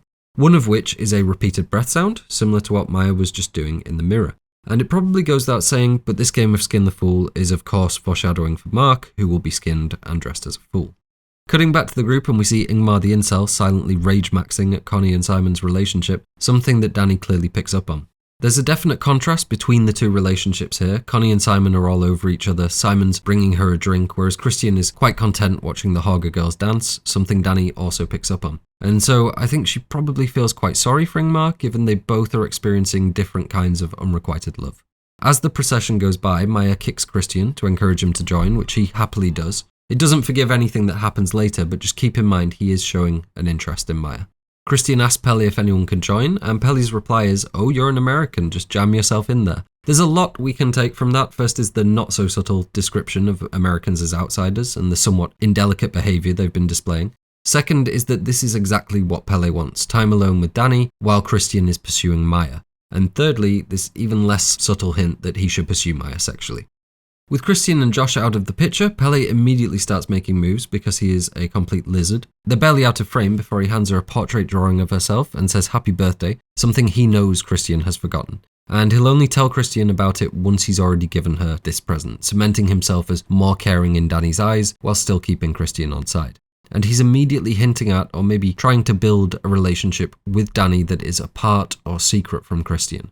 First, he suggests it may not be appropriate, which she downplays. He's playing the victim here because he knows that Danni is terrified of offending people, so he's manipulating that to get her to validate his somewhat creepy gift. He then says, just between us, meaning keep it secret from Christian. So he's absolutely twisting her into a situation that feels like the soft launch to an affair, even if she doesn't realize it yet. We'll see Danni making excuses for Christian forgetting her birthday and very quickly jumping to it being her fault for not reminding him. We'll also see Pelle pretending he didn't know Christian had forgot, so make no mistake, he may love Danni, but he's absolutely willing to lie to her. Interestingly, in the next scene, we'll hear Danni say they've been together for 4 years and 2 weeks. And given that at the party, Mark said they were leaving 2 weeks from that date, there's a very good chance that Christian trying to sneak out to a party and Danni finding out he was going to Sweden all happened on their anniversary. Given that Christian seems confused about this when it's brought up, it would seem as though he may not even realised he missed it. So Christian's 0 for 2 on yearly boyfriend responsibilities. Let's go back to that picture for a moment, as it's something I've been waiting to discuss. Firstly, I should mention that Danni is wearing a flower crown, foreshadowing her winning the May Queen, and also pointing to the fact that maybe Pelle knows that's going to happen. But more interestingly, we have these runes in the bottom right of the drawing that also appear later on Danni's dress. Henrik Svensson describes this pairing of runes as Danni's name in the Hårgan language. And given that it's nowhere close to the spelling of Danni, we can presume this is a figurative application, not a literal translation. So we can say these runes represent Danni, no doubt about it, and these are not Elder Uthark, these are the Hårgan Affekt. The affects are made up of 16 runes, 8 of them are described as stable or balanced, 4 of them are described as unstable, and the last 4 are described as prohibited. Danni's runes come from the last 2 categories. The backward R means crisis or death, and the hourglass means helplessness. Now, this is pretty spot on for describing Danni, but I think it's a little bit more than that. I think this is the Hårga shorthand for how best to manipulate this person. That's what it's really telling the Hårga that see it. It might be why it features on Pelle's notes about her. She's helpless because she's in crisis due to the death of her family. That's their route in to manipulate her. Now, you might be wondering, given the prevalence of runes in this film, what do the other Hårgan Affekts mean? And how do I know what they mean? And for Danni's runes, we know because Henrik Svensson told us in an interview. But as for the other 14, no one can really say, and so it hasn't been a topic of discussion. The Hårga just have their own hidden interpretation of runes. But when I say can, I really mean could, because I actually contacted Henrik Svensson, and as an absolute Hail Mary, I asked if he had any key or index to what the characters meant, and luckily for us, Henrik Svensson is the effing man, and he sent me the original sketches and meanings for the Hårgan Affekt runes, the emotional sheet music at the core of Hårga society. So for what I think is the first time ever on YouTube, here they are. Now, I want to be able to share this with the community, and I presume Henrik is fine with me doing so, but the internet is a wild place, and there's things like EXIF data to consider that I just don't want to be responsible for. So I took the liberty of designing this image with the collated symbols and meanings in conjunction with Kirby from Midsommary, which is a great fan tool for the movie. It's something I used a lot while researching this video, really just as a thank you for the community. It's been invaluable seeing all the questions people have, all the sleuthing. Just thank you for all the work over the last 5 years, and anyone that's helped on adjacent subs when I've needed. I just want to say thank you so much to Henrik Svensson once again. He really didn't need to do this, but I'm incredibly grateful that he did. Also, thank you to Kirby. She actually was sent this separately from another person who worked on the film as well, so we both kind of got it in conjunction and realized that we had the same things. I do also want to provide the caveat that these are not the only runes we see in the film, and we see runes that are deliberately labelled as Elder Uthark, so please do keep that in mind when applying this to the film. That's actually what we see in the very next scene with the runestone, which Josh misidentifies as the younger Uthark. This is really just alluding to a more legitimate pagan past that the Hårga have hijacked, or applied their own interpretation to, if you want to be more charitable about it. And as the tour of the Hårga Commune continues, we get an absolute workshop in cringe, as Ingmar makes it abundantly clear to everyone that he was into Connie. This is quite a funny moment, but it's worth noting that this right here is essentially the pathos for Ingmar being the one to kill Simon and or Connie, probably both. He wanted Connie to be his trophy like Danni is for Pelle, but instead he loses out to Simon. And it's pretty safe to say, even if Connie was besotted with Ingmar, that the Hårga wouldn't think she's a good match for their all-white paradise. That is to say, Ingmar chose poorly. He failed where Pelle succeeded. We can see Pelle smirking as the awkwardness plays out, hinting again at this subtle rivalry between the two. And the awkwardness is interrupted by Christian asking about the temple. It's a little bit of foreshadowing, given Christian is going to be burning to death in it later on, but it would seem there's more going on in this shot than meets the eye. If you take a good long look at it. Now we're going to have to jump a little bit ahead for a moment for this to make sense. And if you're watching on Patreon, this should be pretty clear. If you're on YouTube, I'm very sorry that I obviously have to censor this. This scene, and actually this one later on, are structured in a very specific way so as to visually resemble the post-Attestup tableau later on. We've got these blue tarpaulins at either side, which really don't need to be here. They've been very purposefully included, which represent the laid out Attestup couple in their blue robes. In the middle, we've got Terri in her yellow t-shirt. It seems in both shots there may also be stand-ins for her feet using white-robed figures, and that's pretty clear imagery, but the icing on the cake is this tree line here, which we see very closely mirrored in this shape on the rocks later. So what does it all mean? You could look at it very literally and say the Hårga have arranged this to represent the Attestup, but that doesn't make a lot of sense given that Terri, the mirror of the temple, only exists in Danni's hallucination, and they don't control the shape of the rocks or the trees. I think it's definitely got this Asterian sense of predestiny and repeat patterns of trauma being woven into our lives at every level, sort of like a fractal. But potentially it's something more than that, suggesting that these violent acts, these rituals, what Terri does, what Danni does, are all part of the same cycle, perhaps a part of the land's history, a link between these violent rituals and the land itself.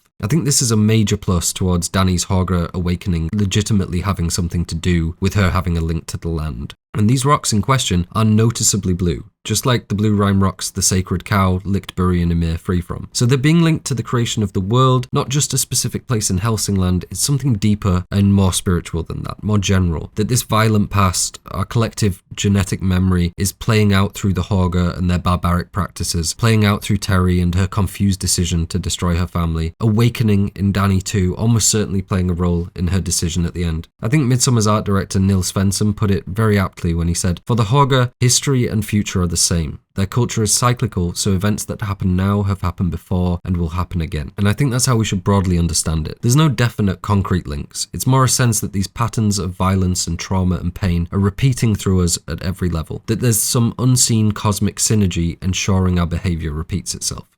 And while we're on the subject of the Hårga buildings, there's a few things I should mention. First, you may have seen this temple recently make an appearance in Cult of the Lamb. References to this film are very common in recent media, and I think that speaks to how striking the aesthetics are here. You may also be curious about the architecture of the Hårga Commune, quirky as it is. These buildings are based very closely on the Hälsingland, that is the farm buildings of Hälsingland, and I think looking at them, the inspiration is pretty clear. That being said, it's definitely mashed up with these slapdash, irregularly constructed buildings you often find in cult compounds. So the design of the Hårga Commune is kind of a bridge between these two aesthetics, what's traditional with the land and the more unique and hodgepodge cult vibe.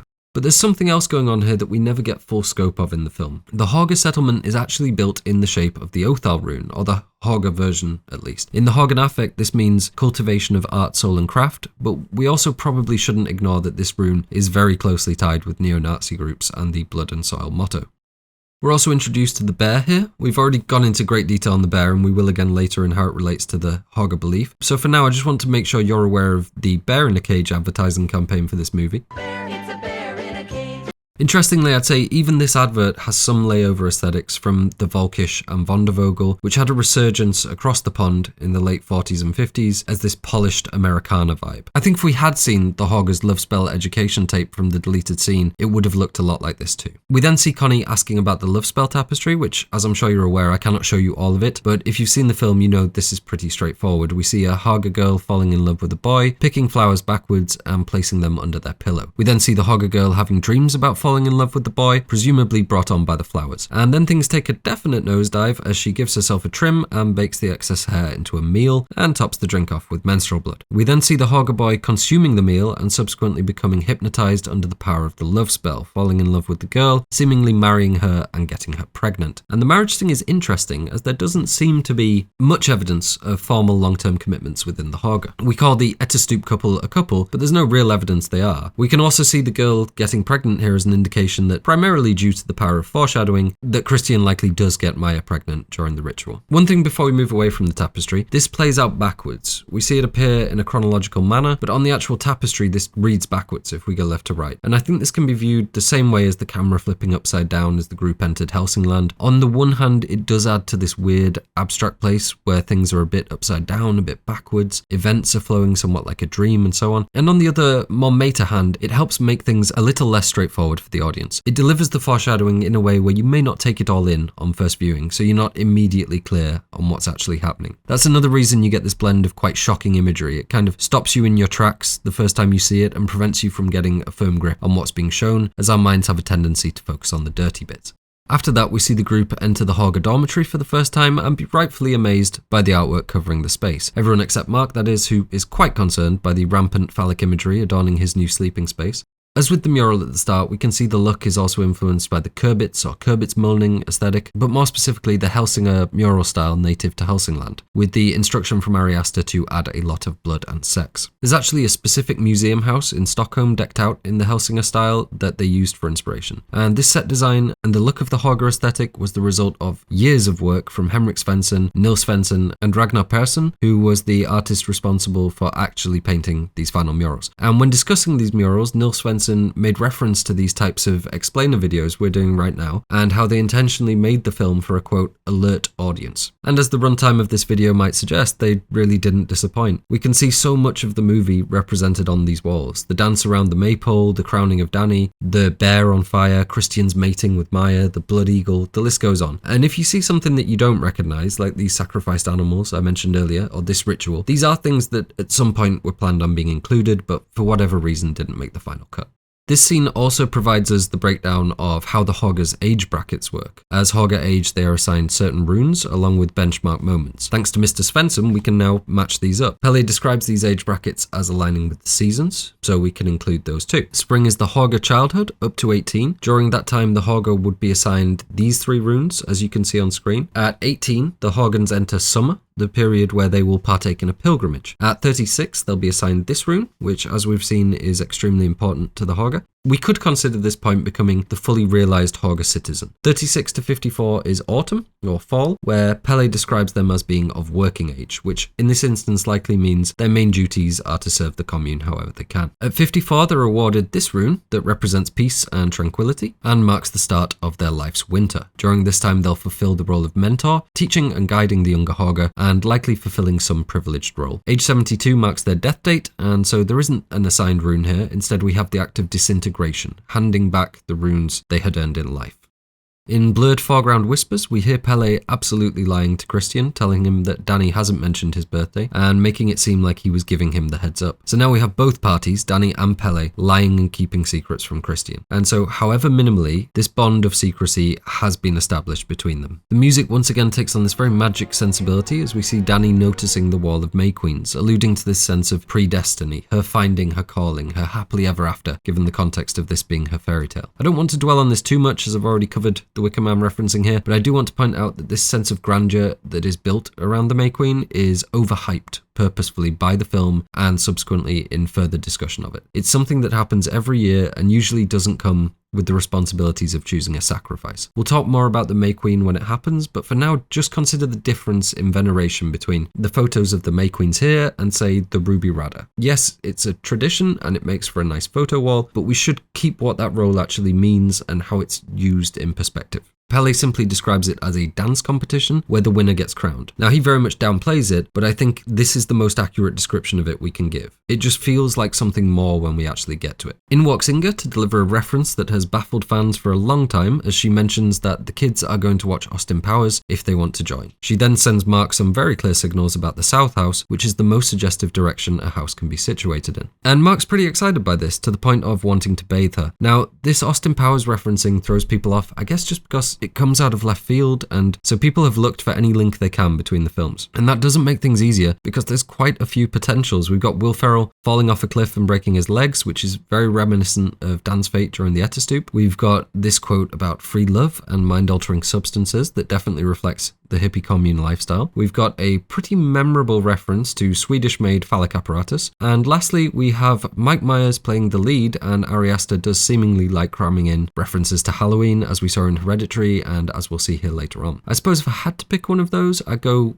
Will Ferrell or Michael Myers, but truthfully I think it's missing the point somewhat. The real takeaway here should be that this weird left field reference is meant to jolt the audience. It's meant to feel a bit out of place, because it reminds us that the Hårga aren't living in a vacuum, that they exist among us, that they're not Luddites completely cut off from regular culture. I suppose you could look at it the other way. The film might be a bit dated in 2018, but for me I think you could pick something a bit more egregious if that's what you were going for. We then see Christian pull Danni outside to try and rectify his failings, and if you're wondering where he Looney Tunes this slice of cake from, it was actually also from Pelle. If you watch very carefully, you can see him signal Christian towards it before going to talk to Danni about the May Queens. It's important to watch the contrast between the caring and affectionate group of Hårga women all cradling a baby together, and Danni's crushing reality of an uncaring partner that forgot both her birthday and their anniversary. And his bland slice of cake with a yellow candle in it, yellow because Danni is in the summer of her life, as Pelle just put it, looks very uninspired next to Pelle's drawing of her. Christian's inability to get the candle lit is a pretty apparent metaphor for his failings in their relationship, his inability to show Danni even the most basic levels of care. And Danni very much doesn't make an issue out of it, but for the first time there is a glimmer of her standing her ground. She acknowledges she should be upset, and even as Christian is singing happy birthday to her, she's still being distracted by the far more emotionally connected Hårga. She's having her head turned by them, both literally and figuratively. She's sensing the appeal, starting to wake up to something she sees as more caring than Christian. And if you want to go a level deeper, you can see the actions with the candle as representative of their arc as a whole. Christian failing to bring the light, the warmth into Danni's life, her seeing the Hårga and starting to be pulled away, Christian then looking away as he has his head turned by Hårga women, specifically Maja, who's right there, and then Danni finally blowing out the candle as she sees his interest fading and decides to blow out the flame. To top it all off, she blows the candle out with a similar in-out breath to the Hårgan Affekt, signalling this shift in her allegiances. And it's worth mentioning how important fire is throughout the movie. We see one fire representing the strength of the Hårga community, ever burning and constantly cared for, and another here in contrast representing Danni and Christian's failing relationship. We also see the flames representing Dan and Ylva, and this is all tied into the power of the sun, the power of fire in pagan cultures, and how it represents the life-giving aspect. All these different threads are very cleverly unified in this one motif, a motif that at the end will be used to cleanse Christian from Danny's life. Lastly, if you watch very closely, you can see the candle essentially go out before Danni blows it. You could read that as meaning she won't get her birthday wish of a happily ever after with Christian, but to me, I think it's a sign of their relationship dwindling to nothing, even before Danni decides to snuff it out. We cut to bedtime, and the younger Hårga are getting ready for their communal sleeping arrangements, which is pretty disorientating given it's still bright daylight outside. And we see Danni notice this woman placing a pair of scissors under the pillow of the crib. Now, this is a bit of a trend at this point. Pelle's mentioned the children putting runes under their pillow. The tapestry shows the picked flowers that go under the pillow, and in both of those instances, it's shown to affect their dreams. On the tapestry, we see the girl dreaming of the target of her spell, and Pelle says the children dream about the rune's powers. So we know from the clues we have already that stuff going under pillows is believed to affect dreams, and later we'll hear that this baby's mother is on pilgrimage and the baby is struggling to detach from her. I think Danni has actually just asked about the meaning of the scissors prior to us cutting into the scene. We'll hear the baby crying throughout the night, so in all likelihood, these scissors are being put here in the hopes that it will sever the child's emotional connection to its birth mother. But given we do hear the baby crying, I think we can safely say it doesn't work. And given that no Hårga are waking up to tend to the crying, the whole detachment from the mother thing isn't necessarily working out roses. And I know it's probable that Danny's simply noticing this because it's strange and dangerous, two things that shouldn't be combined, a crib and sharp objects, but it's also another example of Danni noticing, awakening to these customs. I should also point out that in the script, the cribs are made of iron to protect from what Pelle describes as invisibles, really evil spirits. The scissors could be an aspect of that also, but I think it's more likely to allude to the babies detaching or emotionally untethering from their mothers. And there's just enough time for a bit more foreshadowing before bed, with Pelle mentioning tomorrow's Attestupan. And I know they say Attestupan in the film, but I feel like Attestupan has become the culturally acknowledged term, just like Blood Eagle has. If you haven't seen Norseman, by the way, it's got a great Attestupan scene. Now, Josh knows what an Attestupan is, and Pelle looks absolute daggers at him as he says this, knowing he might give the game away. Josh doesn't let on what it is, but that's not out of care for Pelle's wishes. It's some combination of him starting to realise Christian intends to hijack his idea, and his morbid academic curiosity not wanting to cause any concern so he can get to see it for himself. He does look momentarily concerned when he hears the word, but not anywhere close to protesting, because this unquestioned thirst for knowledge is his fatal flaw. As Danni struggles to sleep, we'll see her looking at this mural of a Hårga being pretty gleeful in their own sacrifice, and an overhead sun that's seemingly happy with it too, again giving us this eerie rendition of the sun where it is somewhat hungry for human sacrifice. This being the hottest summer on record, we have all the clues to see what's coming. We'll also see Jarl sneak out with a Hårga girl for some fun in the midnight sun, and really I think this is here just to reinforce the more open sexuality of the Hårga and provide the youthful mirror to what's about to come. The next scene begins with this panning shot of Hårga mourning, and we see Danni observing a group mimicking an elder that's leading them in the affect movements. They're not just learning to mirror and feel with each other, it is also another form of communication to them. We then move to the banquet. As the group line up to eat, we get this wacky camera movement. I absolutely love this shot and how it so clearly follows what Mark's saying about the girls walking stupid. And this sequence uses some very clever tricks with the audio. From the camera's point of view, we're quite far removed from the group, but the audio we hear sounds as if we're right up next to them. And even though they're not shouting, it perfectly sells this idea of them being loud and out of place among the otherwise silent Hårga. It probably won't surprise you to find out that the flower picking is a real Midsommar tradition, even down to placing them under your pillow to aid in magically wooing your lover or dreaming about the person you will marry. Interestingly, this was often combined with having to jump over 7 gates or fences, and this is actually how the May Queen competition ends in the script. Now, this was quite common, they're doing it walking backwards less so, but there is precedent for that too, so it is part of the tradition, albeit not as ubiquitous. And the reason for doing it was a belief that doing things backward somehow improved the efficacy of the magic. Another key detail was doing the flower picking in silence, which we'll see these girls observing.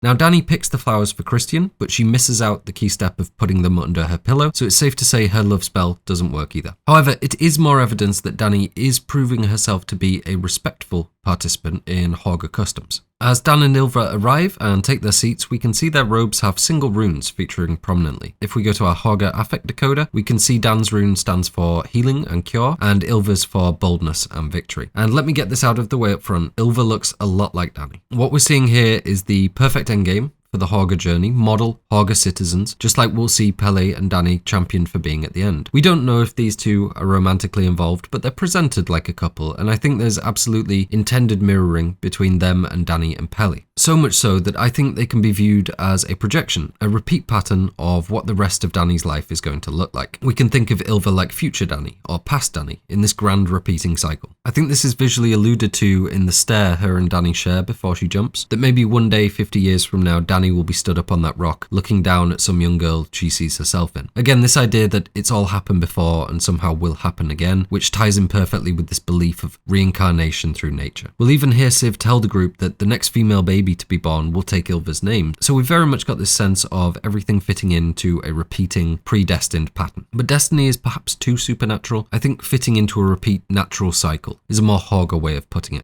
Back to the banquet, and I love how the picking up of cutlery flows out from them all the way down the table. It really gives this impression of a group acting in harmony. And one thing I haven't mentioned yet is that another inspiration for the Hårga was the social behaviour of bees. And here we can sort of see that hive mind in action as the order to pick up cutlery moves down the chain. We also see Inga staring at Mark, and notice he tends to punctuate these moments with his bright red vape, red alluding to fertility, impregnation, and so on. It's kind of the perfect visual metaphor for his character, and this isn't a criticism of people vaping. We've had a whole century of people smoking in movies. But this vape is perfectly emblematic of Mark's role, and in general the American group's inability or lack of attempt to fit in. The vapor gets in the way of shots, gets in people's faces, he pulls it out at inopportune moments where he should be standing quietly, and really that's Mark all over. He's only here for Swedish women, and he doesn't really care about fitting in because that would require thinking about other people. We also get a quick cut of Maja carving her runic love rock that she'll put under Christian's bed.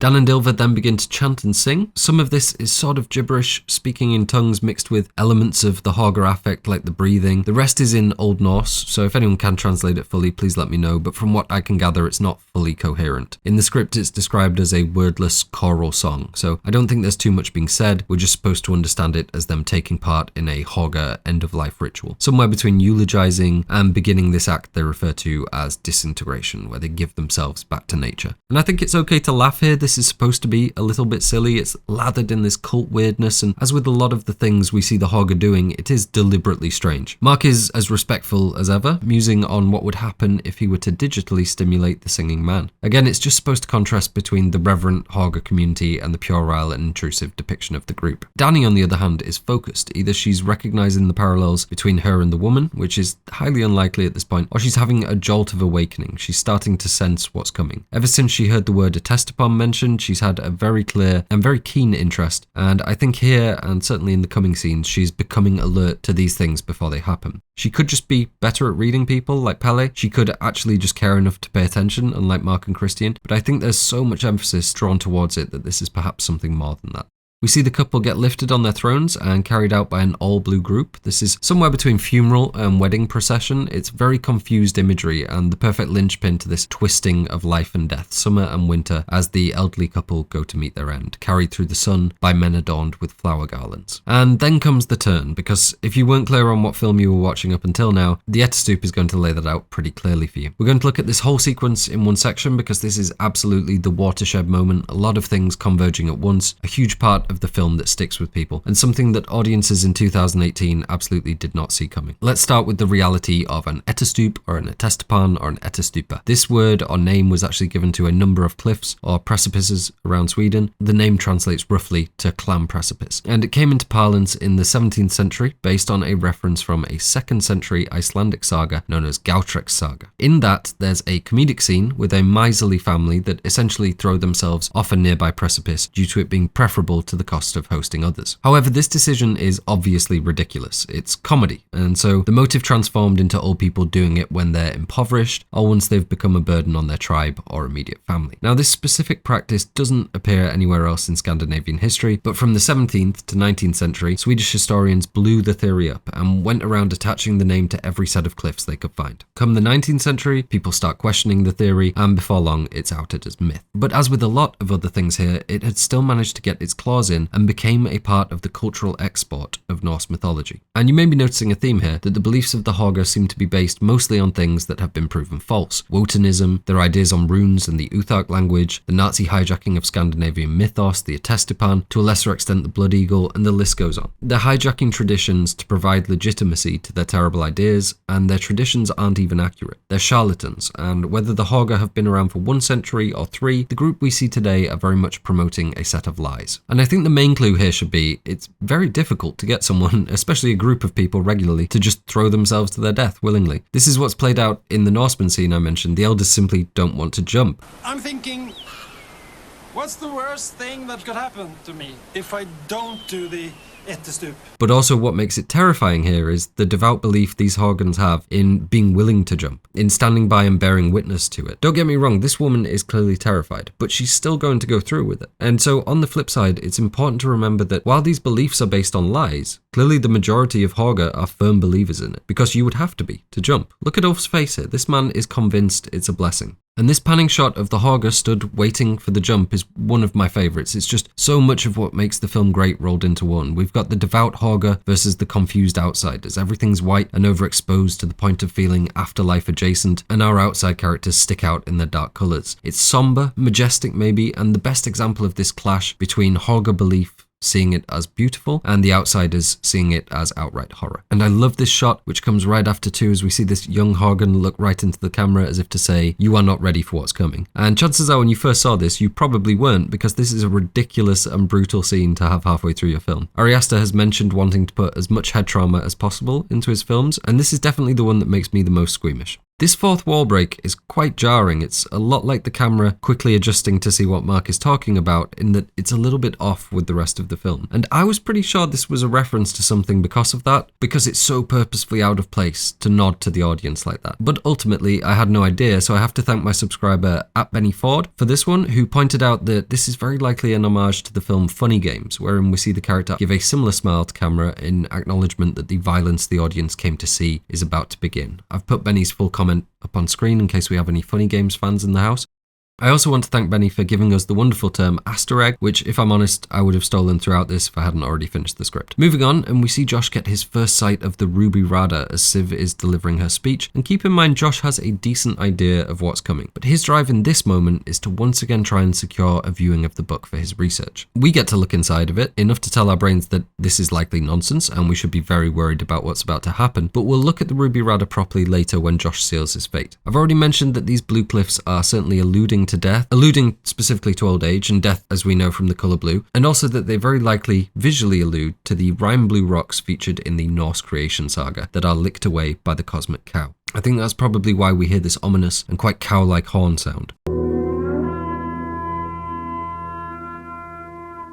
We can see our main group stood away from the Hårga, and normally we would read that as them being outsiders, of them not sharing the same thinking as the cenocidal Hårga. However, Connie and Simon are outsiders too, and they're slap bang in the middle of everyone. So what I actually think is happening here is that Pelle is a much better recruiter than Ingemar. He has a great sense for people, and he knows this is going to be a point of trauma, so he makes sure to stand his offerings away from the group, while Ingemar fails to. And interestingly, it's not that Simon and Connie have witnessed this that seems to seal their death. That's obviously part of it, but Ari Aster suggested that it's more their protestation to the ceremony, that they've been rude during what is quite a sacred moment for the Hårga. Our main group react too, but they don't loudly object, and a lot of that is because Pelle has strategically kept them away. We'll come back to Connie and Simon in a moment, but first I want to look at these rune stones. We see the elder couple have their hands cut, very similar to what Danni saw in the mural of Gleeful Sacrifice, and then they smeared their bloody handprints on them. And what they're essentially doing here is signing their own gravestone. This isn't some ancient rock. I presume it's been brought here, given we can see many other gravestones with similar bloody hand markings in the background. And this lets us know that the Attestupan is happening relatively frequently. Now, as for what these markings mean, I think in general we can assume that these are the runes that define their character, like how we see Danni represented through these two. I also think this is part of the Hårgan disintegration, where they give back the runes they've earned in life. We know it's written in the Hårgan Affekt because this rune, the one that Dan has on his robe, doesn't appear in the Elder Uthark. From top to bottom we have cultivation of art, soul and craft, boldness and victory, the gift of speech and communication, healing and cure, and finally happiness and achievement. As for Ylva's stone, it's a little trickier. The other graves are very much background, while this is a lot more focused on. Given that the Hårgan Affekt isn't something the film lets you in on, this is a lot of focus to be putting on a previously untranslatable code. There's also these symbols in the corners that don't appear in the Hårgan Affekt but do in the Uthark. However, I should point out that Dan's runes also have these extra decorative elements that don't fit in. So it could be that these elements are the same and are intended more decoratively. But it has become quite well documented at this point that this is Uthark, and alludes to the ritual of Attestupan itself. So let's look at that first. These symbols at the top mean gift. This is an inverted life rune, so death. The middle row alludes to journey and sacrifice. The last row, necessity and fate. And that seems to fit pretty perfectly. A gift, a necessary sacrifice that you are bound to through fate. But if we ignore these corner elements and see them as just embellishment and instead translate this in Hårgan Affekt, then we get a different answer. From the top it's taboo or warning, then a repeat of order and structure, then boldness and victory, the rune we see defining Ylva on her dress, and then lastly, maybe as a dark joke, we have both feet on the ground. And honestly, this seems to apply just as well and fits much better with the idea that these grave markings are essentially a description of the person's character. On to the meat of the matter, and we see Danni starting to get very nervous, to the point where she's clearly on the verge of suffering a panic attack. She's already trying to control her breathing, while Christian and Josh are still staring up, semi-bemused, and naturally Pelle is staring straight at her. Now maybe Danni is just ahead of the game and getting worried that this is going to be triggering because of what happened to her family. But like I say, Christian and Josh don't seem certain it's about to happen. I don't think Christian has a clue what's about to happen. And we're so close in with Danni here, even more so than usual, especially on her eyes.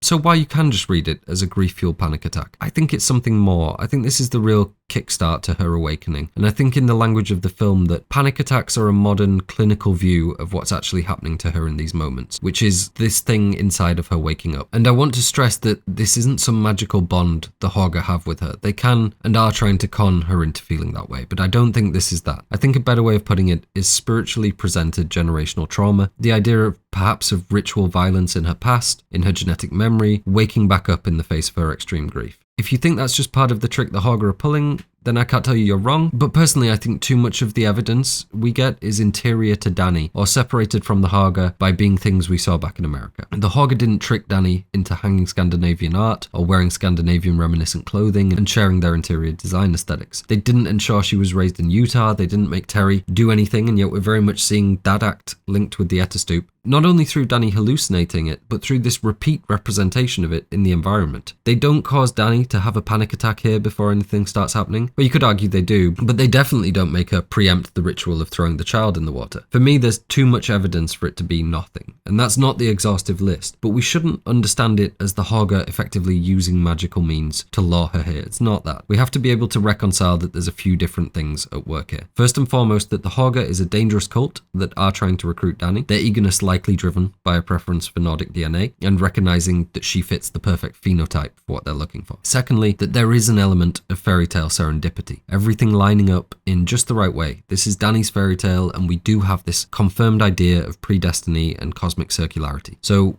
when we see things like artwork on her wall predicting the future, or her realizing something very bad is about to happen, we should view that as an element of her fairy tale. And generational trauma is a huge theme in Ari Aster's work. In Hereditary, he puts a paranormal spin on that. Here, I think he puts a very soft, spiritual spin on that. In an interview, he agreed that the film is about unprocessed trauma, and I think this idea of generational trauma, something deep within Danni, is absolutely a part of that. And this is definitely mental illness the Ardors are suffering from, but a further question the film is raising through the Hårga discussion of the clouded and unclouded mind is that perhaps the mental illness stems from the new world, the technology and the stresses and prescriptions, and this genetic memory of Danni's is screaming out to be free and returning to something simpler, more naturalistic and more violent. That's why potentially we get this horrendous act from Terri, why Danni seems to know these acts of violence are coming, why she ultimately commits a violent act of sacrifice herself, because there's something deep within her waking back up to it.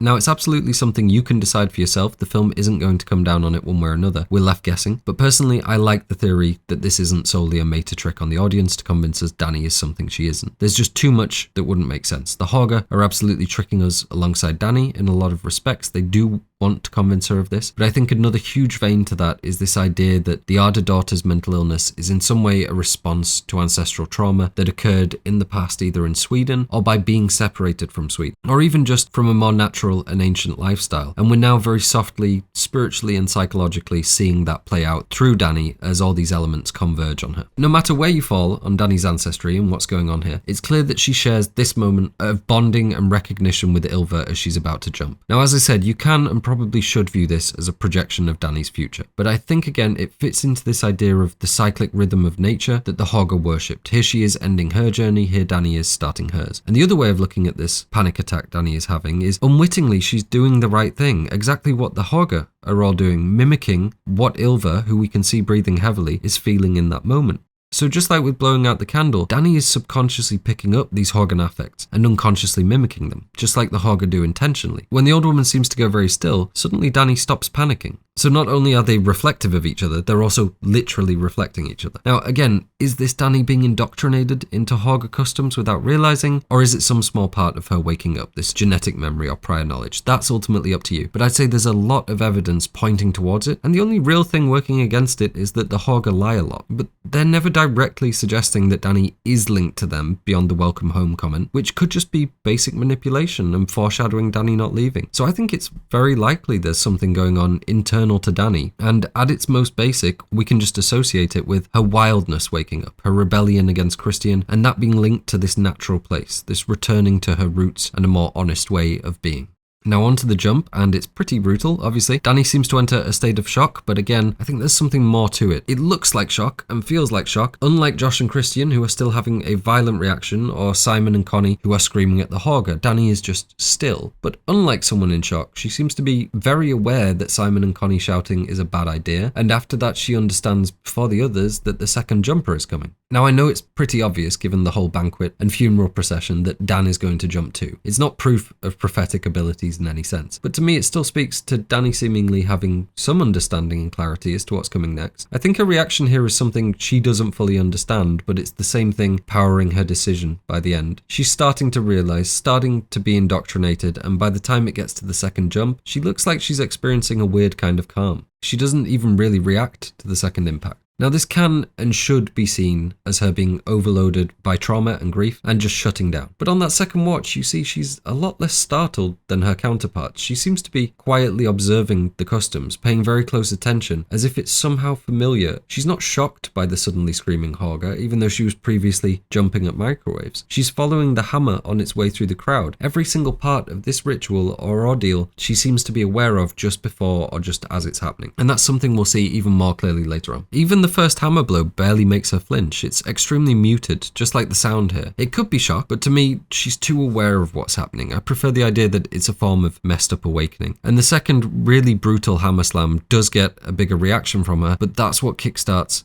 this moment of awakening. That's why we go in so close on her eyes, why I keep using that word awakening in particular. I've seen a lot of theories that Danni's eyes change colour at various points during the film. I've looked pretty closely and I haven't been able to find a point where there seems to be a purposeful shift. And from what I can tell, this has largely been explained by differences in lighting between scenes. But I would be very surprised if this close-up shot of Danni wasn't graded or touched up with CG in such a way that it brought out the yellow tones. And if that is the case, I think given that we know yellow is being twisted into this emblem for death, youth and sacrifice to the sun and everything else Hårga related, again I think we can read it as this buried part of her DNA surging back into being, and ultimately another indicator of her blossoming indoctrination. The rest of the scene is taken up with Simon quite rightfully freaking out on the Hårga. As I mentioned, this is really what consigns them to death. From the Hårgan perspective, they're being extremely rude during a very sacred moment, so you could argue that this is as bad, or at least around the same level, as Mark peeing on an ancestral tree. But as we see, there's no screaming and threats. Instead, Siv is trying to calm the situation and get the outsiders to understand, which I think gives us a subtle clue as to what extent the Hårga believe all of this. Ulf, for example, absolutely jumps to murder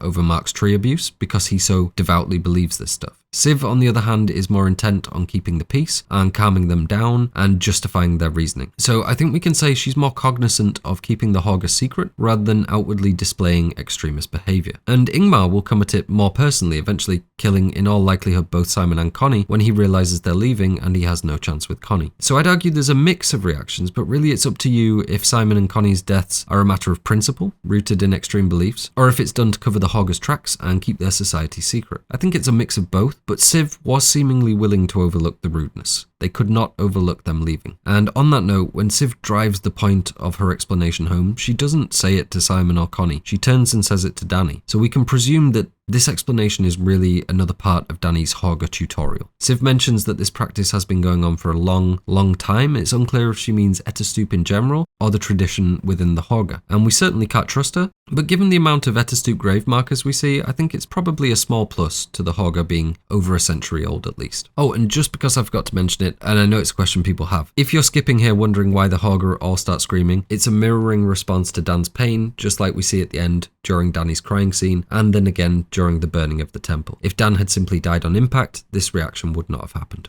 The next three scenes are all dealing with the fallout of the Attestup. We have Danny's delayed but visceral reaction, this outpouring of emotion and everything she's been holding in. We have Christian and Josh both seeing it as an opportunity for personal gain, and we have Pelle who uses it to get his claws further into Danny.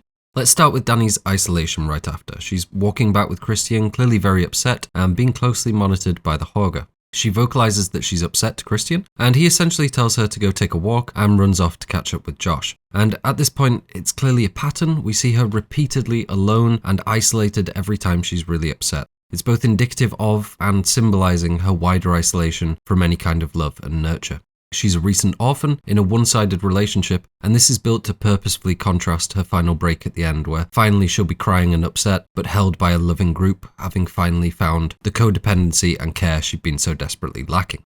I think her screaming here is definitely designed to mirror her grief-struck wailing earlier, and it's pretty safe to assume seeing this has brought out everything she'd been trying to keep down. The next scene with Josh and Christian is amazing. William Jackson Harper and Jack Rayner are both absolutely selling it, but subtextually there's not too much going on here we actually need to look at. Although we can see more clearly the murals that foreshadow or otherwise prophesize Danny becoming the May Queen and Christian procreating with Maja. I think this black Kurbit style design coming out from them is meant to symbolize the expulsion or banishment of the Black One. There is also Josh foreshadowing his own grisly half-burial with the phrase, "This isn't just some glorified hobby that I'm casually dipping my feet into." Obviously later we'll see him upside down with his foot sticking out precisely because of his passion for his studies. Other than that, the point of the scene really is to make Christian completely irredeemable, so we have this resentment building towards him and this potential for a moment of catharsis at the end. He's not just a bad boyfriend, he's an all-round bad person too. It also incentivizes Josh to go that extra mile and do something crazy like try and sneak photos of the Ruby Radar. But I suppose this scene does raise a couple of questions, namely, is Josh justified in his anger? Is he being an asshole too? And I think the answer to both of those is yes. He is justified in being angry at Christian hijacking his work, but given they have witnessed this stuff together and they are friends, it would be out of the ordinary for two people to decide to work in conjunction, but certainly possible, especially if it concerns a groundbreaking piece of research. That's unthinkable to Josh, however, because he's brainwashed, he's desperate for the academic clout that would bring him, and he quite rightfully sees Christian as being inauthentic in the same passion. So he is being a bit of an asshole too. Actually, he's being a lot of an asshole, just not to Christian. He runs back to make notes on what he's seen and momentarily acts as though it was tough to watch, but he can barely contain his excitement. And when Christian actually asks him how he's doing, he says fine and clearly means it. Christian is in the exact same boat. Neither of them truly care about the people they just saw die. And even though this scene takes place in the shadow of that happening, all both of them are thinking about is how it can benefit them. So they're both assholes. Josh is an asshole who can't see past his own academic career, and Christian is a selfish asshole willing to betray his friends. Mark is just an asshole who's annoyed he missed the Attestup. And following this, the game is most certainly afoot, with both immediately racing to get as much information as they can on the Hårga. Christian just so happens to walk up and question Maja, something the observing Hårga seem happy with. And as much as it's become popular to see Christian solely as a victim at the end, it's pretty clear he has an interest in Maja. He can't stop staring at her, he asks her these questions rather than any of the elder Hårga right next to her, and he was pretty quick to follow her during Skin the Fool. Christian most definitely wants a bit of Maja, who again is 16 to Christian's 25. I also just want to point out that as one Hårga leaves their role of tree dressing, another comes up and fills her place in the activity seamlessly, building on this idea of the Hårga being bee-like, and having this sort of hive mentality. Josh is equally enervated to get ahead, approaching Pelle and attempting to get Hårga permission for his research. Josh suggests that he would use aliases, and Pelle points out that he wouldn't be able to get it peer-reviewed, so really he's caught out Josh in a lie. He had no intention of using aliases. And conversely, Josh also catches Pelle in the lie of saying he hadn't spoken to Christian about this. And it's here that Pelle just backs down and says he'll ask the elders, but truthfully I think at this point, or about to be this point once Pelle has spoken to them, they've decided Josh isn't going home. Connie and Simon have sealed their fate already, and so it's likely Pelle leaves here and gets permission for Josh and Christian's research because it's been decided they'll never get to follow through on it. Maybe it was always going to go down that way, but I think from this moment we see the Hårga speed up in dealing with the outsiders. Josh clearly understood he was being fobbed off, and so it might have been essential that they keep him sweet by telling him he could do it. But knowing what we do about Josh, it's unlikely he'd have ever backed down on it either way because the Hårga simply represent too big a prize to him. Pelle doesn't go straight to the elders, instead he checks on Danni, who is packing and getting ready to leave, and it's fair to say that Pelle is sweating bullets during this scene, not only because he's working overtime to manipulate Danni, but also because he likely knows her request to have someone drive her to the train station would have similar consequences to what happens with Connie and Simon. He's clearly in love with Danni, but her leaving would only go one way. Now, as soon as Pelle engages with Danni, she has an emotional outburst, stating repeatedly, "I don't know why I'm here," but she's just bulldozed by Pelle into making it about grief. She protests as loudly as we've seen her protest to anyone, saying she is not talking about her family. She's very clear that she's feeling something else, and she doesn't seem to be able to properly verbalize what it is. And on first viewing, we can presume she's depressed, in the midst of grief and having an awful time with Christian. She doesn't know why she's here, as in she doesn't know why she's been invited on the trip, given that she doesn't feel at all wanted. Danni doesn't feel like she belongs anywhere. She doesn't feel close to the Hårga, her friends, her family, or Christian at this point. And we should understand it like that, but I think there's something more here, essentially what we've been discussing. Danni's just gone through this awakening or transformation. She's having a bunch of conflicting emotions, and she's very confused about what she's feeling, culminating in this jumbled protest of she doesn't know why she's here. Beyond that though, it also might be referencing that she's not sure what the Hårga's motives are, something she grows increasingly suspicious of over the next few scenes. It's an extremely complex set of emotions. Right now she's in conflict between the pull of the Hårga, the pull of the trauma, the terror of her new situation, her failing relationship with Christian, and it's coming out as I don't know why I'm here. There's even a little bit of that fairy tale serendipity and predestiny to it, as if there should be some grander reason why anyone might be anywhere. This confusion won't leave Danni until the end, where we finally see her getting a form of resolution, acknowledged for the audience through her lunatic grin. From here we see Pelle use Danni's grief to further his romantic interest. He's borderline telling her how he feels, suggesting it was her most of all that he was excited was coming. And he goes from trying to connect with her through the loss of his parents, right on to telling her Christian is no good for her, and he'll jump from that to telling her she deserves a family, which is a pretty messed up thing to say to a recent orphan, and a very messed up thing to do overall. He may love her, but he's absolutely using her grief and her loneliness to manipulate her into rejecting Christian, falling for him, and joining the Hårga. And the key thing that seems to get through here is this notion of being held. It's the moment Danni snaps around and starts really listening to what he's been saying. Because even though she can't verbalize it right now, that is what she's missing. And even though Pelle is being a complete lizard, he has correctly identified it. This lack of a sense of belonging, the isolation that she feels, the need to be held, I think that's what makes him so chilling. He is willing to lie and manipulate, but he also does love Danni and offer some of the things that Christian doesn't. Given what we know about Danni and how this goes, we can say almost certainly that she's traded out one toxic partner for another, and this one is a lot more concerning. And this use of held and home is purposefully mirrored by Pelle in his description of the Hårga, his home who he feels held by, and Christian and how he doesn't feel like home for Danni, how she doesn't feel held. So he is softly setting up this decision of Christian v the Hårga and conditioning Danni to see one as clearly preferable.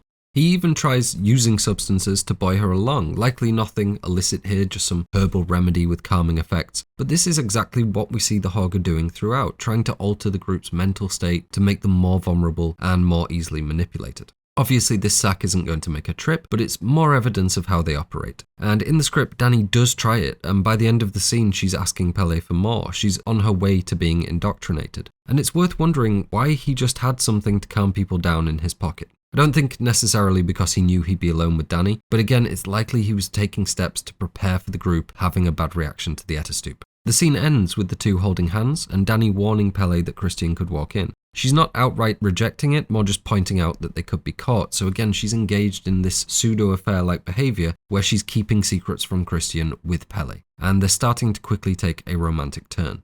I do want to point out that at several points throughout this, she does reject his touch or what he's saying, and in every case he ignores what she's saying or feeling and continues. He is not a good guy, it's just by the end she's starting to fall for it. Not that the scene will give us that catharsis though, and again we cut away from Danni without being given a full resolution as to what happens with Pelle here. I think we can safely assume that Pelle's words had the desired effect though.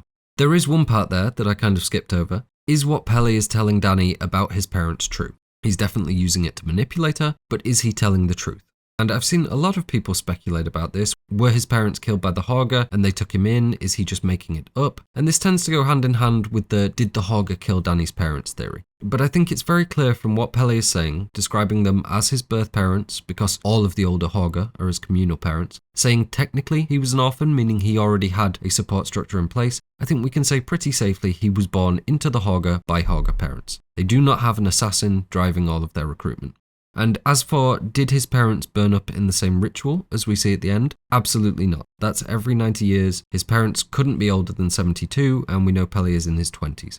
We also know it's the younger Hårga doing the majority, if not all, of the procreating, so there's just no way it's the same ritual. But could it be that the Hårga have some other ritual, some other necessary sacrifice, some divine reason to burn up a couple of their members? Absolutely. We can't rule out that it was just some freak accident in a poorly constructed wooden building. We can't rule out that he's lying, but given the hugely important role fire plays in Hårga and pagan customs in general, and how it does pretty much go hand in hand with son sacrifice, it seems a fair assumption to say something dark may have happened to Pelle's birth parents as part of a Hårga sacrifice or ceremony, or other thing we don't know about.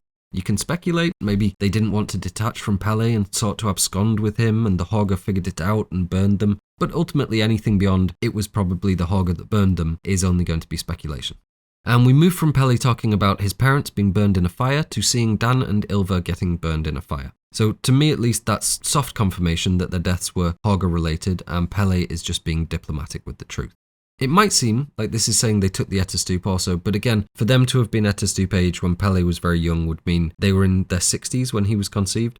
It's not fully out of the realm of possibility, but it is extremely unlikely and entirely out of line with what we know about Hårga procreation.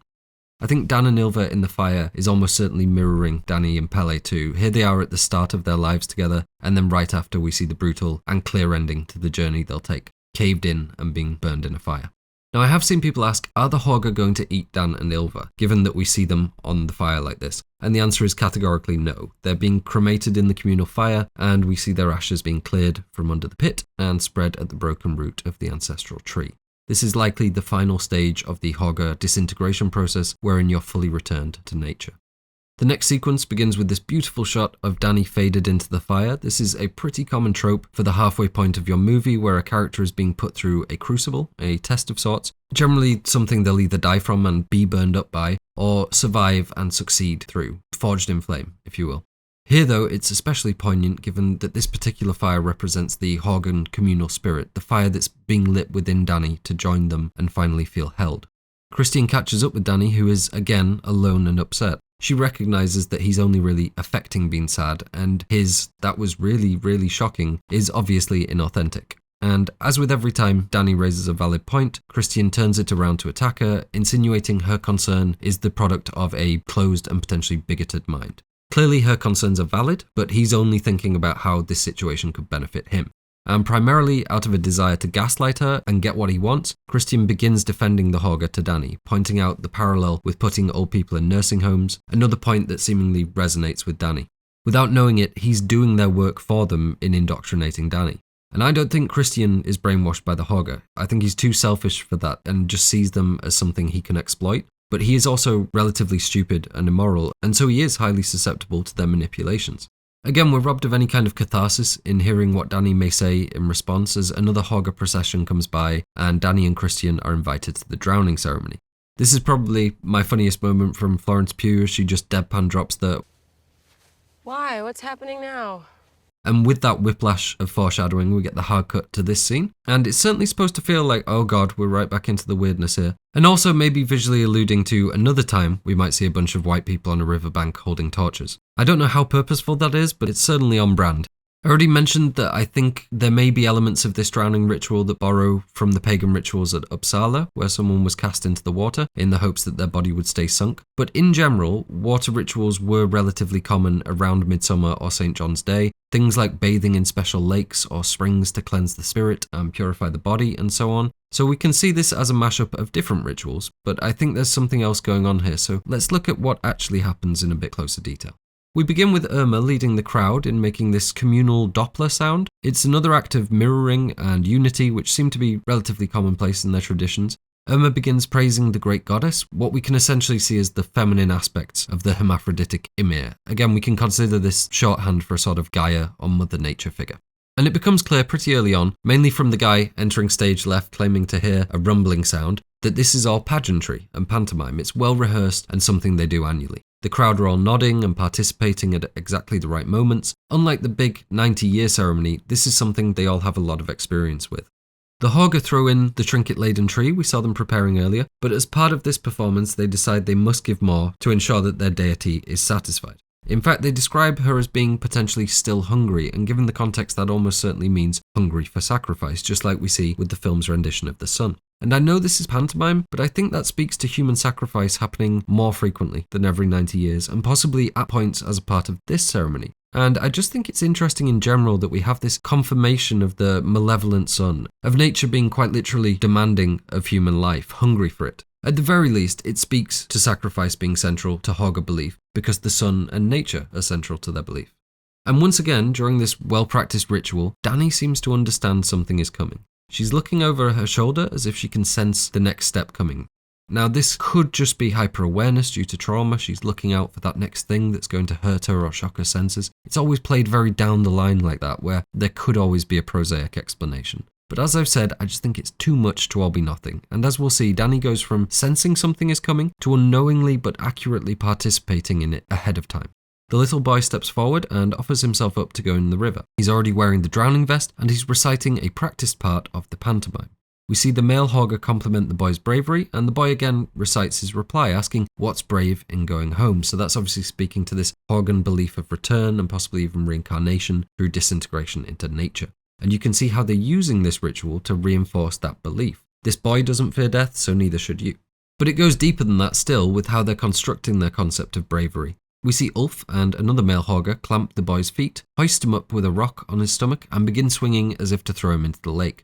Now, they don't go through with it because the child is ultimately deemed brave and devout enough that he should not be sacrificed. And I think the tendency here is to think that this was always just a pantomime, that the boy was doing the equivalent of a school nativity play. But I don't think that's the case. I think this is a test, a weeding out process that is a pretty effective tool for identifying cult members that aren't willing to play their role, to participate even when it means their own sacrifice. Now, don't get me wrong, I think we're seeing the traditional outcome here, what is supposed to happen. But if the boy had been scared as he was being swung over the river, if he had cried and asked for it to stop, I think there's a very good chance they would have thrown him in. Now, can I prove that? Not really, no, but we do know at least that the drowning vest is a legitimate drowning vest. We see it later on the body of Connie, still intact after her being in the water, presumably having been sacrificed in this exact manner. We'll also see later that the Hårga have no issues getting rid of members that may not fit in or play their role perfectly. So it's not definite, but ask yourself, given what you know about the Hårga, if this young child had suddenly become terrified and wanted out, do you think they would have let him go for his exceptional bravery? I really don't think so, and that seems too well constructed in terms of outcome in rooting out the non-believers early for it to be an accident or something the Hårga wouldn't follow through on. Now, as it turns out, Danni is the one who yells for it to stop, which, as we know, didn't turn out great for Connie and Simon, but as luck or maybe something else would have it, Danni has perfectly predicted the next step of the pantomime, and as soon as she steps forward, the others in the crowd join in with her protestations. And everything up to this point has been relatively subtle, but this goes a step further and sees Danni correctly predicting the ceremony rather than just expecting it. And obviously on the face of it, this is a lucky accident and the thing that any moral bystander would hopefully do. But underneath that, it's clear that something else is going on here. And even though this is an expected part of the ceremony, we can also see the crowd following Danni in protest as another example of the Hårgan mirroring. Just like we see them practicing in groups, just like we've seen Danni unconsciously start doing. Except this time, rather than the Hårga leading her, she's leading the Hårga. For the first time, we're seeing a reciprocal relationship, and at the very least, I think that speaks to her indoctrination accelerating from this moment in the dorm with Pelle. Now, Danni is clearly horrified by what's happened. As we'll see in the next scene, she wants to leave and acknowledges what she's seeing are pagan rituals. So as much as she may be confused by the outcome here and her role in it, it is important to remember that at least some of this look is her getting ready to GTFO. And beyond that, the look of pride that Civ gives Danni at the end and the look of shock Danni has upon realising what's just happened can absolutely be read as this false interpretation that's really indoctrination. Danni being tricked into thinking she's a perfect fit for the Hårga, as if she's nativing better than the natives could, like Jake Sully and Dances with Wolves and the last Tom Cruise. But again, there's this hint, call it genetic memory, generational trauma, ancestral strands of DNA, however you want to code it, that Danni has some level of alertness to these things that are happening, familiarity with things she shouldn't have familiarity with, and these repeated allusions to a natural awakening. For you, that might be simply a representation of a naturalistic femininity bubbling to the surface and rejecting Christian. It might be something more complex and scientifically or pseudo-scientifically driven, like the theories I just listed. It could simply be the manipulations of the Hårga. This is mostly subjective, and I don't want to keep going back and forth on the same concept, so let's stop here for a moment and try and answer this fully.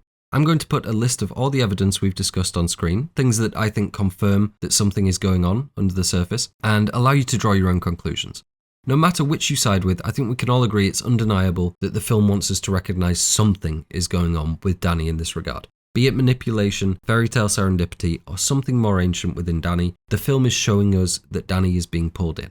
But just so you don't think I'm weaseling out, I actually think it's all three factors. There's no doubt the cult are manipulating Danni and the audience. Just like we saw with the Volkish movement, they're trying to construct a mythic past for themselves and in turn for Danni. There is 100% fairy tale serendipity and the idea of predestiny at work. As we've looked at, Ari Aster has said as much in interviews, as have other members of production. And lastly, the idea of something ancient within Danni. Yes, I think that's there too. Even just small practical stuff like where the family lives, the history there, Danni's aesthetic being very Scandinavian, her decor, artwork, even wallpaper. But big stuff too, like the connection of Terri's act with the Attestupan, something we're about to look at next. To me, it's all there as soft confirmation that there's something in the past pulling Danni back here. I think generational trauma of some sort. Clearly both her and Terri have this buried potential for violence, and we see it play out in these tacit connections to rituals and ritual violence. It could be more benign than that, simply that she has some blend of Nordic genetics and proclivities, but if you want something wackier, then Assassin's Creed style ancestor memories in the DNA is another way of describing it. I side with generational trauma because it's very on brand with Ari Aster's work. And all of it, the whole film, is underpinned with this idea of cycles and circularity, seasons, life and death, even breathing, that just fits so well with this idea that in a grander sense, Danni is returning home, that she is fulfilling her part in this unseen cycle, and acknowledging those that came before her as they acknowledge her continuing their path.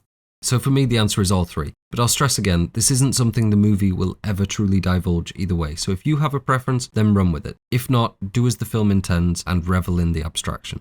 And before we leave the drowning ceremony, quick cut to Christian and the boys, each being disrespectful in their own right.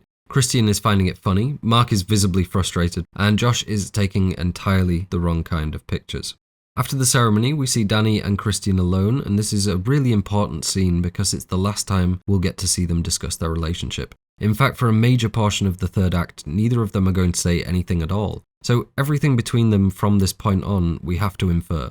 Before we look at that though, I want to discuss something I haven't mentioned yet, and that is Midsommar's status as a breakup movie. It's a horror film, but a lot of the horror comes directly from Danni's relationship. Her ending decision is the result of indoctrination and likely mental illness, but it's also very much a symbol of her rebellion against and emancipation from Christian. Even though it's on the way out right from the start of the movie, that moment at the end is the breakup, the final split of Danni and Christian. It just so happens to take the form of pagan sacrifice. And very simply, this is why a lot of people see the ending as a you go girl moment, because the enemy that's built for Danni, the closest thing the film has to a direct antagonist at this point, is Christian. This is the grand subversion that's happening to the audience. Now, let's be clear, by the end, Danni is probably not legally, but by some definitions, an accessory to murder. She's mentally destroyed, she's traded out one system of control for a much, much worse one, and Christian may have been a terrible person, but he most certainly didn't deserve his fate. I don't think the film necessarily wants you to side with Danni in that. It's very divisive in how an audience will respond to the ending, but it does at least provide a very compelling conflict there for you to decide between. You ultimately may not agree with Danny's decision, but you can't deny the film provides an argument for it, a pathos for Danny to reach that point. And this is really reminiscent of Quentin Tarantino's comments on Joker, that the entire film is a subversion of the audience to get them to want Joker to do the bad thing at the end, to want him to pull that trigger. We can see a very similar thing happening here. We're being subverted into siding with Danny, as we have been all the way through. And while Christian cheating with Maja certainly puts a nail in the coffin, this is the moment where we really see how little Danny means to Christian. In breakup terms, this conversation is the point of no return. And the desire to make a breakup movie was another major driving force behind the film. In Ari Aster's words, the goal was ultimately to make a big, operatic movie that feels the way breakups actually feel. Catastrophic, like the world is ending. He ties it to the notion of sacrifice we see at the core of the Hårga, and the sacrifices of self we make in order to keep unhealthy relationships alive. And as with both Hereditary and Beau is Afraid, this is informed by Ari Aster's personal trauma. In this case, that isn't the subject of any speculation. He was pretty open about writing this just following quite a traumatic breakup. And I think that's why, unlike Hereditary, there is real beauty here. In Hereditary, there is a darkness and ugliness to everything. It feels very much like grief, stale and quiet, and as if nothing will ever be better again. But Midsommar feels different. It has ugliness and brutality, but it contrasts the violence with beauty and a sense of majesty. To riff on how Ari Aster described it, I'd say it's about finding something positive while your life feels like it's ending. And if you think about it, that's a bit like breakups. We don't deal with the trauma in the same way as with death. We know the solution is to go out, re-immerse ourselves in the world, and ultimately find the joy in it once again. And to me, that's what it feels like Ari Aster is writing here, in his own way. This breakup is ugly, nasty, and takes enormous sacrifice, but it ends, and Danny is left with this moment of joy, freedom, and emancipation. Now, we know that's problematic as all hell given the events of the movie, but in terms of the wider relationship metaphor at work, I think there is some positive that can be pulled out of it. Danny isn't real, so what this ending moment really represents is the catharsis of finally being free from the poison in your life.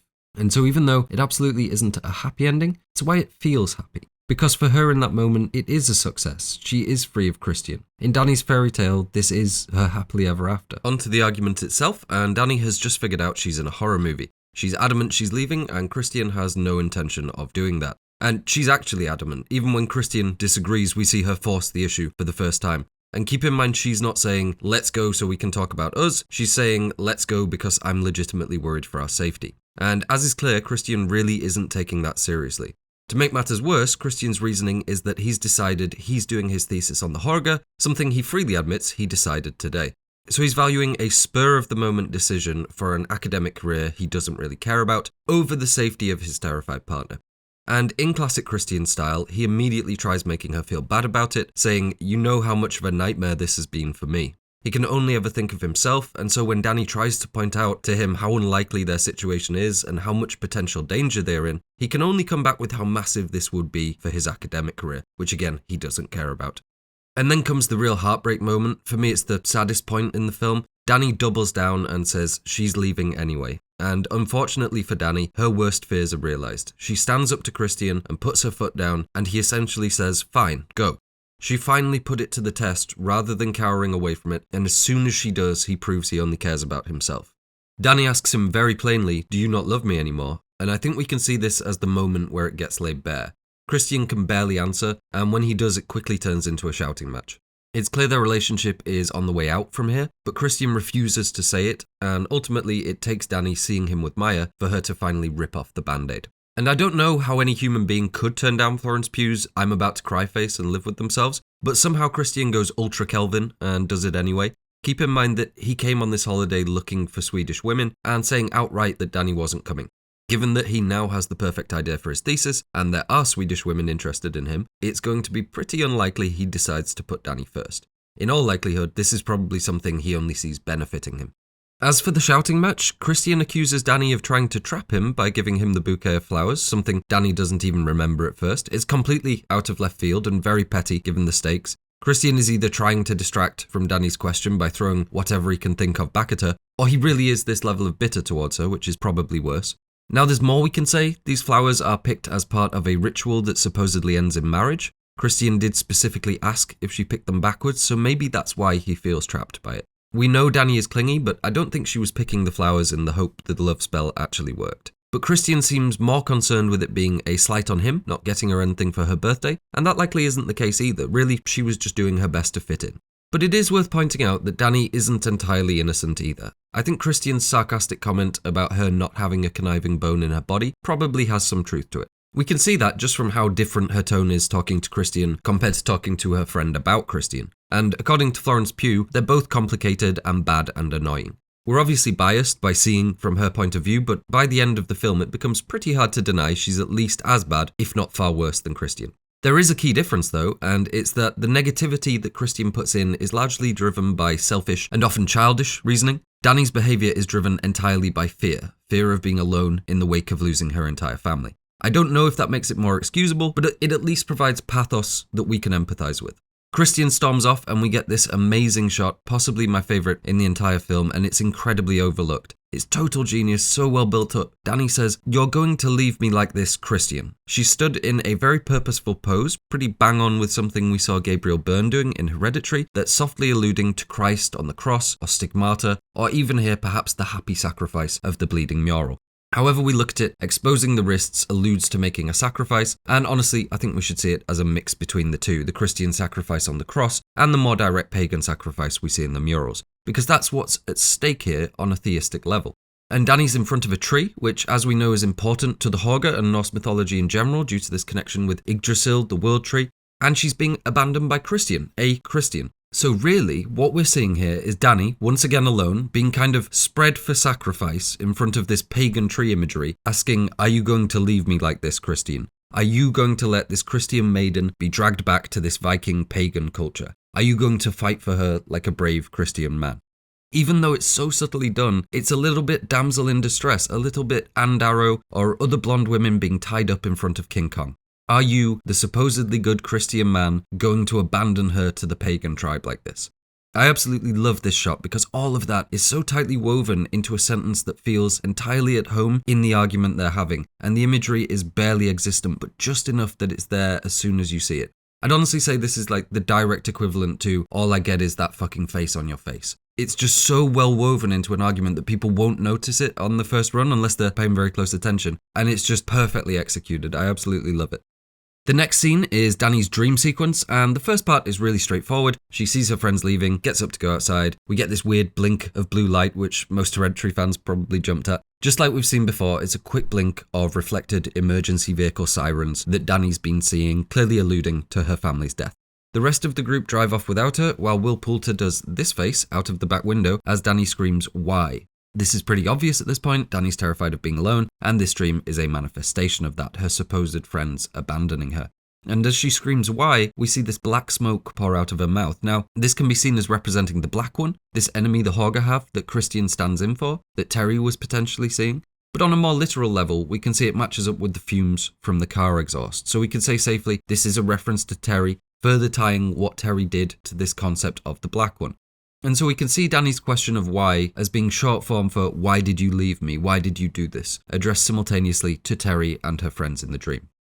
And then stage 2 of the dream kicks in and things get slightly more complicated. We get these overlapping shots of the Attestupan and Danni's family, ending in this shot, the centre of the whole movie, really where all the imagery comes together. The thing we've seen repeated everywhere, clearly tying what Terri did to the Attestupan. Perhaps as an act of Attestupan itself, some strange version of it Terri has bastardized from instinct. We even get these shots of the Attestupan damage happening in reverse, the body's coming back to normal, so we get the feeling of this being a cycle of it happening again and again, just like the Hårga believe. And clearly it's positioning what we just saw at the Attestupan as part of the same cycle as what happened to Danni's family. It's easy to miss, but we see Terri's eyes shoot open at the end, again symbolising a kind of awakening, very similar to what Danni is going through, and given this is from Danni's POV, she's looking right towards her. Now, to go back to the linking of Danni's family and the act of Attestupan, this does raise the question, did Danni's parents volunteer for what happened? Did they Attestupan themselves? Were they perhaps sick, like Terri was? Had they cultishly given way to her thinking? Because given the Attestupan is seemingly voluntary, this imagery right here would appear to allude to just that. And it's tempting to jump at that, but I think it could be a mistake to view this scene as a perfect mirror to what happened at the Ardor household. A real quick example of that is that in the Attestupan there is no Terri, no young person that goes along with the sacrifice. Danni's just sort of planted her in the scene because that's her trauma and she's mapping it onto this situation. And so if it's not a perfect mirror, then we can't just take it and definitively say this is evidence that they did it voluntarily. There is some evidence we have, potentially for and against. Let's get the obvious out of the way, the placement of the tubes under the door, as opposed to how Terri has it in her mouth. That would seem to suggest that this was something Terri did without telling them. It's not definitive, but this distinction is really what implies it was done secretively. On the other hand, we have Terri's vague statement that Mom and Dad are coming too. It's absolutely not definitive, but it's slightly more likely here that their coming suggests something consensual.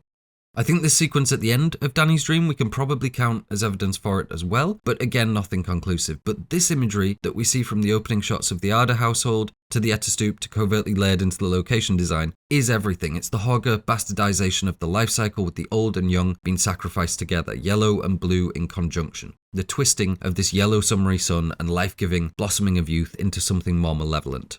I don't think it's evidential that they Attestup themselves, but I do think it's proof that Terri's act was somehow linked to the Attestup, some unconscious rendition of it. And more evidence for this comes from the date of Terri's email, which is either 1 or 2 days after the winter solstice. The Attestup and other sacrifices take place around Midsommar, which is the summer solstice, so I think there is definitely some further mirroring between the two there, and perhaps an influencing factor, something cosmic pulling Terri to commit these terrible acts. Now Terri makes mention of this blackness, and the smoke that kills her also shares imagery with the black one. We see that link made in this same dream. So maybe in Terri's twisted vision or instinct, not something she's aware of, Danny's parents are killed to enact this Attestup adjacent ritual, and in doing it to herself she's purging the black one, this evil entity that's consuming her, filling her up like the smoke, just like the Hårga purge Christian to represent the same thing. Again, this isn't anything conscious that Terri is doing, it isn't anything the Hårga have put into motion, it's just cycles repeating over generations, and perhaps something within Terri telling her this was what she needed to do. So what does that mean for the Ardors? Well, ultimately you don't get to know. Danni is never going to say outright what happened, nor will anyone else. It's very possible Danni never gets to know either. She's left wondering just like we are. So unfortunately it's going to come down to your headcanon, what you believe happened. For me though, I think the linking imagery is difficult to ignore, and I think Danny's parents choosing it does fit with the themes and meaning of the film in a way that the Hårga assassinating them just wouldn't. This is about people being led to do crazy things out of belief, of cults and cult thinking, so at the very least I'll say it's a theory that only adds to what we're getting on screen. But for me there isn't enough evidence either way, so I'd err on the side of Terri acting alone. But before we move on, I just want to draw your attention to this Q&A with Ari Aster, where the interviewer begins with, "The deaths of Danny's parents remain unexplained." And Ari Aster does not correct him, but he has said that Pelle had nothing to do with it, as we know, so he is happy to issue corrections on the subject. And I think what's being left unsaid here is really what I'm getting at now, that Terri very likely did what she did as some kind of subconscious reenactment of an Attestup or other violent sacrifice from her ancestral past, and we're seeing cycles repeating in ways that will somehow inevitably manifest themselves. It doesn't answer if Danny's parents were willing participants. In fact, it acknowledges that this is left unexplained, but in doing so, it at least lets us know that this mystery is present. And the next day begins with Josh waking up early to Maja sliding her carving under Christian's bed, something he immediately shows to Pelle, who identifies it as a love rune. If Josh is concerned for Christian, he does absolutely nothing about it, and he's likely far more concerned with securing information and hiding it from Christian than sharing anything with him. But I think it speaks to Josh's character that he doesn't really care about Danni either. No one even acknowledges her existence during the discussion of Maja having designs on Christian. We've seen her approach Josh for sleeping pills, she's clearly not doing well, and as much as Josh isn't honest with Christian here, he's still seemingly happy keeping his infidelity secret from Danni, while not being at all concerned with how she's doing. Pelle tells Josh that the elders have agreed to his thesis research, and I think we could see this as both sides playing each other. Josh absolutely isn't going to hide names and locations if it prevents his peer review, and the elders have no intention of letting Josh or Christian survive. In the background of this scene, we see some Hårga doing mock sacrifice of a wooden horse or goat, and then burying it in several different locations. This is a mock offering to the earth, much like what we'll see Danni burying at the end. The Hårga are big on burying or giving back parts of their bounty to nature in the hopes for an even more plentiful harvest next year. It's why we see them burning the meat too. They take, they give back, because everything is part of the grand cycle to them. Now the reason I say goat or horse is because in the script it's a wooden goat. I think it looks more like a goat given it has these horn-like things at the front. In all likelihood it's a goat. But I'd be remiss if I didn't mention the existence of Dala horses, essentially a bit of Swedish national imagery, a motif stemming from early pagan rites. Wooden horses were found in Viking graves, for example. It's a common tourist spy, a little wooden Dala horse, so naturally it's linked to notions of national pride and has been used at times for political means. So it's got this link between pagan rites, witch trials in more recent centuries, and then applications in contemporary and often conservative politics, which is a pretty specific space that the film also exists in. So in all likelihood, it is a goat, but outside chance they're tying in that imagery of the Dala horse. Pelle informs Christian of Maja's apparent infatuation with him, also her age, which is 16 in the script, but actually could be only 15 still, given that all Pelle says is she got her pants licensed last year. And Christian doesn't seem to bat an eye at this, nor does he protest that he's in a relationship with Danni. I think we could say unequivocally that Christian is down for it so long as he can get away with it, and ultimately he'll do it even when he can't get away with it. We don't get to hear his full thoughts though, as the conversation is interrupted by Ulf losing his shit at Mark for urinating on the ancestral tree. As we know, Ulf is angry to the point of being murderous over this, which is fair. As he sees it, it's quite literally his ancestors. But it's interesting that Ulf is so angry at Mark's disgusting dick, as he puts it, something that could also betray his possible unhappiness towards Mark and Inga fraternizing. As Ulf wails in the background, Christian is finding this truly hilarious, and I think that speaks to him not being in any way indoctrinated by the Hårga. At this point, Danni is mimicking them frequently, but Christian is routinely showed to feel the exact opposite. He can't feel as part of a collective because he only thinks about himself. Inga comes over to play peacemaker, and given that she's been very softly flirting with Mark, we're primed to see this as a furthering of their relationship. She's come in to defend him, and ultimately she's the one who says everything is going to be okay. But if you watch her closely, she's clearly annoyed by Christian laughing, and I think maybe the bigger takeaway should be that perhaps she's the person who can smooth it over with Father Ulf, as she calls him. Really, it's not evidence of a deeper relationship with Mark, but at least some kind of close bond with Ulf. And all the Hårga are close, but Pelle isn't outright saying it will be okay and he'll talk to Ulf, so we can presume Inga knows Ulf at least better than Pelle does. Mark whips out the red vape, which he pretty much does every time he sees Inga. We can also see Inga is wearing red clothes. We know that reds are linked to fertility and procreation, so the film and the Hårga are, or likely were, setting them up for some breeding. We see Danni and Christian make up, despite resolving nothing. Danni apologizes to Christian, who does not apologize back. And we're most definitely not supposed to feel good about this. This isn't them deciding to do better. It's the elasticity of their toxic relationship swinging back the other way. His response of, "Are you feeling better?" is essentially him saying this was all a product of her not feeling good, which is another way of saying the argument was her fault. This scene cuts with a highly underrated transition, mainly because I think it's too subtle for its own good. We essentially get 2 shots of the sun in the sky with ominous music and a hard cut between, which is easy to let slip by you because other than the audio cues, there's very little change on screen. But from those audio cues, we can understand it's a twist on the old horror movie cliche of seeing a bright sun in the sky and then hard cutting to a full moon. You may have also seen it where it cuts from a cool morning sun into the bright overhead midday sun. It's just a pretty common filmmaking tool in general to show this passage of time by hard cutting between celestial objects, essentially. And here we get that cut, but because of Sweden's position on the globe, because of this midnight sun, you just can't tell the difference. The sounds we're hearing, the quick switch, our familiarity with media, all tell us there's a jump occurring here. But we can't tell by how long, when we started, when we are now, and it's designed to do that, designed to be confusing. It's having fun with this dreamlike, hallucinatory Oz it's building, where the days melt into one another, getting us into those altered Hårga mind states so we're more susceptible, more vulnerable, and more accepting of the new reality.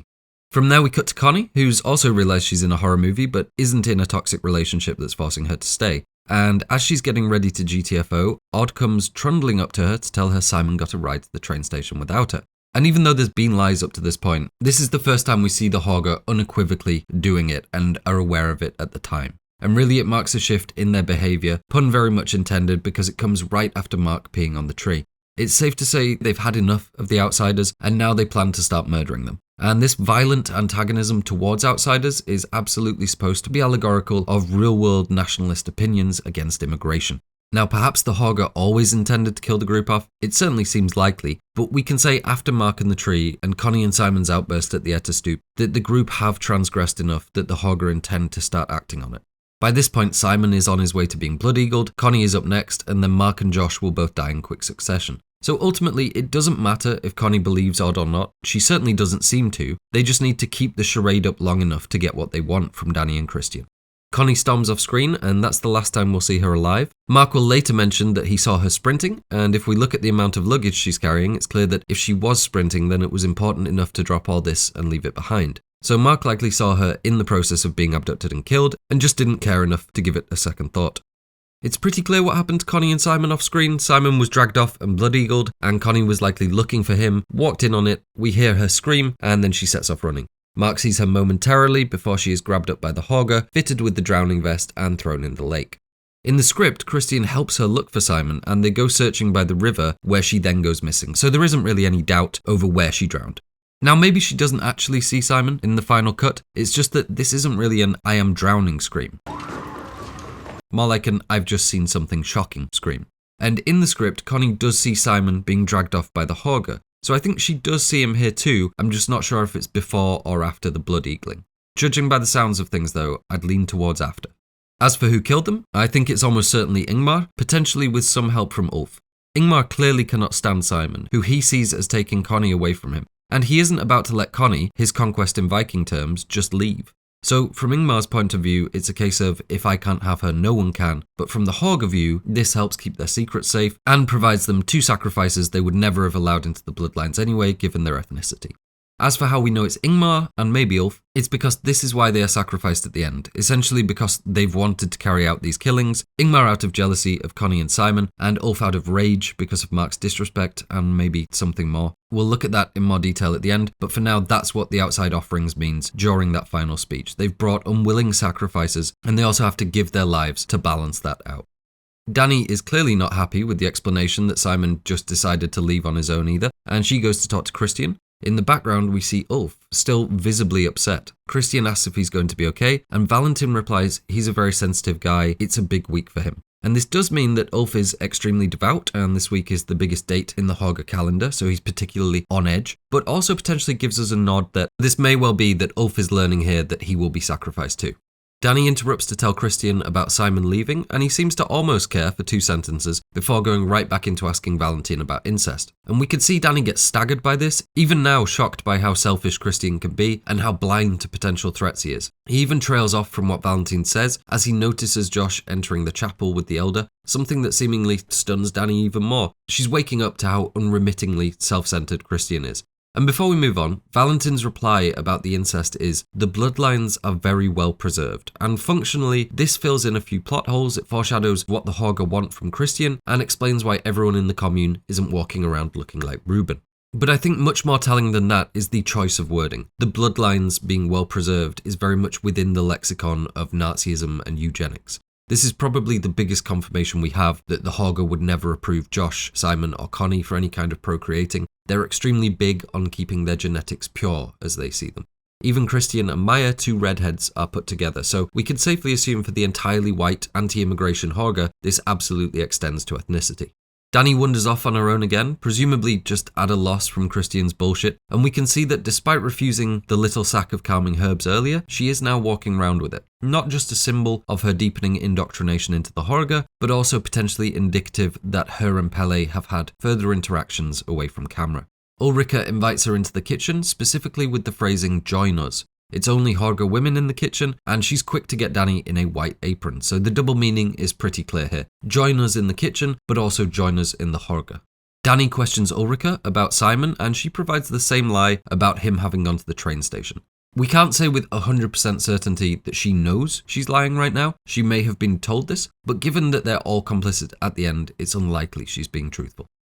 I know I've already waxed lyrical about the set design, but I can't leave out the rolling pins. I mean, the design of the kitchen alone is phenomenal, but these rolling pins have become a bit of a darling to the fans, emblazoned as they are with a pattern built from the Hårga Affekt language. You can see it a bit clearer here in this image of the print's design.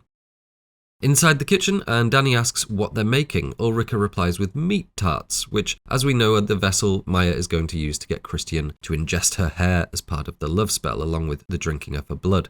And maybe you were thinking, at least this part wasn't based on anything real, but no, sadly the world isn't that kind. This absolutely was something young Swedish maidens would do, baking their hair into a pie and feeding it to the man they desired as part of a love spell. That information comes from Ebbe Schön, an expert on Swedish folklore that advised on the film. It's not specifically a Midsommar thing, nor do we really know how widespread it was, but according to the advisor of the film, it is accurate. And as for the blood in the drink, this is absolutely something that occurred too, also as part of a love spell. This was probably slightly more frequent than the harem pies, but it's still unclear as to exactly how widespread these practices were.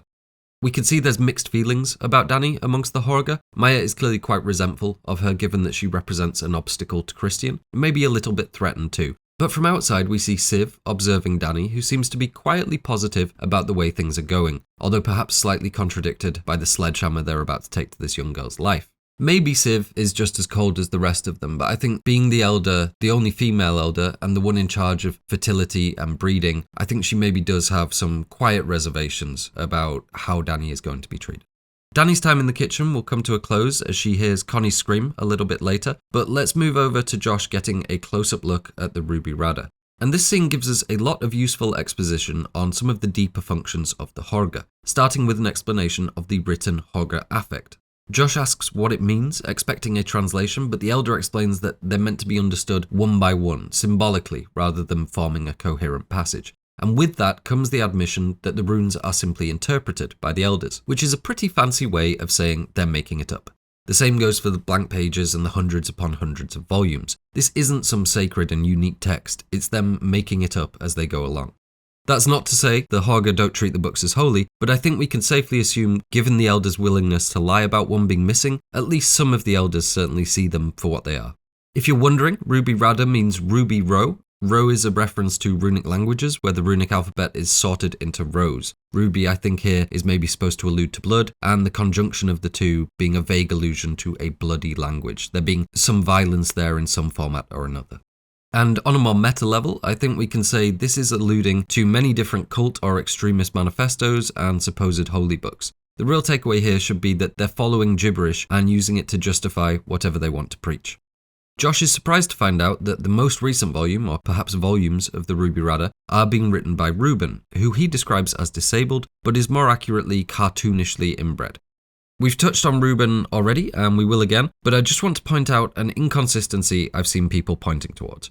Ruben is profoundly inbred. Inbreeding like this takes determined effort and in most senses defies realism. It would require a lot of generations, so much so that we might expect to see a kind of separate lineage knocking around the commune. Granted, Ruben's parents could have already died, but the impression we get here is that Rubens are purposefully created through these singular acts of incest. And again, for something this profound, it takes generations and then some. So the only semi-realistic possibility that I can even think of, and I'm sorry in advance for even putting this in your head, is that the only way to guarantee another Ruben, without having a whole lineage of Rubens running around, would be to have Ruben do the procreating with a normal Hårga later in his life. And later, we'll see Ruben being shown a violent killing, and then also the sex ceremony with Christian and Maja. Now, I presume this is so he's witness to the entire cycle of life and death, and they're thinking this will somehow channel or enrich his prophecies. But he could actually be being forced to bear witness to the Christian and Maja thing as a sort of training for when it comes time to guarantee another Ruben gets born. I wish that was the most disturbing incest theory out of the way, but sadly, there is still a doozy left to go. What?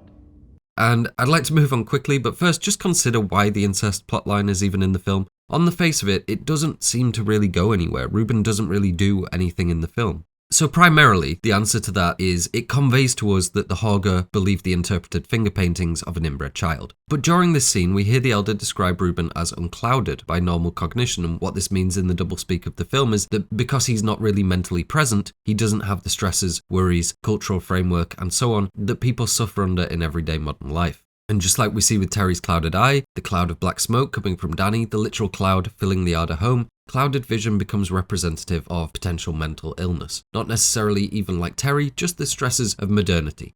By the Hårga elders' definition, they're clouded too, although likely not in the same way Danni and Terri are, likely not as much as the prescribed and cramped version of American life we get. Now, the Hårga believe to be unclouded is to be more spiritually free, closer to the heavens, and that's why we'll see Ruben in this literal cloud seat at the end. But we must realise that the reality of Ruben is terrible and downright cruel. The Hårga like to make it seem profound, but their prophets are a horrendous experiment that are repeatedly bred to only deceive those loyal to the Hårga.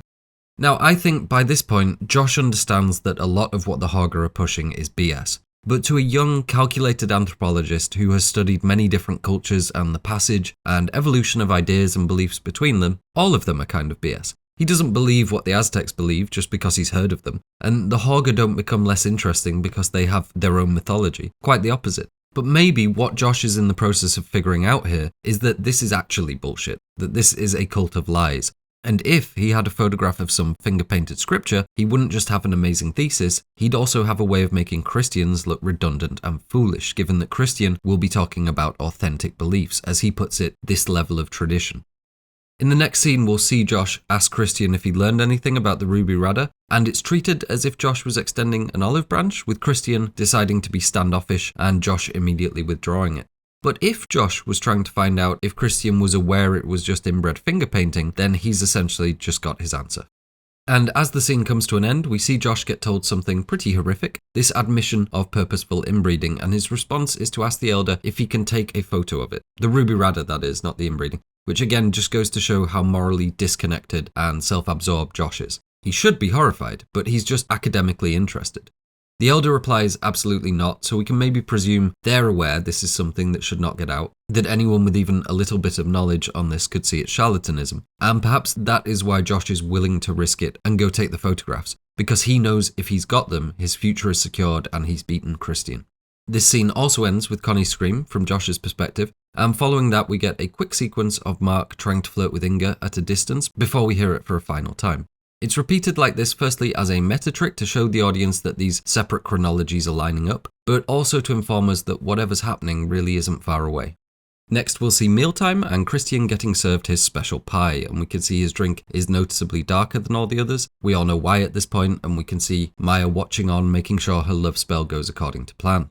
This scene marks a bit of a shift in tone. Things have become a bit more openly hostile, not just between Danni and Christian, but also Christian and Josh and Mark and Ulf. And there's a languid, dreamlike stasis to everything. Everyone's kind of slow, kind of grumpy. A bit of a Lotus Eaters, Circe's Island type vibe, where the unending sun and hallucinogens and lack of enjoyable food have begun to take their toll. The conversation begins with the absence of Mark and Connie, something the Hårga are quick to reassure the group on. Danni is seemingly the only one not buying it, or maybe more accurately, the only one that cares at all. Christian is verbally unfazed, and after Danni is once again shocked by how uncaring he can be, she says, "I could see you possibly doing that." And maybe she's just thinking out loud, maybe she's purposefully rebelling against him more publicly.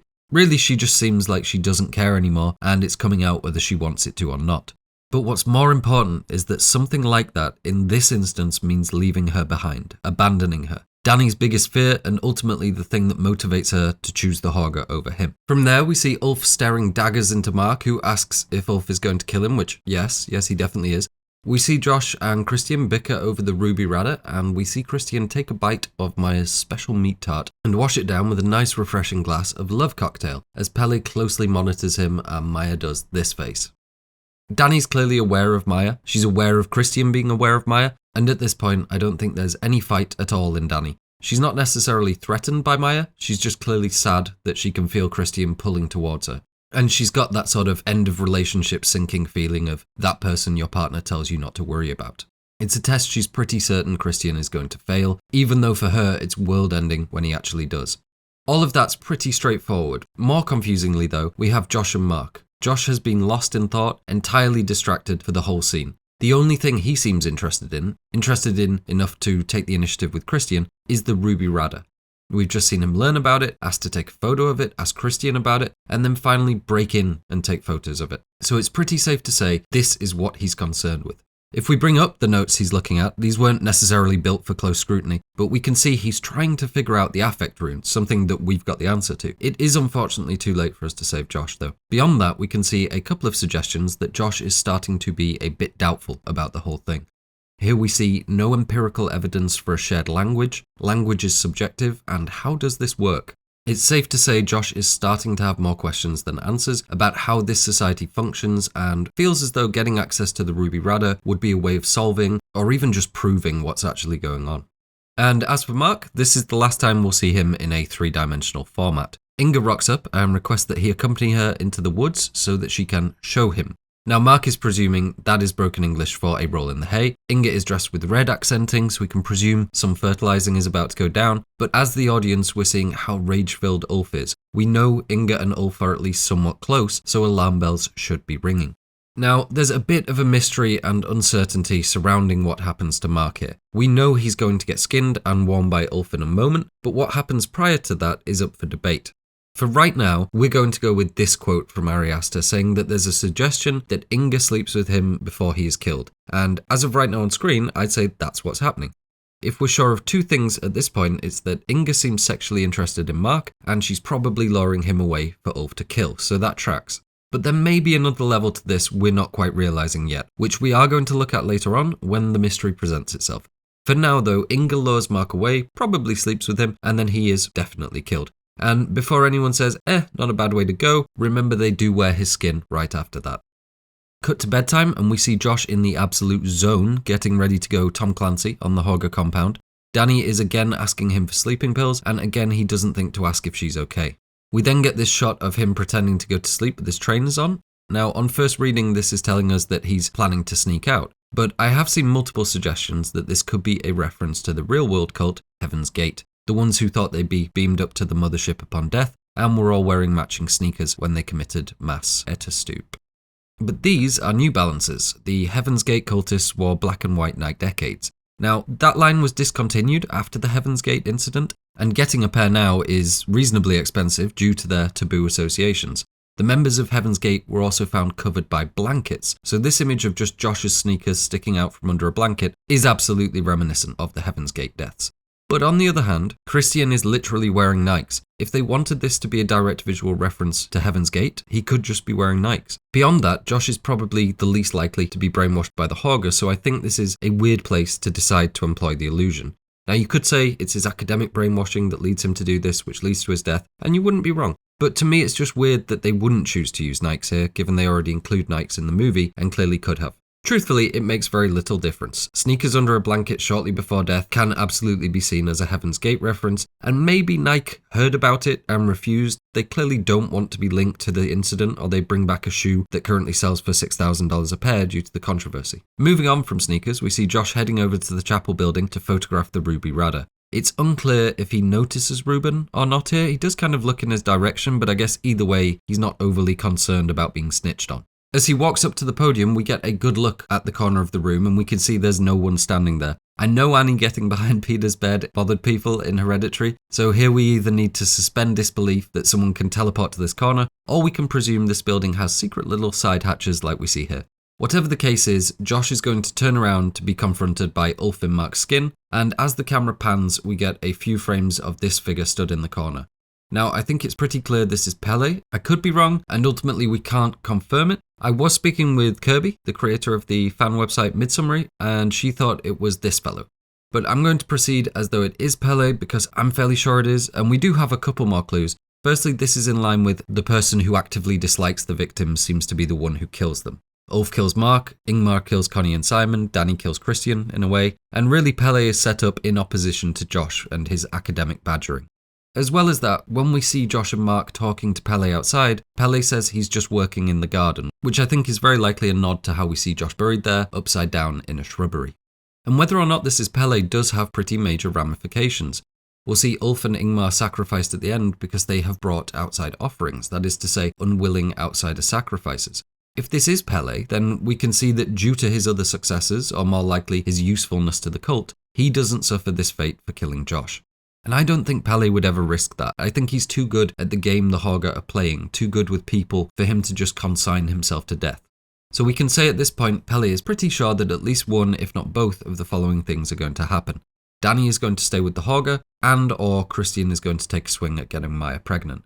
Those are the things that Pelle is rewarded for at the end, and otherwise I just don't see him taking the risk.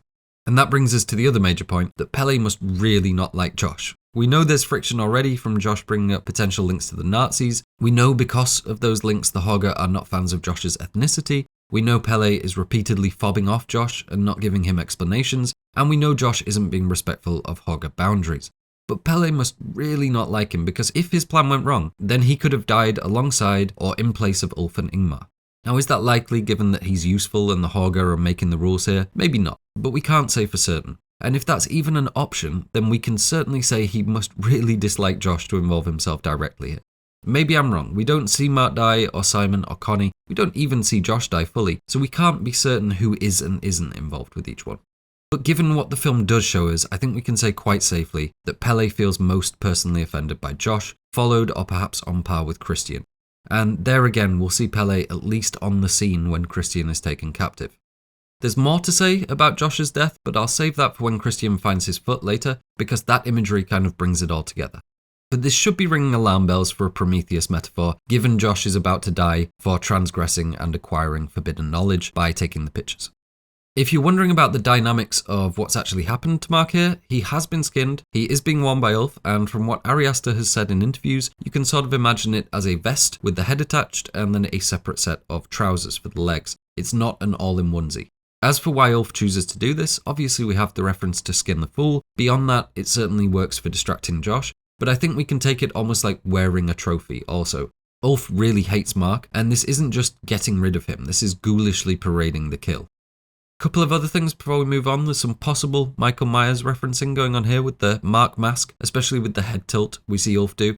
Also potentially a bit of Texas Chainsaw Massacre referencing going on with Josh being hammered from behind and dragged away in quite a similar manner to Kirk from TCM. I've also seen quite a few people asking who's making this groaning sound we hear. Some people think it might be Ruben, some people think Ulf, but it is definitely Josh making this involuntary sound following the mallet to the head. We can see his lips moving slightly, and it describes him making this sound in the original script.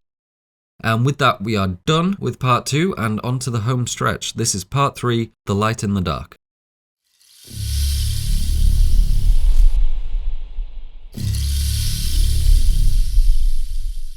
So let's take a break from regular proceedings and discuss villains and victims. We know this film is deliberately divisive. We know it's working to subvert the audience into siding with Danni, brainwashing them into siding with the Hårga just as she does. But we also know that the truth of the ending is only momentary emancipation at the hands of a much worse indoctrination under the Hårga. So this begs the question, who is the villain here? Is it the Hårga? They're certainly the ones killing people, but they also represent Danni's means of escape, and by many metrics they are a loving and close community. Is it Christian? Perhaps he's positioned as the primary antagonist, he's most definitely a dickhead, but is he a villain? Cheating on your partner is a heinous thing to do, but it's not exactly murder cult levels of villainy. And Danni couldn't be more of a victim really. Everything we feel is pretty much from her point of view, we're literally conditioned to feel alongside her. But she also does indicate that Christian should be killed. Seemingly, she will be living as a Hårga after this, meaning she's at least tacitly complicit in the deaths of her friends. That is actually pretty villainous. She's also not perfect in the relationship either, but I think we can forgive her for that. So we can say that Danni is a victim and a villain, and we can certainly say that about Christian. He may not be killing people, but he is a bad guy, and given what ultimately happens to him, he's most definitely a victim. Josh, same thing, victim of academic brainwashing and murder, villain for his disrespect of the cultural boundaries and for putting his academic career before his friends and before his principles. Mark, absolute dickhead, again, that thinks watching people commit Attestupan would have been sweet, probably didn't deserve to get skinned.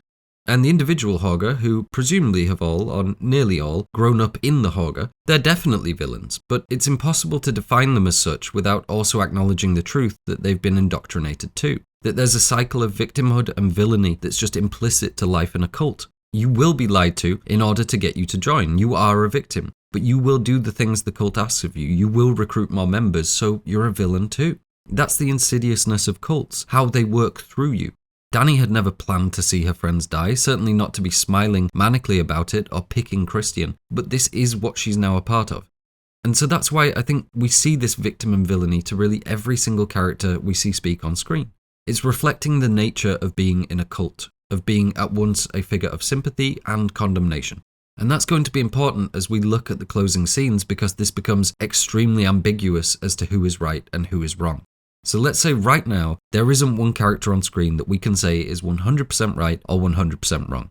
The film absolutely leaves that decision up to you from here on out. Whether you side with Danni or you side with presumably what Christian is screaming through his eyes at her, whether you think the Hårga are pure evil or the perfect cure to Danni's mistreatment, there really isn't a wrong answer. Again, I prefer to revel in the abstraction between those readings. But what we can say with certainty is that the film shows the ending shot of Danni to us as a moment of joy, of mad spiritual bliss from her point of view. There's no ambiguity to how she's feeling having just watched her partner die. So I think from here on out, anything we discuss shouldn't be seen as 100% condemnation and certainly not 100% innocence from anyone on screen. Let's jump back to chronology, and with the Hårga plan now in full effect, time is of the essence. Danni and Christian wake to find Josh missing and Mark still absent. Danni is clearly concerned, and Christian is again uncaring, especially about Josh. Breakfast begins with a Hårga elder making the announcement that the 19th book of Ruby Rada was stolen, and I've seen a lot of confusion about this online, so no, there wasn't a book stolen. The Hårga are just simply lying here because it provides them a good cover story as to why Josh, and potentially Mark, may have absconded. It also puts Danni and Christian on the back foot of being softly accused of something, so they aren't thinking of accusing the Hårga of anything. It's a lie, a manipulation, a performance that gets them the momentary compliance they require. So I can see why it would be confusing. We don't outright see what happens, and it's not necessarily overt that Danni and Christian are being lied to, but that is what's happening. Another question I've seen asked is, why is this the 19th book, and does that mean Ruben had written 19 books? And the answer is no, not necessarily. This could just be 19 out of the hundreds of volumes there, and again, we never see Josh take a book. We never even see him select a book, so all we can really say is that the Hårga just picked one, perhaps the one we see Josh taking pictures of, or just one at random. Following breakfast, we go right into the Hårga asking Danni and Christian about it directly. They both deny any knowledge, but Christian goes a step further by defending Mark and pointing to Josh as the prime suspect before renouncing him as a friend, and more importantly for Christian, a collaborator.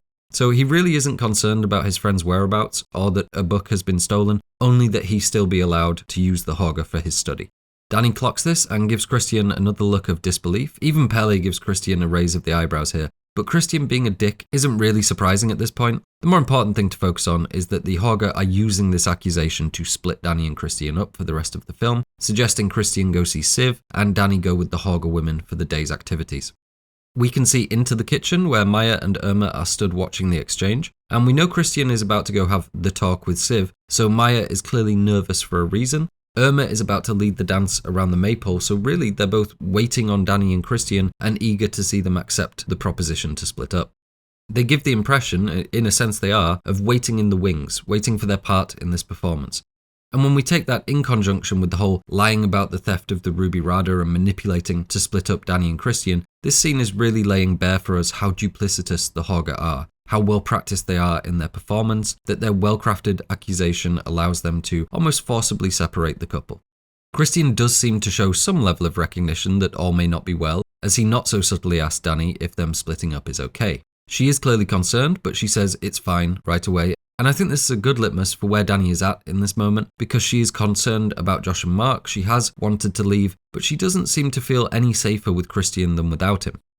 As Christian walks away, the camera follows him, and Danni and the Hårga remain still in the foreground, as visual foreshadowing for her coming decision of staying there with them, especially given he's walking towards the thing that will cause it. Moving on from there, and let's follow Christian first so we can do all the May Queen stuff at once. Now, Siv's house is immediately striking because it has a very unique aesthetic. It's very different from the rest of the Hårga design we see, which is quite brightly coloured and more chaotic. This set is actually based on this design from the 1955 Danish film Ardor, just adapted into a more Hårgan visual language. And we see the same thing we see with the other murals in that the designs seem to be prophetic, in a way predicting of things to come, as we know Ariasta likes to do. And as I've said, there is this sense of fairytale serendipity to everything, of this being Danny's story, so everything kind of does happen at the right place at the right time. And from this answer Ariasta gave in an interview, we know that that's a part of it, that there's a sense of inevitability to everything. But he also says that these are symbols and practices that the Hårga have lived with and understood their entire lives. So when we zoom in on a bear on fire, yes, that's foreshadowing Christian being burned up in a bear suit, and that might feel like the Hårga are in some way predicting this. But really it's only in the sense that they have a ritual where a bear man effigy is set on fire, and they have artwork reflecting that ritual. Earlier I said we'd come back to why Christian is represented as a bear, and this seems like a good time given the film is clearly drawing the two together here. We already covered the links with bears in Scandinavian folklore, of the very specific links we see referenced in these paintings, and Bear's relationship with the Prince Charming character that possibly represents hidden dangers. But what we haven't discussed yet is that both Christian and the bear are going to represent the worst affects of the Hårga. So let's start there. Christian represents a bunch of negative characteristics: control, duplicity, laziness. We'd be here all day. And truthfully, this sentence, the worst affects, has been bandied about a lot. It's in the film, it's quoted in articles, it shows up in discussions, and we've just had to work under the assumption that it meant the things the Hårga dislike. And it does, but we haven't been able to really identify what they were. It's just been kind of vague. Until now, that is, because now we have the key to the Hårga affect. We can understand it a lot more literally. As we've discussed, the Hårga grade the affects from positive to negative, and so they do quite literally have a set of worst affects. I don't think this is so much an abstract concept as it is a literal application. So the 4 prohibited or worst affects are as follows: betrayal, conflict or anger and war, taboo or warning, and finally crisis or death. And you don't have to try very hard to find all of these in Christian. He absolutely betrays Danni, he betrays Josh too. He's certainly a source of conflict and anger in Danni's life and in Josh's. Taboo or warning is perhaps the most up for interpretation, but given that Danni should be warned he's about to do a very taboo thing, he almost certainly qualifies. And finally, crisis, he's pretty clearly putting Danni in crisis, but also perhaps worse, Christian is in crisis as to what he wants. It's what leads him to treat Danni poorly, to have roving eyes for Maja, and even in his appropriation of Josh's thesis idea. It's a dangerous mind that doesn't know what it wants. And so Christian quite literally does represent the worst affects of the Hårga. He's a perfect candidate for the sacrifice. There is also another quality the Hårga don't like, which is the concept of a Christian. And really this is why he carries the name. He's the opposition to the pagan Hårga, the one they have represent their worst enemy. So naturally, he is a Christian. Now really, it's not solely Christian representing these worst affects. He is homogeneously linked with the bear. I'm not saying bears are going to cheat on you and try and abandon you during your grief. Bears wouldn't do that to you. But to the Hårga, they do represent these negative affects. And that brings me back to the other part, that they are traditionally a symbol of masculine power. Traditionally, that goes hand in hand with connotations of virility. They're a big, strong, dangerous animal, and they've also been closely tied to myths of shapeshifting, of great warriors, and so on in Scandinavian mythology. Viking berserkers, for example, chewing on hallucinogenic mushrooms and trying to evoke their wolf or bear spirit, kind of like what we see in the Northmen. And so bears are quite closely tied to notions of warrior masculinity and violence and shapeshifting. And again, we see Christian and the bear woven together. He is the symbol of overt and perhaps even dangerous masculinity that the Hårga absolutely want to make use of, but have no room for in their society. We see the bear chasing the ox in the opening mural, and we can read this as the masculine and feminine sides of nature. Christian and Maja kind of locked in a breeding dance or ritual. But as we know, the Hårga are all about harmony, the hermaphroditic balance of nature.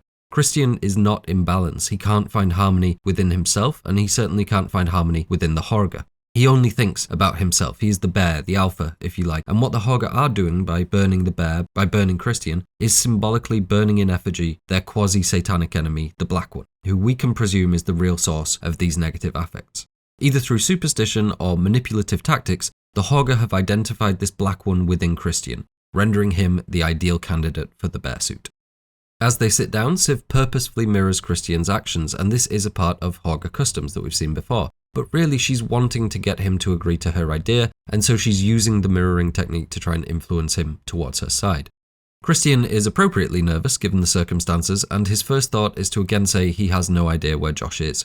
The Hårga Ruby Radar accusation is still working. He's still on the back foot, and Siv uses that to catch him off guard once more by going straight into how do you feel about Maja. Christian is confused, although this may be largely performative given he already knows Maja has eyes for him. He also says he hasn't even spoken to her, which is kind of true, but not really. Siv mentions that Maja and Christian are a perfect astrological match, and we won't see much else done with this. It's just another nuance of Hårga belief, but in the script we do find out that Pelle and Danni are also a perfect match, so we can see it as an effort to divide Christian and Danni to more cosmically appropriate partners. Siv explains that Maja had seen Christian prior to his arrival because Pelle had sent her a photo, confirming what we already knew, that the Hårga were well acquainted with the group before their arrival. Now Christian lets that sink in, thinks about it for quite a while, and then finally says, "I'm here with someone." It takes him a terrifyingly long time to say, "I'm not going to cheat on my partner," and even then he doesn't really say it. He more says he can't because he's there with Danni. "I'm here with someone" is not "I'm in love with someone. And that's a problem the Hårga are quick to solve by escorting her away to a field somewhere. That he's even thinking about it isn't great, but that he doesn't even really say no, and that his first issue was that him and Maja hadn't really spoken enough, not that he's dating Danni, should tell us where Christian's head is at with this whole thing. Siv tries to quell Christian's concerns with "Danni will not know." It's very blunt. This is really the only time the Hårga will admit to one of the characters that they are willing to be duplicitous. Really doubly duplicitous, because Danni does find out. But this isn't something they'd show to Danni, or even Josh. Siv is just comfortable doing it because she knows Christian is a liar too. That he'll be happily complicit. And she's right, his issue is clearly with Danni knowing, not with betraying her trust. She also knows that Christian will be dead soon, so I don't think she's particularly concerned. Let's say if Pelle is good with people, Siv is incredible with them. She understands exactly where and how to push Christian to get what she wants out of him. And Siv then says, I'm not proposing marriage, you wouldn't be approved for that, which Christian should probably be concerned about, because what she's actually saying is you would never be accepted into our community because we think you're pure evil. She clarifies the offer, saying it's a one-night deal to mate with Maja. Again, Christian's response is not, I'm in love with Danni and that girl is in her mid-teens, so absolutely not. He just says, I think I ate one of her pubic hairs. And Siv doesn't even blink, saying this sounds probably right. Sensing she hasn't quite won him over yet, she follows up with, from an academic perspective, it would also provide a unique glimpse into our sexual rights. She's tempting him with having something unique that Josh doesn't have, just like Josh was tempted by the Ruby Rada. So you could say Christian's also part of this metaphor of desiring forbidden knowledge, in that Josh gains academic knowledge and is killed for it. We could make an argument that the same thing happens to Christian, just with carnal knowledge. He partakes in the forbidden fruit of the garden, a metaphor we'll see played with later. Again, Christian gives this a good old mulling over before trying to negotiate with Siv and ask for the unique glimpse without participating. In true Christian style, he's gone from being concerned and ill at ease to openly trying to twist the situation into what's best for him, with Danni registering as a minor concern at best. And implicit in what he's saying here is that the unique glimpse, if you will, what this gets him, is more important than being true to Danni. He's trying to have both, but this is clearly structured in a way where one is more important than the other. And that's all while pretending he hasn't been attracted to Maja anyway. And like we've seen several times already, the conversation cuts off. We don't get the catharsis of Christian's answer. Every time one of these moments seems like it may be too much, it disappears and we don't get that catharsis. And in a way that's mimicking what's happening between Danni and Christian. They've had many chances to break up, many reasons you could say, but they never take the out. Here, Christian is propositioned to do something that would end their relationship, and we don't get to hear what he says. Interestingly, in the original script, the scene goes on for a little bit longer, and we hear him ultimately declining Siv's offer and saying it's something he doesn't think he can do. But that is not in the final cut of the film, where it is left open. And ultimately, Christian does go through with it, although his level of consent is debatable, to say the least. And so it's kind of up to you what Christian says here, and why that bit may not have been included. For me, though, I think that change was made to keep the audience from any catharsis or relief, to keep them guessing all the way up until the end, and ultimately to prevent Christian from achieving any kind of redemption. Because really, from a tension point of view, it's better if we don't know where Christian's head is at. So let's skip back to Danni now, who was on her way to join the women for the Maypole-related festivities. And let's start with the Maypole, because there isn't too much to say here really. Obviously, a part of May Day and Midsummer celebrations, beginning as a pagan ritual and continuing on into Christianization. All very well-trodden ground. But something I want to specifically cover is that the Maypole is broadly recognised as a fertility symbol, and without wanting to be too crass, that's because it's a big old pole, it's inherently phallic, and it's rolled out in springtime because of this connotation, because spring festivals are generally fertility festivals. Naturally, the Earth's fertility was a big deal for early agrarian societies, and again, we see that closely tied with the sun for obvious reasons. In terms of subtextual understanding, the maypole being stuck in the ground is a symbolic representation of the fertilizing of Mother Earth's womb. But that's not all that's happening with the maypole. It's also covered in flowers, as maypoles often are, and this is, as we know, a symbol of Mother Earth's blooming fertility. So while people often will describe it as being simply phallic, it's actually a hermaphroditic symbol representing both sides, which is extremely fitting for the Hårga, who see nature as this hermaphroditic balance between masculine and feminine. On to the ceremony, and we see Karen leading Danni to the hallucination station. We don't know exactly what's in this, but given the effects are similar, and it's also referred to as tea, it's likely that this is mushroom tea again. And it's worth noting that all the people we see take a glass get it from the same jug, and in roughly the same amount. This isn't a situation where Danni is being spiked, or the other girls are given a stronger dose to ensure Danni's success. Everyone is drinking the tea. Karen tells Danni to make eye contact with the witchy serving lady, and I think we're supposed to understand this as some predictor of who will win May Queen, but it may just be another aspect of the Hårga mirroring, of openness and a kind of bonding. Whatever the case, all the other girls do it too, so we can presume this isn't some specific test for Danni. We then see Danni and Karen engage in some more physical mirroring as they drink the tea and do the in-out breath. This is the first time Danni's really done it fully, and it is pretty obvious that it's what she's supposed to do, but still she preempts Karen in asking if she should do it. So, however you want to look at it, it's evident that Danni is quickly picking up the Hårga customs. And immediately after taking the tea and demonstrating knowledge of Hårga customs, what does Danni get? A big hug from Karen. She's held. Exactly what she isn't getting from Christian. This is a micro-representation of what the Hårga are doing to her. They dose her, indoctrinate her, and love bomb her, and that's their method of assimilation, as well as getting rid of any problematic side characters they don't want around. From there, we see Danni begin to come up on the tea. Again, we see Danni visualizing herself becoming a part of nature. We've covered this pretty extensively. It's Princess Tufstar, it's symbolic of Hårgan indoctrination and this idea of natural awakening, and it's in line with how these Volkish groups use nature to indoctrinate and influence. But it's worth noting that from here, this is really going to step up. Obviously, the tea is a lot to do with this, but it's crucial to understand that as she accelerates into the position of May Queen, as her Hårga indoctrination is becoming complete, all of this imagery tying Danni to some kind of natural awakening, that's going to accelerate too. And right on cue, as Danni is about to start freaking out, Irma begins to exposit the origin mythos of the Hårga. Now there's a lot to unpack here, so let's start with what Irma says in full. It was here long ago that the Black One lured the youth of the Hårga to the grass and seduced them into dance. Once they began, they could not stop, and they danced themselves to death. Now, in life-holding defiance of the Black One, we dance until we fall, and she who survives last will be crowned for her stamina. So, a couple of immediate takeaways. Irma mentions this having affected the use of the village, but only women are here dancing, and the winner will be crowned the May Queen. And this is an example of the Hårga twisting myth to suit their needs. But I think what's actually happening here is by making it just women, we're inherently positioning the Black One as male, just like the bear, just like Christian. Secondly, in the script, it isn't just a dance until we fall scenario. Once everyone was nice and dizzy, the remaining competitors would then have to race over hurdle-like fences to a finish line. And again, that's a real part of the tradition, not everywhere, not all the time, but hurdle races have been used to select May Queens. Not so much with the dancing until you fall though, that may be a very niche thing somewhere, and there are a lot of variations on the theme, but from my understanding this is brought into a line with the real-world myth of the Hårga dancing. And yes, this is a real myth from the real town of Hårga.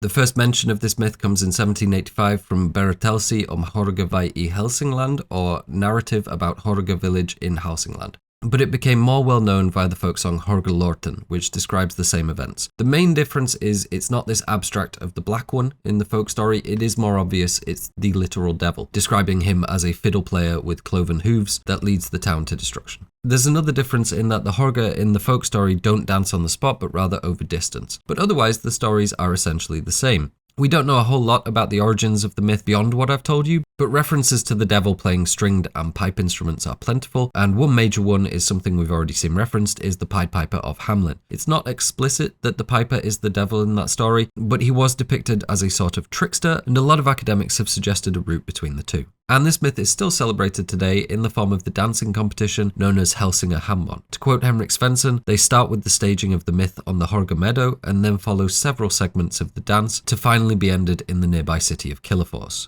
Given that the most well-known aspect of this myth is the song, I thought it would be a good idea to get a version we could actually listen to so you can hear the whole story. I'll put English translations up on screen and I'll try not to let it come in too loud just in case you've fallen asleep, but this is your warning to adjust volume. So without further ado, here are the immensely talented Felicia Hallen and the Skaldic Bard performing Hårgalorten.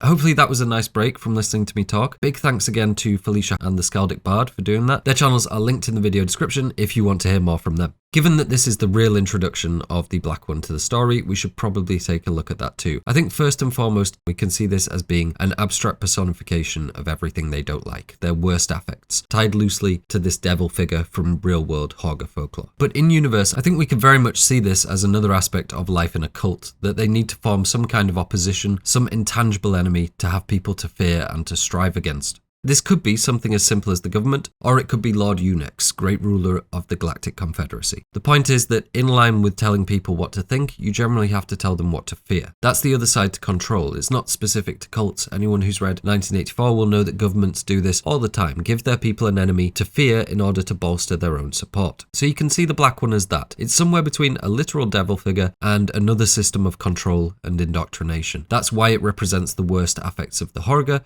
so when Hårga display those traits, they can be reprimanded. They can point to the Black One and say, don't do that because we are against that. Perhaps for Hårga children, you have to do X thing or the Black One will come and get you.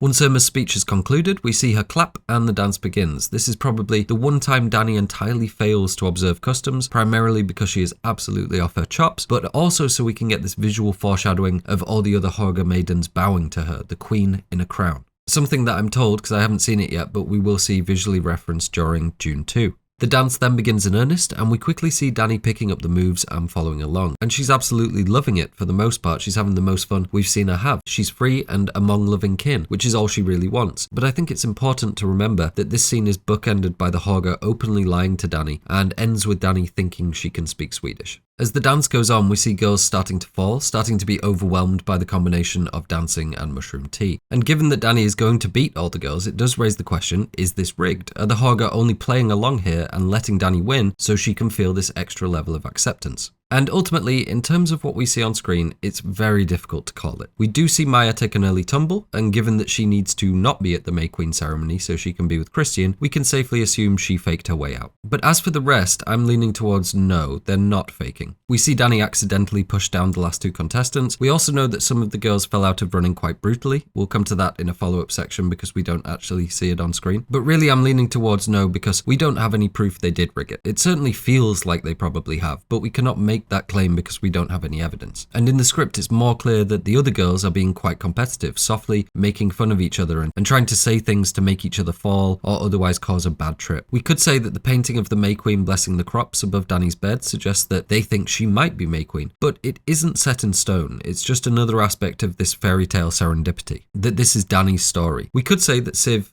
saying with certainty that Danni wouldn't find out shows prior knowledge she'd win, but A, Civ is lying about that, and B, they could just distract her another way. So I'm going to say no, the Hårga don't rig it directly. Also, how could they, given Danni could just fall over as soon as the circle starts moving? But they all are likely invested in it going a certain way, and potentially a lot of what we see from the other girls is performative. Certainly when Danni is crowned, everyone, even Maja, is happy together. So I think it's a pretty safe bet this was the conclusion the Hårga wanted. If Danni hadn't won, then she could still have been removed from the commune. She could have just been sent with the May Queen procession to bless the field. But after that, it's difficult to get to a point where she has to pick Christian for sacrifice. So clearly it's better for the Hårga and the movie that she does win. So we can't say they did rig it, but it certainly seems to benefit them in every way. Again, the film leaves this choice up to you. Is this Danni's fairy tale serendipity, or is this all the design of the Hårga manipulating them from behind the scenes? The film presents a very blurry line between the two. As for Danni speaking Swedish, no, she isn't speaking real Swedish, it's just gibberish, and the subtitles are Danni's imaginings of what she's saying. She doesn't just magically start understanding Swedish, but the fact that this exists points to this very much being a dilemma the film is putting towards us. Is Danni somehow awakening to this world, or is she in the midst of a mental breakdown and being manipulated? And given Asta's tendency for doublespeak and competing narratives, I think you have to accept it's at least some of both. Here though, she's absolutely just hallucinating that she's speaking Swedish. Now during the dance, we'll see Christian take his seat in the audience. Pelle doesn't really seem interested in talking to him, nor him Pelle, but he's sat next to him anyway.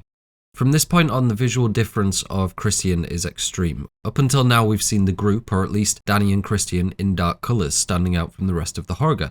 Now though, we only see Christian standing out in the group shots, with Danni essentially indistinguishable from the Hårga. This is cemented by these shots during the crowning sequence, where Danni is held aloft by the Hårga as their ceremonial queen, and Christian stands entirely alone in front of the temple he'll be sacrificed in. And as soon as he sits down, Ulla comes over to bring him some of what looks like the tea, but Ulla describes as spring water with special properties. So I think we can say, based on that, they're probably giving Christian something a bit stronger. He asks what it does, and Ulla replies that it breaks down your defenses and opens you for the influence. And maybe they're just full mask off at this point. More likely though, Ulla just isn't fully aware of what she's saying because she's off her chops too, and accidentally said the quiet part out loud. Either way, this is exactly what the Hårga have been using substances like this for throughout. It's all just a fast track to getting people suggestible. And Christian really doesn't want to take this. He's clearly tired of tripping and feeling pretty weird at this point. Again, there's this languid Lotus Eaters vibe to his scene here as opposed to the dizzy chaos when we cut back to Danni. When he protests, Ulla doesn't seem to put much energy into convincing him, just pushing the glass back towards him and telling him to trust her. Christian takes a look at Maja before drinking it, presumably considering the options, and very subtly we can see Pelle giving a slight nod of approval when Christian does drink it, essentially notifying to us that his plan is going to work. Oh, and if you're wondering what the hand waving is about, it's just the Hårga way of applauding, I think, somewhat like the silent clapping we have now at universities that don't want their students to be triggered by loud noises. But I think the real answer is that claps have a different kind of meaning to the Hårga. We see it used in their ceremonies quite a lot. Even the maypole dance is kicked off with a clap. So I think on one level it's showing us how different Hårga communication is from ours, but also everyone is tripping, and later we'll see an old Hårga man clap in Christian's face and significantly worsen his trip. So it may also be that their conscious clapping could cause a bad trip. Next up is the crowning, but before we look at that, there's one thing I want to clear up about the role of May Queen that people are probably 50-50 on. The position of May Queen is built up to Danni somewhat in the film. The title Queen gives the impression of something regal, something important. And since the film's release, I'd say that's shifted to a point where some people think Danni has just avatared her way into being a Hårga top dog. That is not the case. There have been many May Queens as we see. It doesn't mean they get a leadership role, and really it's only open to the young girls. It's most certainly not some prophet position like we see with Reuben. And on the flip side to that, the May Queen is not something being made up to trick Danni into feeling accepted. The Hårga are absolutely playing up to that, but the role doesn't exist solely for that. It's not, as we see in the Wicker Man, the thing drawing our main characters to the cult. It's just another part of the celebration. And while we can safely assume that May Queens over the years may have had something to do with choosing sacrifices here and there, the burying of grain and meat seems to be the more common conclusion to being crowned. Remember, the mass sacrifice we see at the end is taking place every 90 years, so it's not a case of every May Queen being new blood that has to sacrifice their boyfriend. That is absolutely what the Hårga are doing this time though, and their encouraging of her to choose Christian as a sacrifice secures her place with them. Not just so that her last umbilical bond with home is severed, but also so she feels party to the crime and as though she has no one else to turn to. The May Queen is a semi-important tradition to the Hårga that seems mostly to be treated as fun and games, a bit like a prom queen. It may have life and death implications during the 90-year ceremony, but this isn't the traditional role in all the intermittent years. So yes, Danni becoming May Queen is the perfect ending for her twisted fairy tale, but it's most definitely been built up as a grander moment than it really is, especially given Danni's hallucinating and the big reaction from the Hårga, but I think beyond that it's been built up too much in the understanding of the fandom. Pelle may have been playing it down, but remember he did just describe it as a dance competition. Following Danni's victory, she's absolutely mobbed by gleeful Hårga and immediately dragged into a group photo. And this is a reoccurring theme from the moment Danni and Christian have been split up. The Hårga are physically moving them from scene to scene. This goes hand in hand with both of them practically becoming mute, and it's a very clever technique. Primarily it strips our characters of agency, reflecting their submission to the cult, willing or otherwise. But beyond that, it gives everything this drugged, chaotic energy where everything is a bit confusing and offbeat. The pace of the film rapidly increases as these major things begin happening, and it doesn't give you time to think. The trippy visuals, the accelerating oddness, the lack of communication between Danni and Christian, it very much immerses you into their weird and confused states of mind. Following the photo, we see Danni being mobbed once again, now in full flower crown regalia, pulsing and changing as part of her hallucinations. As the melty-faced crowd gathers to celebrate, we see Terri and Danni's parents as part of the crowd. Her mum in particular looking quite displeased with Danni. Mainly we should see this as a manifestation of Danni's guilt over being accepted into a new family. We've just had Odd say welcome home to her again. She's being showered with love and praise, and I think this is her grief trying to claw its way back by getting her to feel guilt about that. I've said it before, but I'll repeat it just in case people have skipped here. This does not mean that Danni's parents were Hårga. As much as there are these broad and intangible links between Terri and Dani, the Attestupan, and Dani's spiritual awakening, it's nothing concrete, it's something more thematic. This is Dani at the height of her trip, dealing with a lot of strange faces and conflicting emotions, and projecting her family onto the scene. Now, her parents sort of barge past her, but Terri doesn't. As soon as Terri walks by Dani, she turns and stays alongside her, even into the wide shot. Which honestly, I was pretty surprised by. You'd expect the illusion to break between shots. So, as with the Ardors asleep in front of their TV and Terri awake and conscious of the camera, we see a difference here again between Terri and her parents, who by now have disappeared back into the crowd. And I think this is suggesting that Terri is somehow awake to, or conscious to, the dramatic awakening / entire mental breakdown that Dani's going through and is about to be going through. There's this repeated link of Terri being alert to what Dani is seeing and feeling, just like when she opened her eyes at the Attestupan rock. She's repeatedly breaking the fourth wall, and generally that fourth wall represents Dani's point of view. As Dani is hoisted onto her victory plinth, we again see Terri's face with its one-glassed eye and hosepipe appear in the shape of the trees. And if you want to just see this as part of Dani's hallucination, her guilt over Terri, I think that's entirely fair. But in these two specific instances, Terri walking alongside Dani, Terri appearing in the trees behind Dani, Dani is not aware of her. She's not looking in her direction, not freaking out about it like when she saw Terri in the mirror, or like when she saw her mum just a moment ago. So it's safe to say Dani isn't seeing these manifestations. Now, she's not seeing the flowers moving on her head either, but they are, so this is far from concrete evidence. But to me, this is very out of place with all the other hallucinations. It's always Dani seeing Terri, because that's what a hallucination is. There's a big focus on Terri's eyes with every hallucination, but every time Dani has been aware of it. But here at the end, it's Terri seeing Dani while she is unaware of it. Terri watching over her as she speeds towards her moment of crisis and murder, as she confronts the Black One, just like Terri did. And in saying that, we're not really talking about a hallucination of Dani's anymore, at all. It's something else entirely. And again, I have to stress that this is nothing concrete, and in the language of the film, this is a hallucination. But at the same time, I think it's pretty definite that the film is at least having the conversation that something like that is occurring. That Terri is present in some way, even if only in Dani repeating the cycle of her behaviour. Anything further than that, I think it's up to you what you want to believe. Is Terri's spirit watching over her? Has Terri returned to these ancestral and literal roots Dani is now envisioning? But whatever the case, this image of Terri in the trees, far behind Dani, to me, is the closest the film gets to outright saying, okay, we're definitely having this conversation, just very subtly. And just before we see Dani getting hoisted up into the air, we get this, which I think we can agree is a pretty dodgy move by Pelle for a bunch of reasons, but also not something Dani says no to. And I know she's not in a sober state here at all, but from what we can observe, it does seem like she kisses him back a little bit. And that's important because it kind of shows us without telling us that Pelle is going to be entirely successful. He is going to get Dani, and they are going to be the model Hårga couple. He does it pretty sneakily, it kind of looks like it might be a friendly kiss, and he gets right out of dodge after doing it, but it is most certainly a romantic kiss that at the very least Dani doesn't reject. Now moving from Dani on the platform, we have this final meal with the Hårga, but this time Dani's at the head of the table. And just as we've seen happen before, the Hårga are waiting to be seated. She observes the custom, understands people are waiting on her, and then unlike what we've seen before, she sits down before the last person arrives, the last person being Christian. So whether she does that intentionally or not, it's this symbolic nail in the coffin, that Dani is with the Hårga and Christian is without. He just doesn't quite grasp that yet. She follows this up with this moment of noticing the leaves on her chair moving, again assisted by her hallucinating, but we see her hand make some slight motion as if she's controlling the plants, which is actually a pretty common reaction when you might see stuff moving like that. You might test to see if you have a degree of influence over what you're witnessing.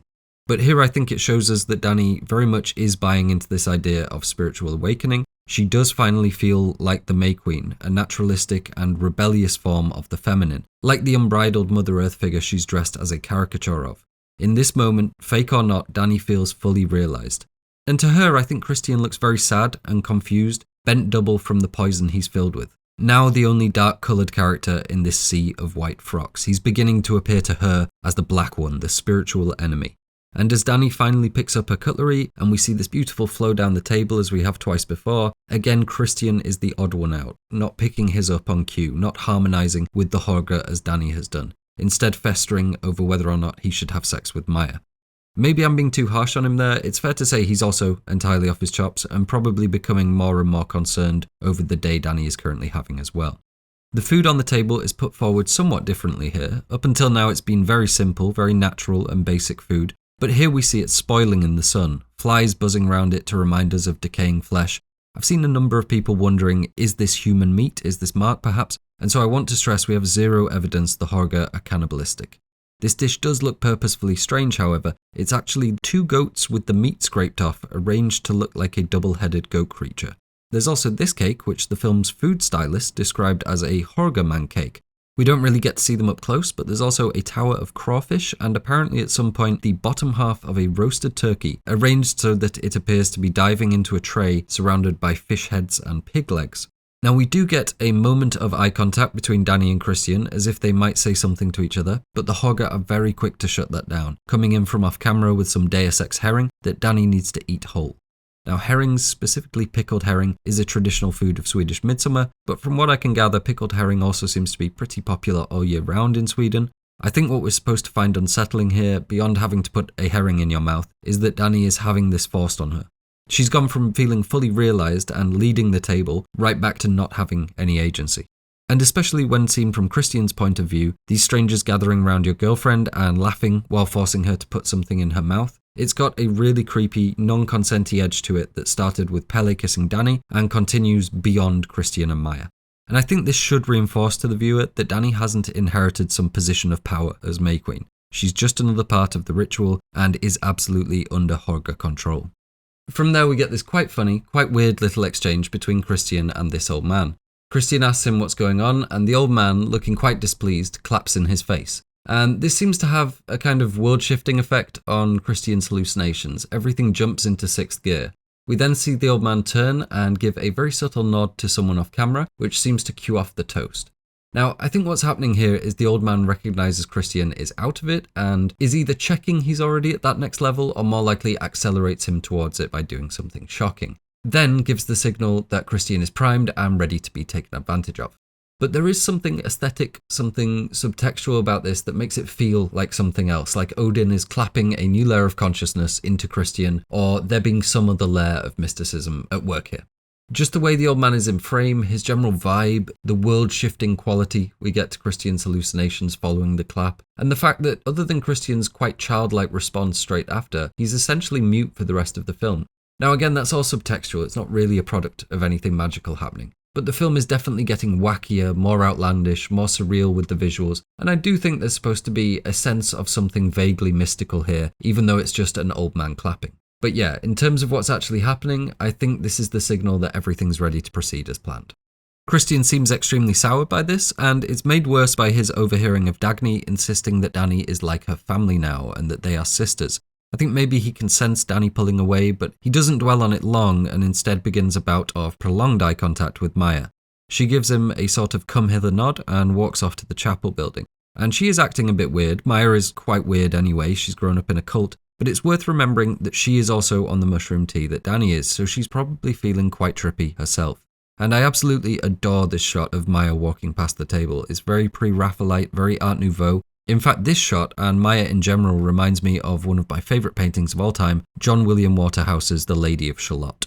And that painting is based on the lady's yearning or unrequited love for Lancelot. So I think it fits quite well here, although I have no idea if that's an intentional piece of imagery. I love how we have the intense reflections blooming from Maja, giving us this soft suggestion that the sun god itself is blessing the union. And I love how cold and calm Siv is watching Christian, overseeing her plan. We'll find out in a moment that Danni is watching him too, so really this is Christian's moment of judgment. All eyes are on him, what sort of man he is going to be, and he is quite literally squirming over it. We can only interpret, and the majority of his squirmy behaviour is mainly from whatever concoction he's been given. But we do also get a clear sense that he's visibly conflicted, and that conflict only exists because of the things he wants, because of his suddenly important research, and because of his movie-long desire for Swedish babes. Put simply, if he wasn't interested in cheating on Danni and screwing over his friends, there would be nothing to be conflicted over.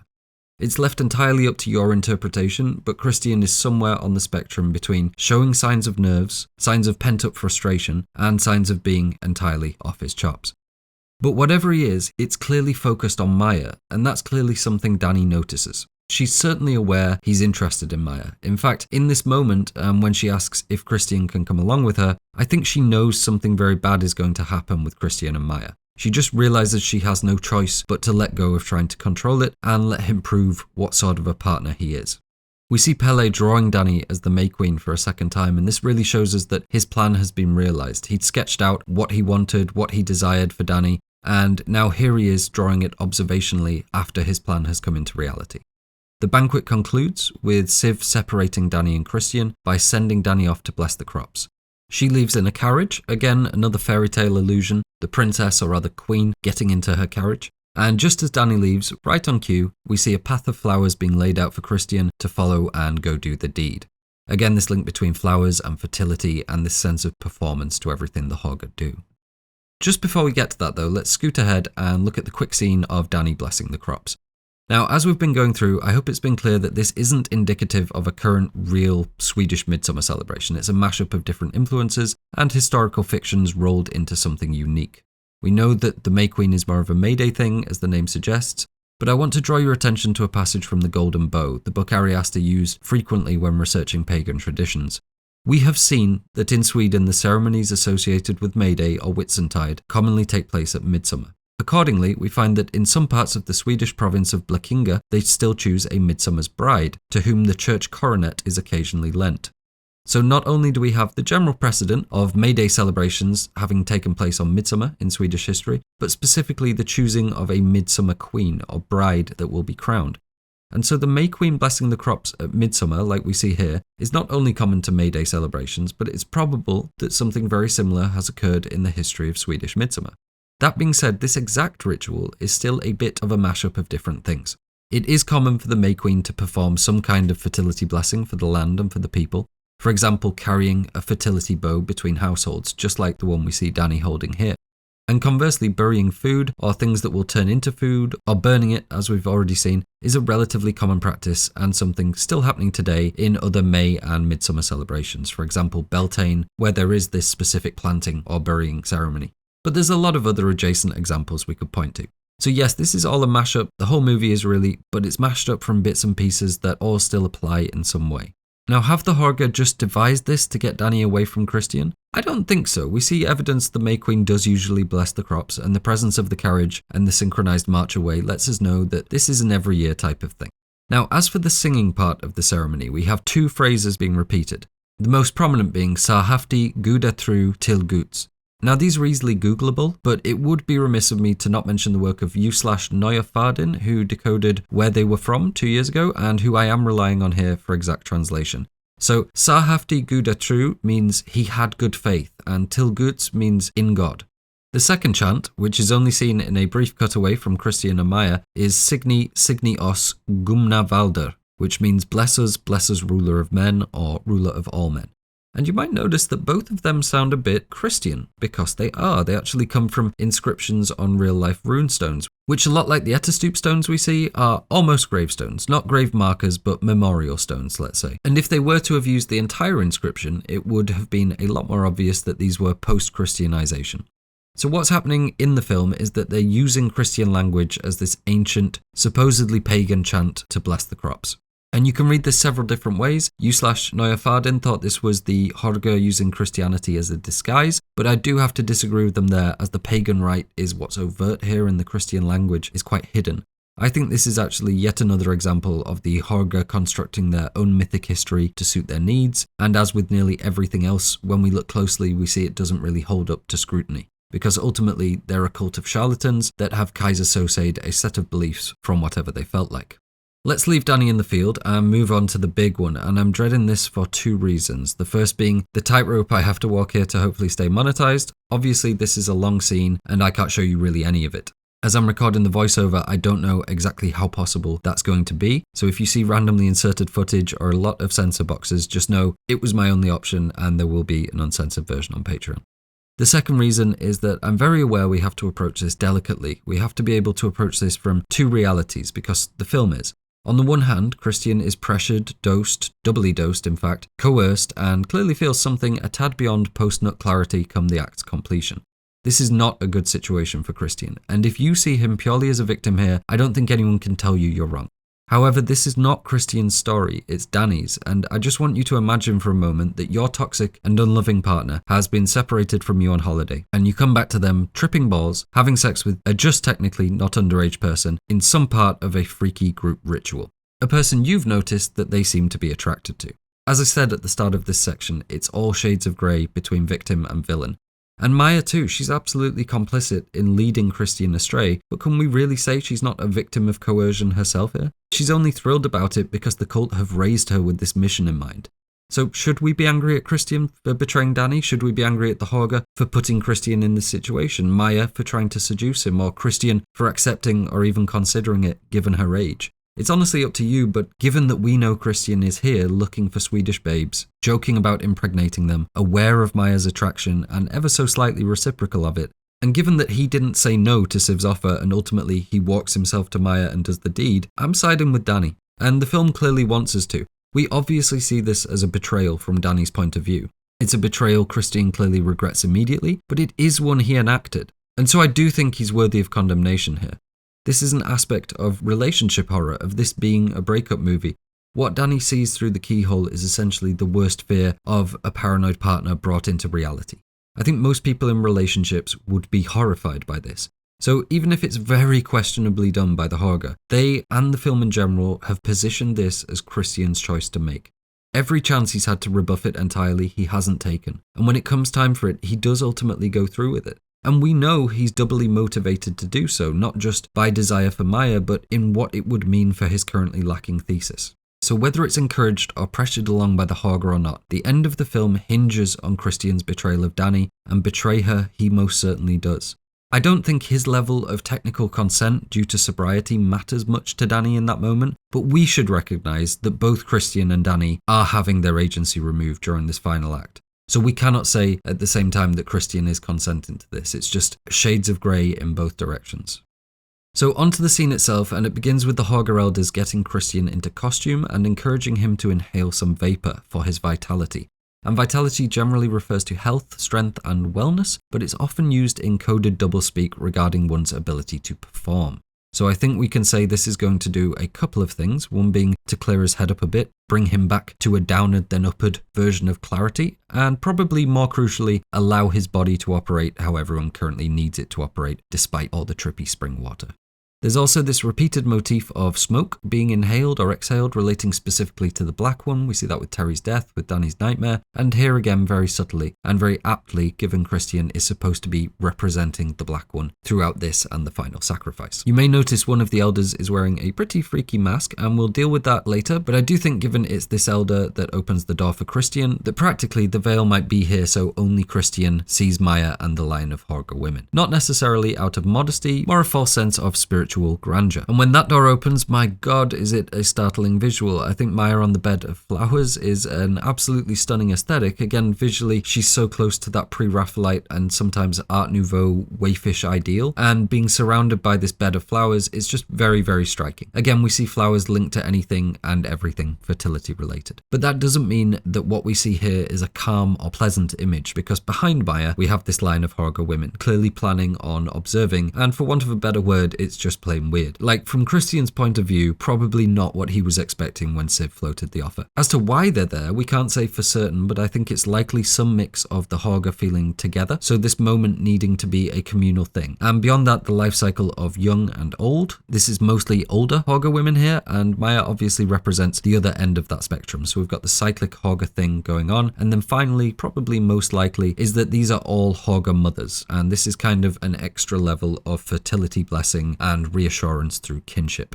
And I suppose as well, just as the Hårga are prone to do, staying close and observing to make sure the plan is completed. And let's stick with that a moment, because a question I've seen people have a lot is, how do the Hårga know that Maja is going to get pregnant from the first time with Christian? And the very easy answer is that they don't. They tip the scales as much as they can, do their best to pick fertile candidates and enact all these rituals and so on, but ultimately it may not work. And given the existence of Reuben and the bloodlines being very well preserved, their proficiency in surgery and butchery, I think the Hårga are quite well versed in all things reproductive. However, there is this fairy tale serendipity, inevitability, as Asta puts puts it, to what we're seeing on screen. So normally it wouldn't be a 100% chance of pregnancy, but in this case I think we can say there is. We can say that pretty certainly because this is that story where everything unfolds in such a way as to seem almost predestined. I think it's a pretty safe assumption that Christian does get Maja pregnant here. And so despite both looking reasonably terrified and this almost certainly being a whole bunch of firsts for Maja, they engage in some entirely unsettling fornication. We see Ulrika come and offer Maja some comfort, which again, not making things any less weird here, Ulrika, and we then hear her start singing. Longtime fans of Ari Aster may recognise this tune from There's Something About the Johnsons. We hear the mother there humming essentially the exact same melody.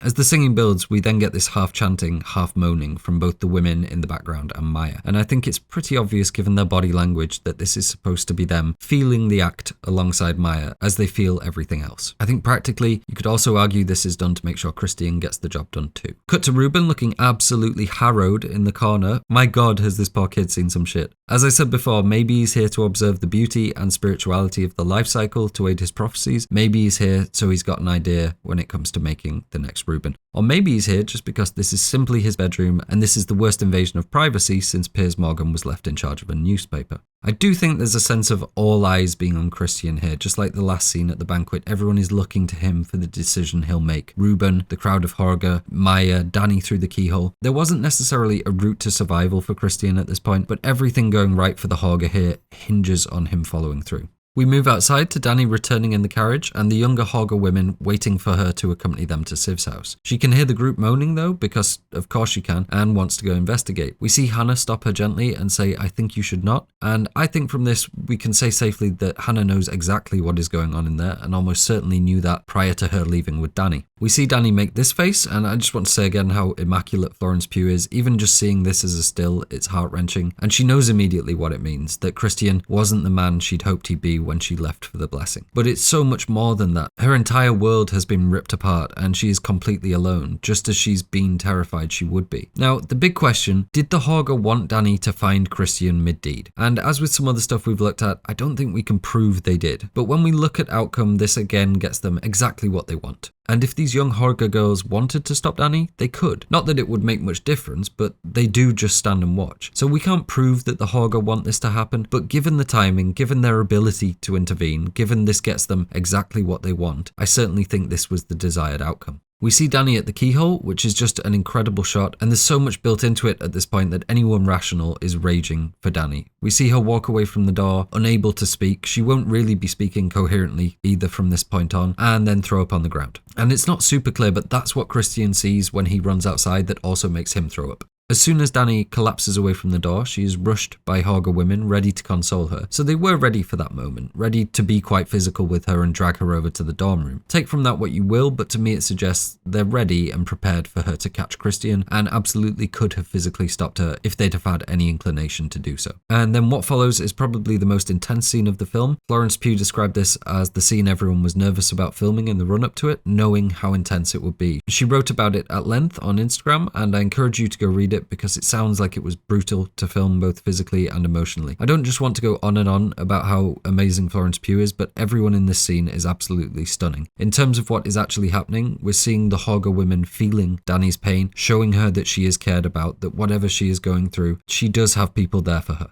And it's up to you how authentic you feel they're being. It absolutely feels authentic. It feels like this idea of collective effervescence. And I think we can presume that for most of the ordinary Hårga, they buy into this emotional connectivity 100%. For all we know, they may have suffered grief due to the outcomes of the Hårga mating selection as well. But again, I think it's best to judge it by outcome. So as caring and emotionally driven as it is, as much as it may actually show Danni that she's not alone, really what's happened is they've pushed for her trauma, very probably made sure she saw it, and then immediately rushed to force themselves onto her as a new emotional support network. These women may believe they're doing the right and caring thing. In this moment, I suppose they are, but they're also party to a gross system of manipulation that has facilitated the destruction of Danni's entire life. And Danni being alone, being terrified of being alone and being incredibly vulnerable, really she has no choice but to accept it. I mean, she could say no, but why would you if you're that terrified of being alone? We do see her almost attempt to crawl away from the group and eventually be held in place, which is another example of the Hårga physically controlling Danni and Christian's movement during this final act as they have their agency fully removed. We get a cut to this mural on the wall, which I'll definitely have to censor. I think the meaning is pretty clear here. We have the May Queen surrounded by Hårga maidens, just as we see now, perhaps with a lean towards grieving, given their hooded cloaks. Below we see a fire with two fully engorged gentlemen either side of it, alluding to the coming sacrifice and who will be sacrificed.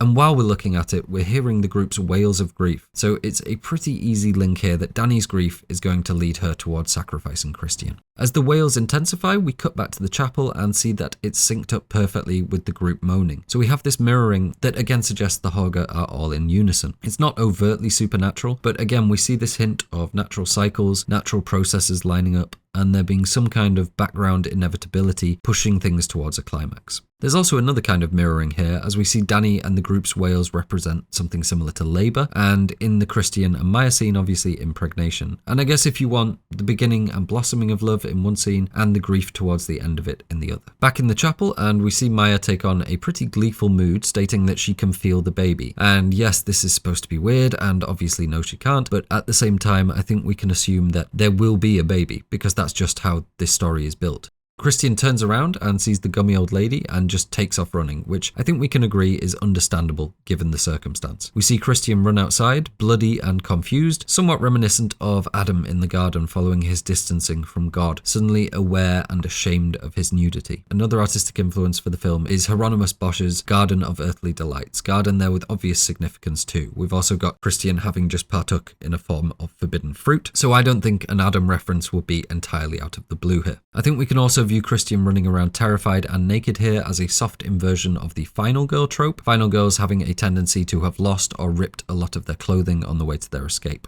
After running around embarrassed for a moment, Christian runs into Josh's upturned foot buried in the soil. So let's leave Christian for a moment and talk about Josh and what he represents, which I think at its core can be described as an unhealthy zeal for knowledge. He's specifically obsessed with obtaining the Hårga's secrets, so forbidden knowledge. As I mentioned earlier, very Promethean, a Promethean quest for knowledge. To give you the briefest possible answer as to what I mean by that, in Greek myth, Prometheus steals fire from the gods and gives it to man. In this case, fire is representing knowledge or illumination. And Prometheus doesn't just get away with it, he's eternally punished for his crimes, being strewn across rocks and pecked apart every day before being remade anew the next. He seeks forbidden knowledge and is violently punished for it, just like we see with Josh. And this is a very common theme in writing, and it has been for a very long time. But in Josh's case, this is more like Odin-esque rather than Promethean. And to preempt any confusion here, I just want to tell you that Norse mythology is full of inconsistencies, potential paradoxes, and things that don't really make sense. In a manner very similar to Greek mythology, these godly characters can change size, shape, species, die in some stories, and are living again in others.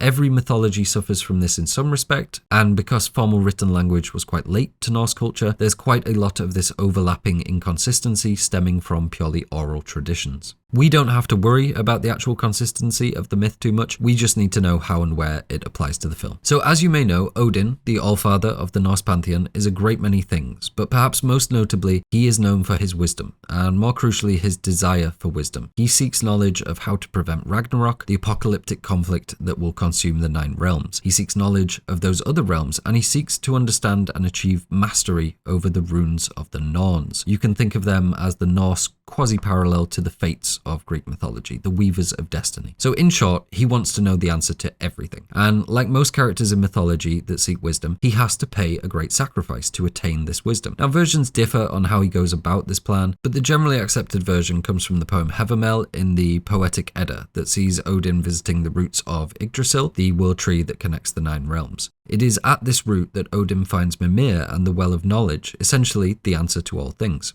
So desperate was Odin for the answers he sought that he plucked out his own eyeball in payment for Mimir allowing him to drink from the well. What comes next though is crucial and the detail we're interested in, which has become the matter of some debate. Odin is hung on the tree, presumably some of the root above the Well of Life, where he will hang for 9 days and 9 nights, because as we know, 9 is a sacred number in Norse mythology. And if hanging there with an eye missing wasn't bad enough, he also forewent any food or water and was then pierced with his own spear, Gungnir. in a manner very reminiscent to Christ on the cross, which is worth noting given that we know Christianization was in progress by the time these stories were being written down. Now that's a pretty shit week for Odin, but he does it happily in what he describes as a sacrifice to himself, which makes a kind of sense. He's seeking wisdom and he's the literal embodiment of wisdom, so who else do you really pray to? And to cut a long story short, it's actually the subject of a lot of debate whether Odin was suspended traditionally or was he hanging some other way, namely upside down by his feet. Now, while Odin is hanging there, he gazes into the well below, which is reasonably difficult to achieve if you're hanging by the neck, but impossible not to accomplish if you're hanging by your feet. He then clutches at the runes he sees in the well, again, pretty impossible one way round, but easy enough if you're hanging by your feet. And lastly, he drinks from the well, and same thing again, it just doesn't seem possible for Odin to do these things if he's hanging traditionally. Now, I gave you the caveat about the physical inconsistencies of Norse mythology for that reason, because he could, because he's Odin. And truthfully, there's a lot of people that think this should, or even has been, dismissed as a theory. There's a few reasons why academics don't agree with it being upside down, one being that sacrifices we do know about to Odin tended to occur in a gallows. Honestly, the arguments seem well thought out from what I read, and that's fine and dandy because we don't need to care about historical accuracy here, we just need it to be a well-known aspect of mythos. In fact, given that all the Hårga mythos seems to be incorrect in some way, that actually suits us better. Accuracy aside, you can probably see where this is going. Josh is suspended upside down, not really hanging, but a version of it, in mimicry of Odin, for the folly of his quest for knowledge he didn't deserve. And this isn't a blessing, they're using this imagery to make fun of him, just like they do with Mark being dressed up as the fool. As they see it, he absolutely isn't Odin, he was not deserving of the knowledge, and so they're mocking him with this desecration. In the original script, Josh was actually chained up and being pecked at by birds, exactly like Prometheus, except instead of the regular eagles pecking at him, it was crows, in reference to Hugin and Munin. And instead of being blood-eagled, we would have seen Simon hanging upside down like Odin. So we can see how one morphs into another and the messaging is streamlined a bit. And really that's why I'm so sure of the intention behind how Josh has been buried here. It's also why I was confident this upside down crucifix and beam of light behind Josh wasn't accidental, because we have these quite glaring similarities between the crucifixion and Odin's upside down ordeal on Yggdrasil during a scene where we're deliberately foreshadowing every aspect of Josh's fate. Now, we're not quite done with Odin because there's another link here that helps validate our earlier theory about the temple at Gamla Uppsala. Regardless of whether Odin was hanging upside down or not, we just need to know that hanging from a tree while being exsanguinated is a reference to Odin, because there are a small number of accounts, examples of sacrifice happening where the subject was hung by a tree and exsanguinated into a receptacle. Mostly animals, might I add, but maybe humans too. And this is pretty much exactly what we have at the temple at Gamla Uppsala. Why the sacrifices are hanging in trees in mimicry of Odin's sacrifice. If we look at this image of the tapestry of the supposed sacrifices, you can see that the branches actually have horse heads, which is almost certainly a reference to the world tree Yggdrasil, which translated means Odin's horse. We also have the reference to their blood being used by Adam of Bremen, so if it did happen, it's pretty certain it was happening in Odin's name. And still that's not all, because there's one other very well-known place that Odin is hiding in plain sight, hanging specifically upside down, and that is the Hanged Man tarot card. The Hanged Man is a pretty unique card in tarot because seemingly it's the only card that's a direct reference to a mythological figure. At least by most understandings. Obviously tarot is pretty nebulous in how it's applied and understood, but the Hanged Man is understood by most to be very similar, if not directly depicting, Odin hanging upside down on Yggdrasil. And what does that card traditionally represent? Well, generally wisdom and enlightenment, exactly what we'd expect it to, given what we've been discussing. So while academics may want to argue Odin was one way up, the more mainstream mythology esoteric version that the Hårga are more likely to pull from is upside down, just like we see with Josh.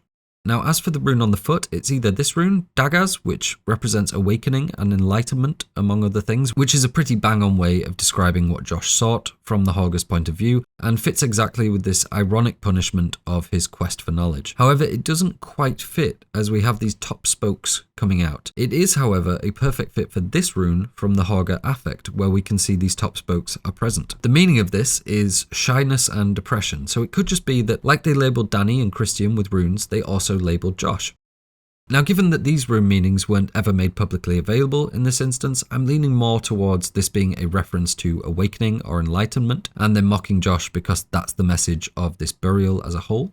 It's also worth pointing out that when Josh is dug back up, we'll see that his notes have been stuffed in his mouth, again in mockery of this quest for wisdom. This kind of ironic punishment is very common in Norse mythology. Loki's Trickster mouth gets him in trouble and he has his lips sewn shut. Odin seeks knowledge and he has to lose an eye. There's a logical consistency and karmic circularity to it. So I think we could say pretty safely that to us, Josh represents Promethean, or rather the Odin-esque quest for knowledge he shouldn't have, sought out for the wrong reasons. And to put a little bit of icing on the cake, Odin was known as the breaker of oaths, breaking vows when he saw he could profit from doing so, which is exactly what Josh does when he breaks his promise to Pelle and the Hårga and takes pictures of their sacred scribble book.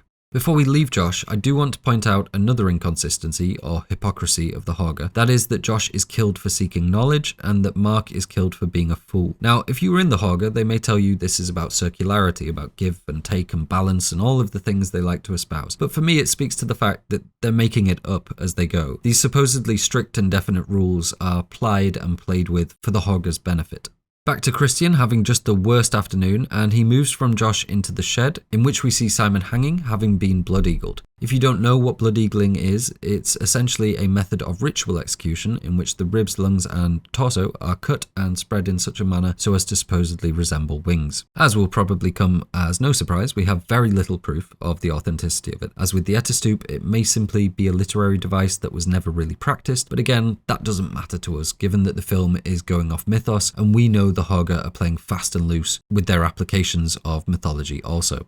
It's a bit hidden in the background, but Simon is being pecked at by a chicken as he hangs there, so we do still have a soft Prometheus reference too. Now, given how exposed Simon's lungs are, we can see some element of breathing still, or rather inflation and deflation. So I think Christian gets up close underneath either to identify Simon or to check if he's still alive. He certainly doesn't look alive, but the almost breathing would suggest otherwise. However, lungs shouldn't be able to do this outside of the body, so it may be that the exposure and suspension is just causing them to fill or respond strangely, or perhaps even that this is just an element of Christian's hallucination, although it seems to look a lot more real than other hallucinations we see. Christian doesn't get much time to think about that as he turns around into a face full of paralysis powder blown by Odd. For anyone still siding with the Hårga, I think having paralysis powder on hand is a pretty clear indicator that they are the bad guys. As for what this is, let's just say that it's a magical movie concoction that does precisely what we need it to. There are things that can provide forms of conscious sedation, but there isn't really anything that matches up exactly in terms of how it affects Christian here. And as Christian falls to the floor with a bloodstream that would likely make Charlie Sheen have second thoughts, we see Pelle smirking at him through a gap in the shed wall. I think we can safely say he knows he's won at this point. Christian is not surviving this. All of Danny's friends have been removed. She's May Queen. She saw Christian cheating and she didn't reject Pelle's kiss. So this is his moment of gloating. I don't think he feels much in the way of guilt here. We can also see Irma staring in from the back too.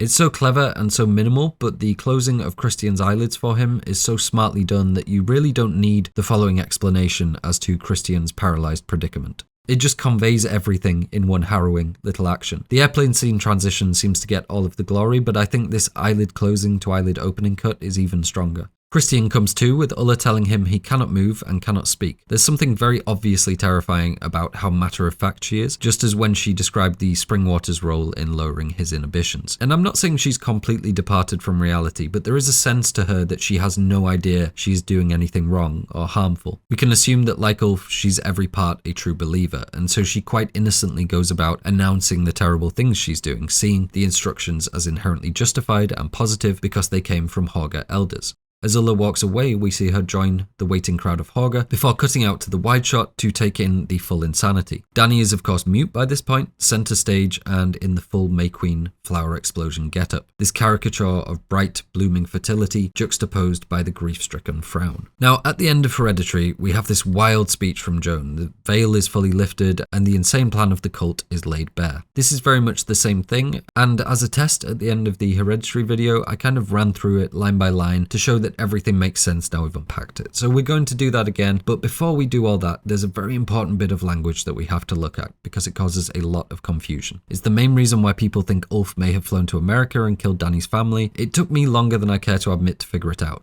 But ultimately, it's very simple once you understand it. So there's going to be two bits of unique terminology used here, those being new bloods or new blood and outside offerings. We hear our group of outsiders, including Connie and Simon, described as new bloods, and we hear Ulf and Ingemar be described as having brought outside offerings. And at first it seems like there's more than one inconsistency here. If Ingemar brought outside offerings, then what did Pelle do if not the same? And more crucially, What outside offering did Ulf bring? Which leads to speculation, which leads to theory crafting, which leads to Ulf supposedly being an international man of mystery who has killed the Ardors. And if the group are outside offerings in this equation, then what's a new blood? And to make things doubly confusing, why is Pelle being celebrated for bringing new blood while Connie and Simon are described as new bloods in the same speech and Ingmar is dying for it? Well, don't worry about any of that word salad because that's not what's happening. But please know, if you were confused, I understand and I was too. But here is the answer.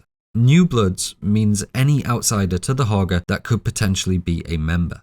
New blood is subtly different. It means primarily a new bloodline to the Hårga, new genetic material to avoid inbreeding, which Christian and potentially Mark have been used for. It also means an accepted new member, which Danni is. So new bloods, meaning outsiders, provide opportunity for new blood, that is to say new bloodlines to the Hårga, either through producing offspring like Christian or through becoming part of the family like Danni. Ingemar and Pelle both have brought new bloods, but only Pelle has found successful new blood. Hopefully that's clear. Any outsider visiting is technically a new blood, but new blood itself is the act of the Hårga taking on or producing a new member through whatever means.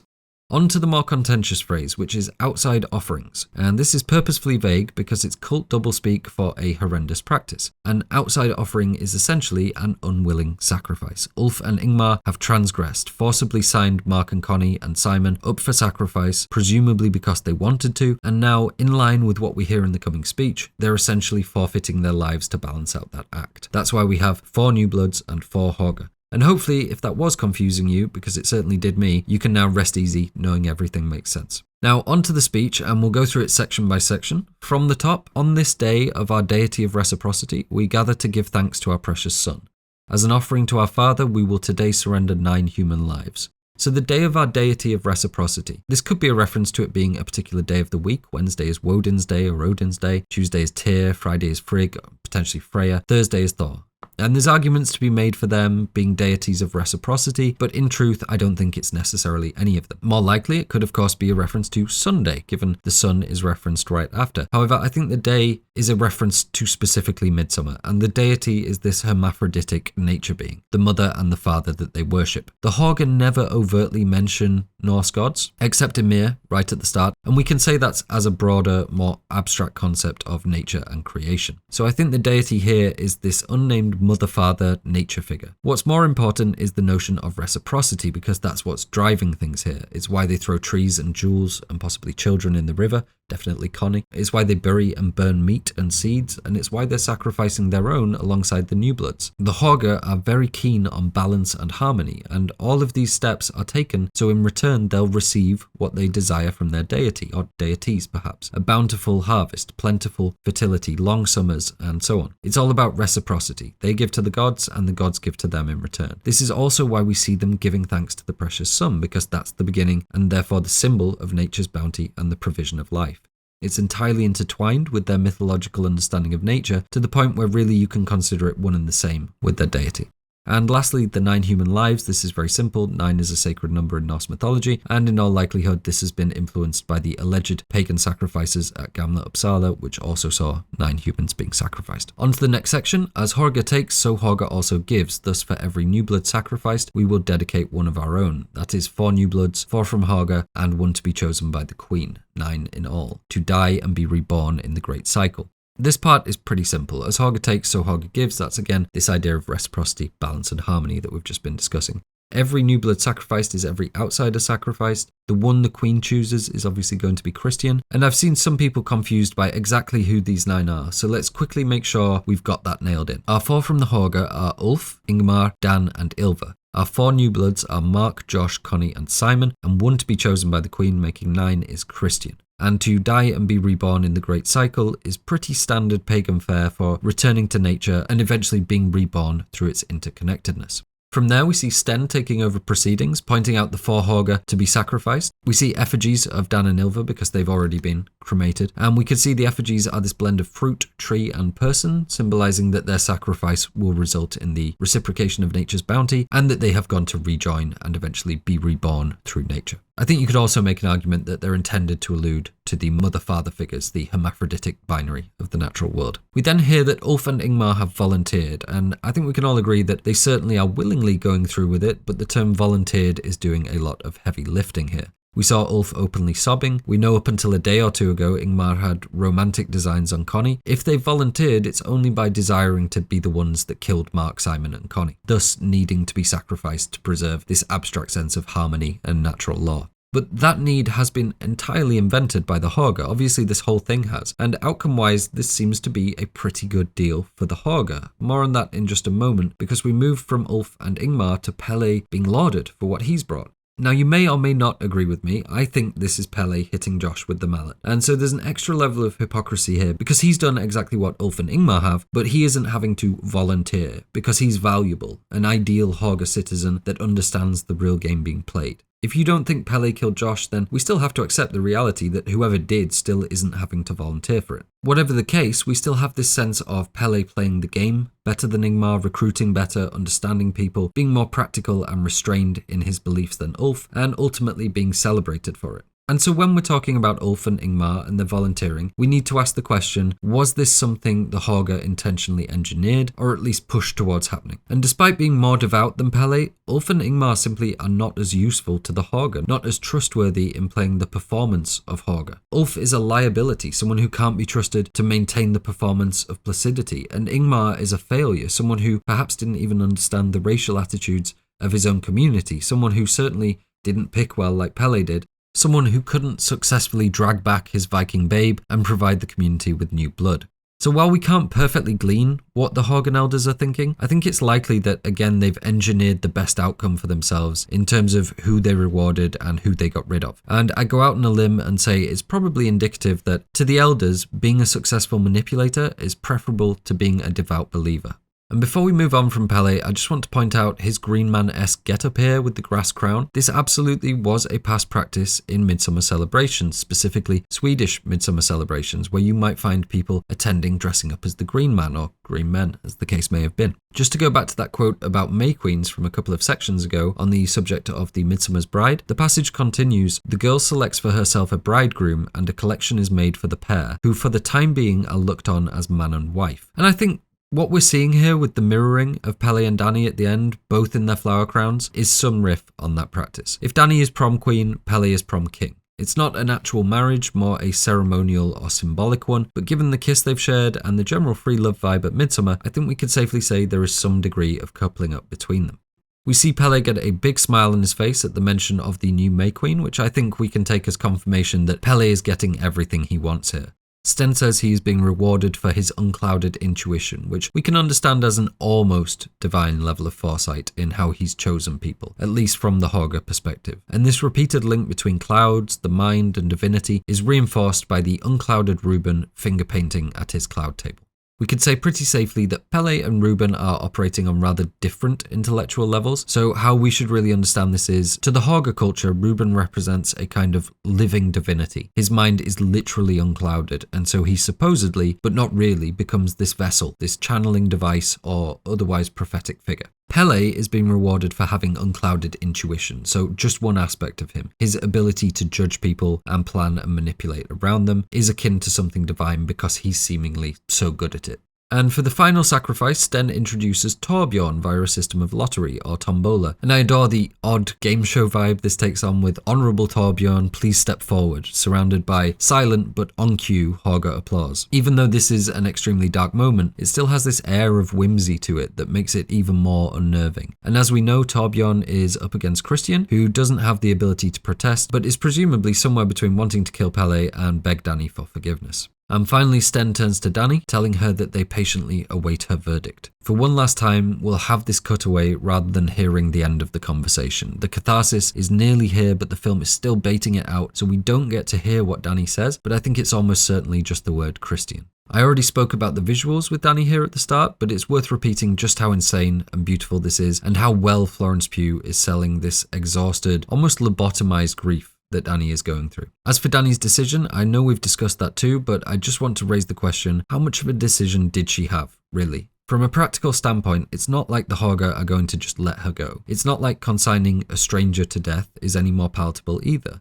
And I think the decision between a perfect stranger and someone who's just betrayed you and torn your heart out probably isn't much of one either. But on an emotional level, in terms of what's driving Danni in this moment, her worst fear has already been realised. She is alone, her family is gone, her friends are gone or otherwise absent, and Christian is gone from her life too. This isn't a choice between Christian and Torbjorn. It's a choice between Christian and the Hårga, between being entirely alone and being truly held for the first time. The loving community and codependence she's been searching for, or the man that's just destroyed what was left of her life. It's not just that Christian has ruined everything, it's that from Danni's perspective, the Hårga are offering her everything she is missing. So she does ultimately make the decision. But from Danni's perspective, I really don't think there was much of one to make. She's terrified, alone, and without any other option, being offered everything she's lacking, which is a very common situation for people joining up with cults. From here, we move on to the final sacrifice, but before we do that, there is one last mystery we need to address, which is what the heck is going on with Inga during the final scenes? You may have noticed we didn't really dwell on her and Mark, and there's been a couple of her appearances I haven't commented on. And that's because there's a bit of a mystery, a very subtle mystery, but a mystery nonetheless, as to what's going on with her off camera, especially towards the end of the film. So, to explain, we have a few key events. Firstly, Inga seeming to flirt with Mark. Secondly, Inga displaying that she has a reasonably close relationship with Ulf. Following that, her luring Mark away for whatever reason, either for a roll in the hay or simply to be killed. And either way, we know he is killed. Next, we see Inga spotting cuts on her face as if she's been in some kind of violent scuffle that we don't get an on-screen explanation for. Then, at the choosing ceremony, we see two crucial things. First is Maja wearing full red lipstick. Second is Inga, and she's not exactly unhappy, but she's not wearing the same smiles a lot of the girls around her are. Her applause is only momentary. Like Maja and some of the other Hårga maidens, her outfit is accented with red. And she's wearing this thing, which the film isn't going to explain. Following that, we'll see her crying at the side of this barn building, seemingly being consoled, but also maybe more being told to pull herself together here, and quite forcibly being brought back to the group. She's slipping out of character, letting her true feelings through. Here, quite notably, the Hårga are not all in emotional unison. To the left of the barn, we see Ulf and Ingemar being attended to and fussed at by the smiling Hårga women. That's clearly what Inga should be doing in that moment. That's where she's being brought back to, but she clearly isn't smiling. So what is she upset about that everyone else isn't? And lastly, Inga's behaviour during the final scene, where we have this slow-mo unleashing of Hårga madness. Everyone is going crazy. We do see a pretty varied mix of emotions, but Inga in particular seems angry. Very, very angry. And all of that together makes for a pretty perplexing puzzle. What is going on with her off camera? And the two operating theories floating around are A, Inga actually really liked Mark and is horrified at him being burned, or B, Inga was actually in love with Ulf and she's now inconsolable that he is to be sacrificed.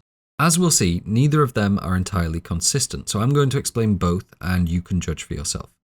So let's start at the start, potentially overruling any possible speculation we could make. We have this quote from Ari Aster I already showed you, suggesting that it's implied that Inga slept with Mark. And to be honest, that's entirely true. It is implied that she slept with Mark, or at least lured him away to do so. Now Maja's lips here are full red. Obviously red lips and lipstick in general are sometimes attributed to certain parts of female anatomy, specifically that they might be mimicking or alluding to them. There's also this sense of Maja perhaps coming off as a more fulfilled and confident woman here, and we know red is our link to fertility. So I very much take Maja's lipstick and outfit here to be a sign that she has indeed been impregnated, or at the very least believes she has been. And so we very much can interpret Inga wearing red as a sign of that too, which would seem to suggest that her and Mark did get about making some new blood before he was killed. Perhaps Ulf comes up behind them, or Mark realises something is wrong, there's a scuffle, and Inga's face gets injured. She likes Mark and felt a connection with him, so seeing him burn at the end makes her sad and upset, specifically with Ulf, who did the killing, meaning she doesn't want to console him here. And to be honest, it could just be that simple. That's the cleanest, easiest interpretation.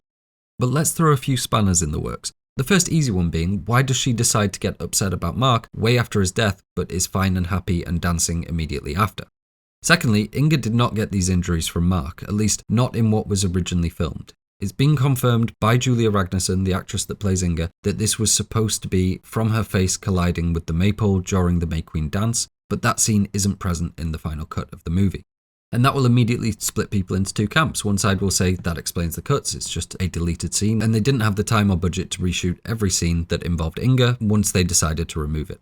That is almost certainly true. These are big group scenes, major scenes, really the whole climax of the film, and shot on location. CGIing it out is another expense too. But there's the other argument that says, well, they could have removed it, and really the final cut of the film, the final edit, is what we should take as gospel. So if Inga has a cut here, then there has to be a reason why within the canon of the film. And I think that has a lot of merit too. I like things to have in-canon explanations.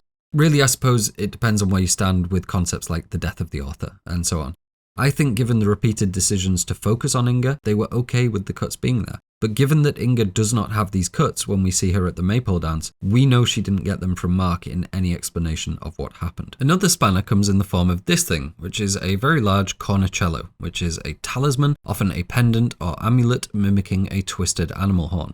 This is a full-size one, perhaps supposed to be an actual animal horn. It looks quite devilish, quite sinister, but these are actually quite a popular symbol, specifically in Italy, and they're supposed to represent fertility and virility. Given that it's bright red and attached to Inga in the location it is, I think we can safely assume that it's a fertility blessing of sorts. So again, pretty safe to say someone has got Inga pregnant, or potentially pregnant. But there's something about it, it sticks out, Inga doesn't look happy, she looks resentful, and none of the other girls are wearing one. It seems like a bad thing, something perhaps similar to a scarlet letter. For those who don't know, this term comes from the book The Scarlet Letter, set in puritanical America. The novel sees the protagonist Hester Prynne on trial for having a baby out of wedlock. As punishment, she is forced to wear a red or scarlet A on her clothing to signal her as an adulteress. So a scarlet letter is essentially a communal mark of shame, often for sexual transgressions. And applying that here, it would explain why Inga is a bit more serious and not full of pride like Maja. She's perhaps being shamed because she slept with the fool. Or perhaps even because she was only supposed to lure him away, but slept with him instead. Now she's being punished for that. So if you like the Mark theory, that explains that. But again, she's not immediately upset following his death. The Hårga perhaps don't want Mark's blood or bloodline after signalling him as the fool. And most crucially, this symbol is traditionally a fertility blessing, not something designed to shame someone. Now sure, the film could be twisting it to mean whatever the film wants it to mean, but it's odd to choose something that specifically blesses fertility if you want it to mean the opposite. So on the whole there, it could be as simple as Mark and Inga fraternizing, but I don't think it's a perfect theory. And if you subscribe to the idea that we should still pay attention to what the face cuts mean, given we never see them happen and the event causing them was purposefully cut out, then it wouldn't explain how she got them either. Now, the other theory is that Ulf and her are very close. She's actually perhaps in love with Ulf, and this explains her emotional state more at the end for sure. She's not wanting to say goodbye to him, and when she finally has to, we see a reaction that's actually very expressive, rather than this lack of anything we get towards Mark. She's only pretending to like Mark to lure him away because that's what Ulf wants. But there are problems with this too, primarily that she flirts with Mark prior to him offending Ulf. Secondly, that given what we know about Hårga mating approval and Hårga age brackets, there's no way Ulf and Inga would be in the same bracket and approved at the same time. She literally refers to him as Father Ulf, so we can presume a significant gap between them. And if Inga isn't potentially pregnant, then why is she wearing this thing? Why is she decked out in red? So both options are possible, but neither are perfect. And we're so far in the weeds here that whatever you prefer is probably the right answer. But I have a theory of my own, and whether it was ever intended or not, I can't say for sure, but I think it does fit quite neatly and hopefully doesn't leave anything unexplained. And I'm just going to warn you now, this is a bleak theory, so hold on to your keisters. Okay, we know the Hårga use familial names for each other, like Pelle referring to Dagny as his sister, so when Inga refers to Ulf as Father Ulf, this makes sense. But we also know she was probably born into the Hårga, and that means there's a good chance that someone there is her biological father. We know she has a close relationship with Ulf, despite their age difference, and seems confident she can calm him down even when he's really angry. So what if Ulf is her biological father? What if she liked Mark, or didn't, it doesn't really matter, it's the same outcome, but Ulf uses this to have her lure him away. We know she doesn't get any cuts there, so there's no implication of a struggle. She's fine and dandy at the Midsommar dance, on the tea and falling into things and celebrating with Danni. But at the same time, Ulf is being told by the Hårga elders that he's volunteered at the very least. Something has him crying because he has a big week, and we know he doesn't seem to fear death. So what if the Hårga elders decided Ulf is on the way out anyway, no reason to traumatize more people than we need to, and they tell him that he's been chosen for the selective inbreeding with Inga, his biological daughter. Loyal and devout Ulf naturally accepts, and almost certainly against her will, which would explain any face cuts if we've decided we need them explained, follows through with it.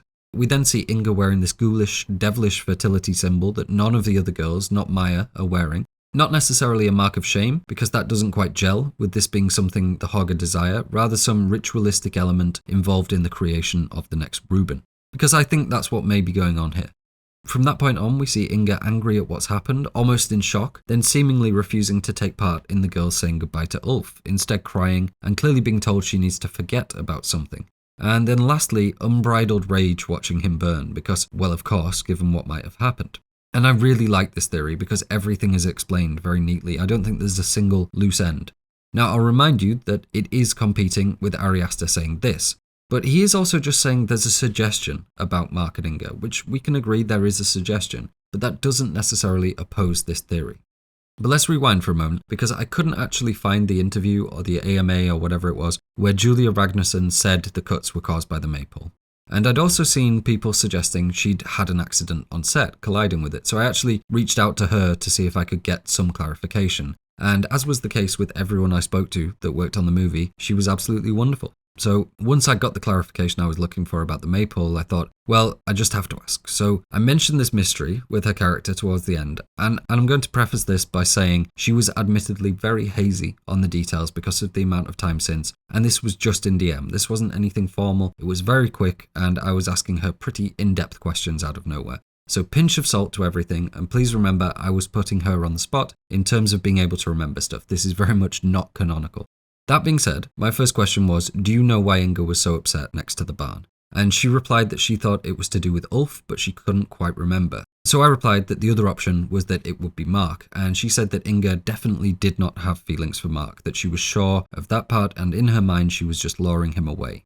She also said she remembered the discussion of a possible love connection between Ulf and Inga. She agreed with the assessment that Inga likely had been impregnated, and the cornicello was to do with this. And so at this point I was like, okay, I have a pretty crazy theory, and I explain what I've just told you about Ulf and Inga potentially being related, and there being a situation off camera where another Ruben is horrendously created. And then of course I apologise for being a gigantic weirdo and actually messaging someone that. But surprisingly, her reply was, this makes sense and actually sounds familiar. You can imagine my delight. Now, I want to stress again, this is far from definitive, and if you're looking for the mainstream answer, just go with Inga and Mark, because it's what Ari Aster says is at least implied. But if you're still here at this point, you probably aren't looking for mainstream, you want that good. And so what we're left with is a theory that I think leaves no holes, no confusion, and seemingly fits with the actress's memory, which again was hazy and put on the spot by me asking her ridiculous questions. It even fixes the inconsistencies with the pre-existing Ulf theory, like her not being pregnant, but here she is. And hot damn, that's good enough for me to at least consider it for my headcanon. So thank you to Julia Ragnarsson for taking the time out to help us shed some light on that. We can't exactly say it's mystery solved. I can't say it is this for certain, but I feel as though it's the only possible explanation that explains everything, which is the only reason such a weird idea jumped into my head in the first place, purely because it fits. So ultimately the takeaway is going to be down to you, but for me I think I'm going with this. Back to chronology, and we have the Hårga wheeling bodies into the temple in preparation for the burning. We see them being transported in wheelbarrows through the fields. This suggestion that this is just another part of their cycle, just another necessary part of planting and harvest that speaks to how comfortable the Hårga are around death. As we see the various bodies being brought in, we see that the methods of their deaths are relatively obvious, Connie being drowned for example, and all of the bodies present can in some way relate to one of the four elements, in some cases two. Connie clearly represents water, Christian clearly represents fire, I think we could say Ulf and Ingemar likely do too given how they go out. Josh is definitely earth, he's covered in soil, having recently been buried. Simon is air, and Mark really could be air, earth or fire, given he's just a stuffed bag of kindling. Dan and Ylva I think most likely represent air, but you could also make an argument for earth and fire too. You can make similar speculation with the seasons, but again we don't see anything that really stands out meaning-wise and nothing that strikes as a perfect fit or an outstanding puzzle. It's mainly just secondary allusions to nature and the elements. But this has led to some speculation online that maybe this is a key part of the ritual, that there is something esoteric being referenced here perhaps, or this being what the characters represent. But ultimately I don't think it's quite the case. For a start, we're already tripling up on what these characters represent. We have the Wizard of Oz metaphor, Mark is the Scarecrow, Josh is the Heartless Tin Man, Christian is the Cowardly Lion, and Danny is Dorothy who doesn't want to go home. And then on the more folklore, mythological tarot side of things, we have Mark as the Fool and the titular character from Skin the Fool, and we have Josh as the misguided Odin figure or the Hanged Man, and then Christian as the Black One, which as we know is a quasi or actual devil figure. We have the devil in tarot, generally representing saturnine power, so virility and strength, just like the bear symbolizes. There is also sometimes a bear card in non-traditional tarot decks, which symbolizes authority over you. So I think maybe we're going a layer too deep by saying all these elemental illusions are supposed to code the characters in some other way because they're triple coded as is. I think the more simple explanation here is that the elements are important in pagan rituals and crucial here to the Hårga because these deaths are supposed to be a part of their natural process. That's why every killing takes place with something naturally occurring: water, stone hammer, fire, and so on. I'm not sure you can say what happened to Mark or Simon was particularly natural, but they weren't killed by laser beams or anything like that, so I suppose it fits. And more so than how they were killed, that they are now representing these elements in the ritual is the more crucial part. It's the suggestion that that's all we are, just a complicated expression of elements that will be broken down and returned to the ecosystem to one day be born anew. I don't think there's anything hidden beyond that. We then move past an upset Inga into the barn to see Mats teaching young Hårga lads how to correctly dress a bear carcass while Christian watches paralysed in the corner. I've seen a lot of people asking, how do the Hårga know about these rituals if none of them were alive to see it? How do they have such advanced knowledge to do the blood eagle, and so on? And I think right here is the answer to this. Not only are the Hårga learning to cut things open from a very young age, but it also shows the passing of skills and customs between generations, ensuring that they'll be continued into the future. And once the bear is correctly cut open, we can see the full cavity is at least a little bit yonic, a little bit vaginal, and given that this bear, Christian, the black one, are these symbols of dangerous masculine energy, this seems quite fitting given the hermaphroditic balance the Hårga believe nature to have. Now, it is not at all clear in the film, but Christian has his legs amputated to allow him to fit inside the bear, or perhaps just to prevent him from running if the powder wears off. Jack Rayner said in an interview, "Do we deserve to have our legs chopped off and get stuffed inside a dead bear?" Now, people have suggested that Jack Rayner was referring to Josh, given that we see his legs sticking out of the soil. But as I've shown you, he's actually buried upside down, and as I probably can't show you on YouTube, he absolutely has both his legs at the end. In the script, it does make reference specifically to Christian's legs being folded inside the bear, but there are many changes between script and movie. But actually, we do get another clue, and again, I'm not sure how much of this I can show you, but as Christian is put on the table, he has his frock pulled up and his feet pulled into the cutting space. We then see Mats pick up some cheese or piano wire, likely in reference to Hereditary, just as the camera cuts out. So just to make this all that much horrifying, yes, I think almost certainly Christian loses at least his feet and ankles. We then cut to Christian in the bear in the temple, being monologued at by Arn, who I think we can say is probably the top Hårga priest. He tells him that he is a mighty and dreadful beast, and we can see this as applying to the bear, the black one, and Christian. That by purging him, they are purging the worst affects of the Hårga and banish him to the deepest recesses to reflect on his wickedness. And as far as the ritual is concerned, that is being spoken to the black one, but on a subtextual and actual level, we can also see it as the Hårga's condemnation of Christian. Now, the script describes the priest as being dressed as Vior or Vidar, the Norse god of vengeance. I can't find any particular similarities to Vior in how he's dressed. No veil association, no red hat. And also there's 3 people dressed like this in the film and only 1 in the script. I think what's important is the association of vengeance here, that the Hårga are burning the black one, their enemy that cursed them all those years ago. So it's a logical route to emblemize this with the god of vengeance. Still though, there's a dissonance between the happy Hårga sacrifice and a priest dressed as a god of vengeance. And on the wall we see these runes, and you might think they're probably to do with balance and harmony, but no, this means conflict, anger and war. And look at how it's painted up there, this repeated crossing symbol decked out in nationalist colouring. I think really what's happening here is that this moment, the visual rug pull for people who are seeing it for the first time, is the lifting of the veil on the ideology at the heart of the Hårga. That's why I don't think there's much of a focus on making him look like Vior here, because we're more concerned with this looking like the strange regalia of behind the scenes at a Nazi or perhaps Klan ceremony. The symbols on the wall are very much their own thing, but when combined with torches and talk of vengeance and war, it all very quickly becomes familiar. And the truth here is that what we're seeing inside the temple is the truth, the bitter ideology at the core of the Hårga. That's why we see such a distinct shift in tone when inside. It's the difference between exterior projection and interior belief. And what's interior to the Hårga is incredibly violent and eerily reminiscent of Nazis. We even see the torchbearers doing something reminiscent of the fascist salute, albeit mirrored and close to the chest, which is so perfectly fitting to the Hårga that I will stand in awe of Ariasta for 4 years following the completion of this video. And not only that, but the term Holocaust derives from a Greek word meaning to completely burn a sacrificial offering, which is exactly what we're seeing here. With the temple ablaze, we see Christian left to his demise before moving to a touching and troubling last moment with Ingmar and Ulf. Now, they've just been given some honey or sap from a yew tree by Mats, and as he gives them it, he provides them with separate blessings. To Ulf he says feel no pain, to Ingmar he says feel no fear. Now, as is probably very clear by now, I don't speak Swedish, so I'm going off the very helpful prior work of you/Chebgobi and you/the guy with a toaster, who do speak Swedish, and handily pointed out that these subtitles are the wrong way round. According to them, Mats actually says feel no fear to Ulf and feel no pain to Ingmar, which does line up with how we see the scene play out in the original script. And as the burning commences, we see Ingmar looking afraid, but we never see him in pain, and we see Ulf not afraid, but then very much in pain. So there is that subtle hint that maybe the blessing works, maybe it's the power of their belief providing placebo. But if we zoom out a bit and look at what's really happening, this stuff absolutely does not work. These two men are being sold lies and dying horrendously for their beliefs, which raises the question, what is this actually supposed to do?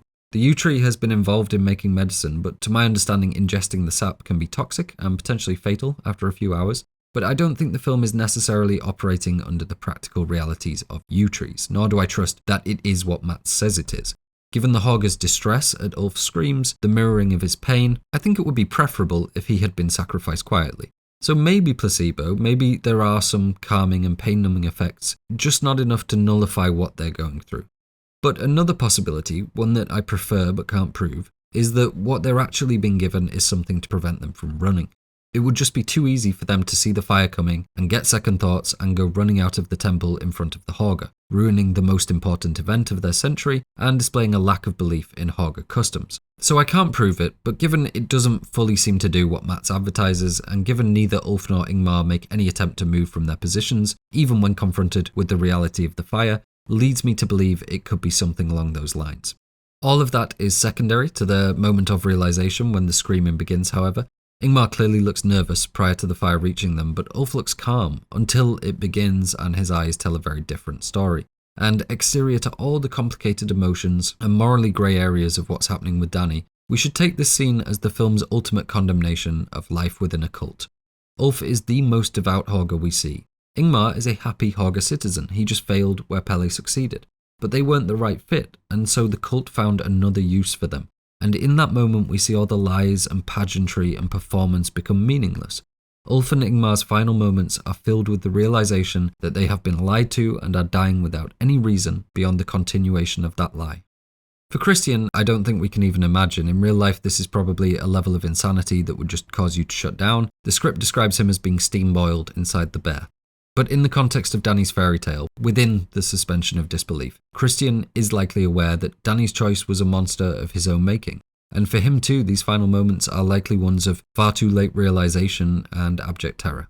I entirely understand if you hate Christian, in terms of what his character represents, you are supposed to, but I think we can all agree that Christian exits the film victim to something far, far worse than himself.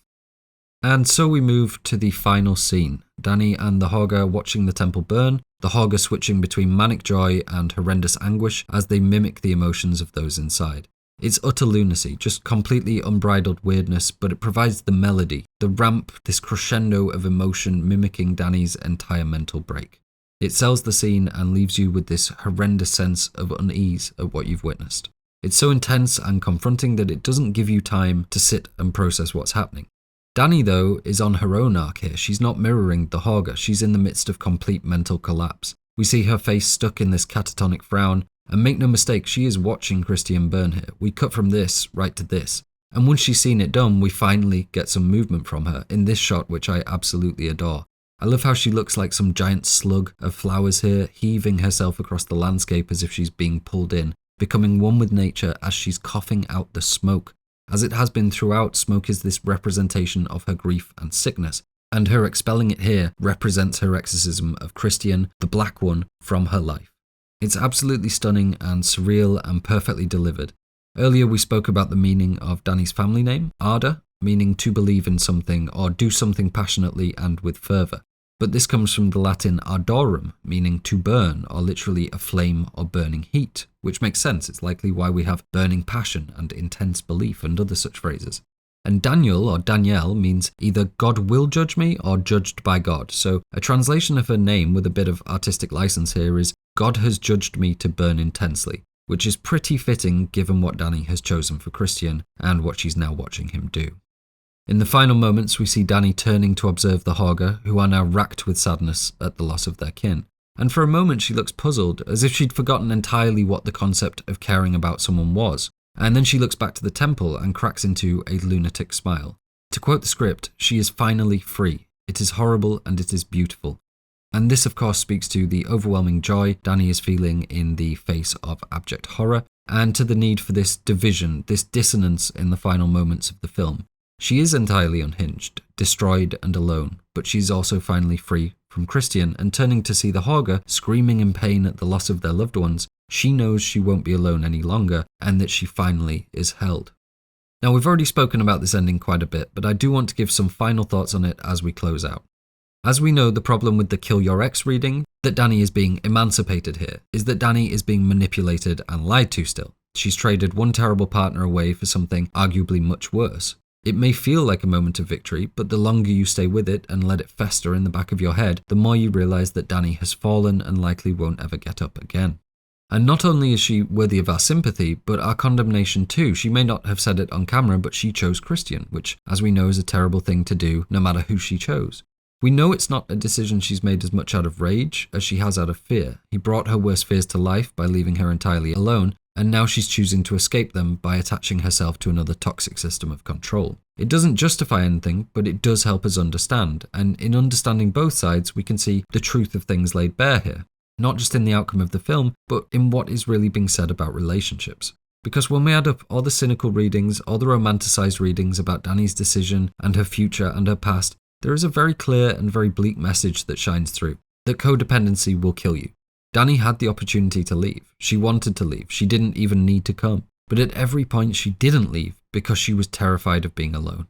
The real happy ending for Danni is one where she decides to confront her fears, to do the thing that Christian doesn't dare to, and break up. We like to see the ending as either a horror twist in that Danni is now a member of a murder cult, or as an emancipatory, quasi-feminist breakup narrative.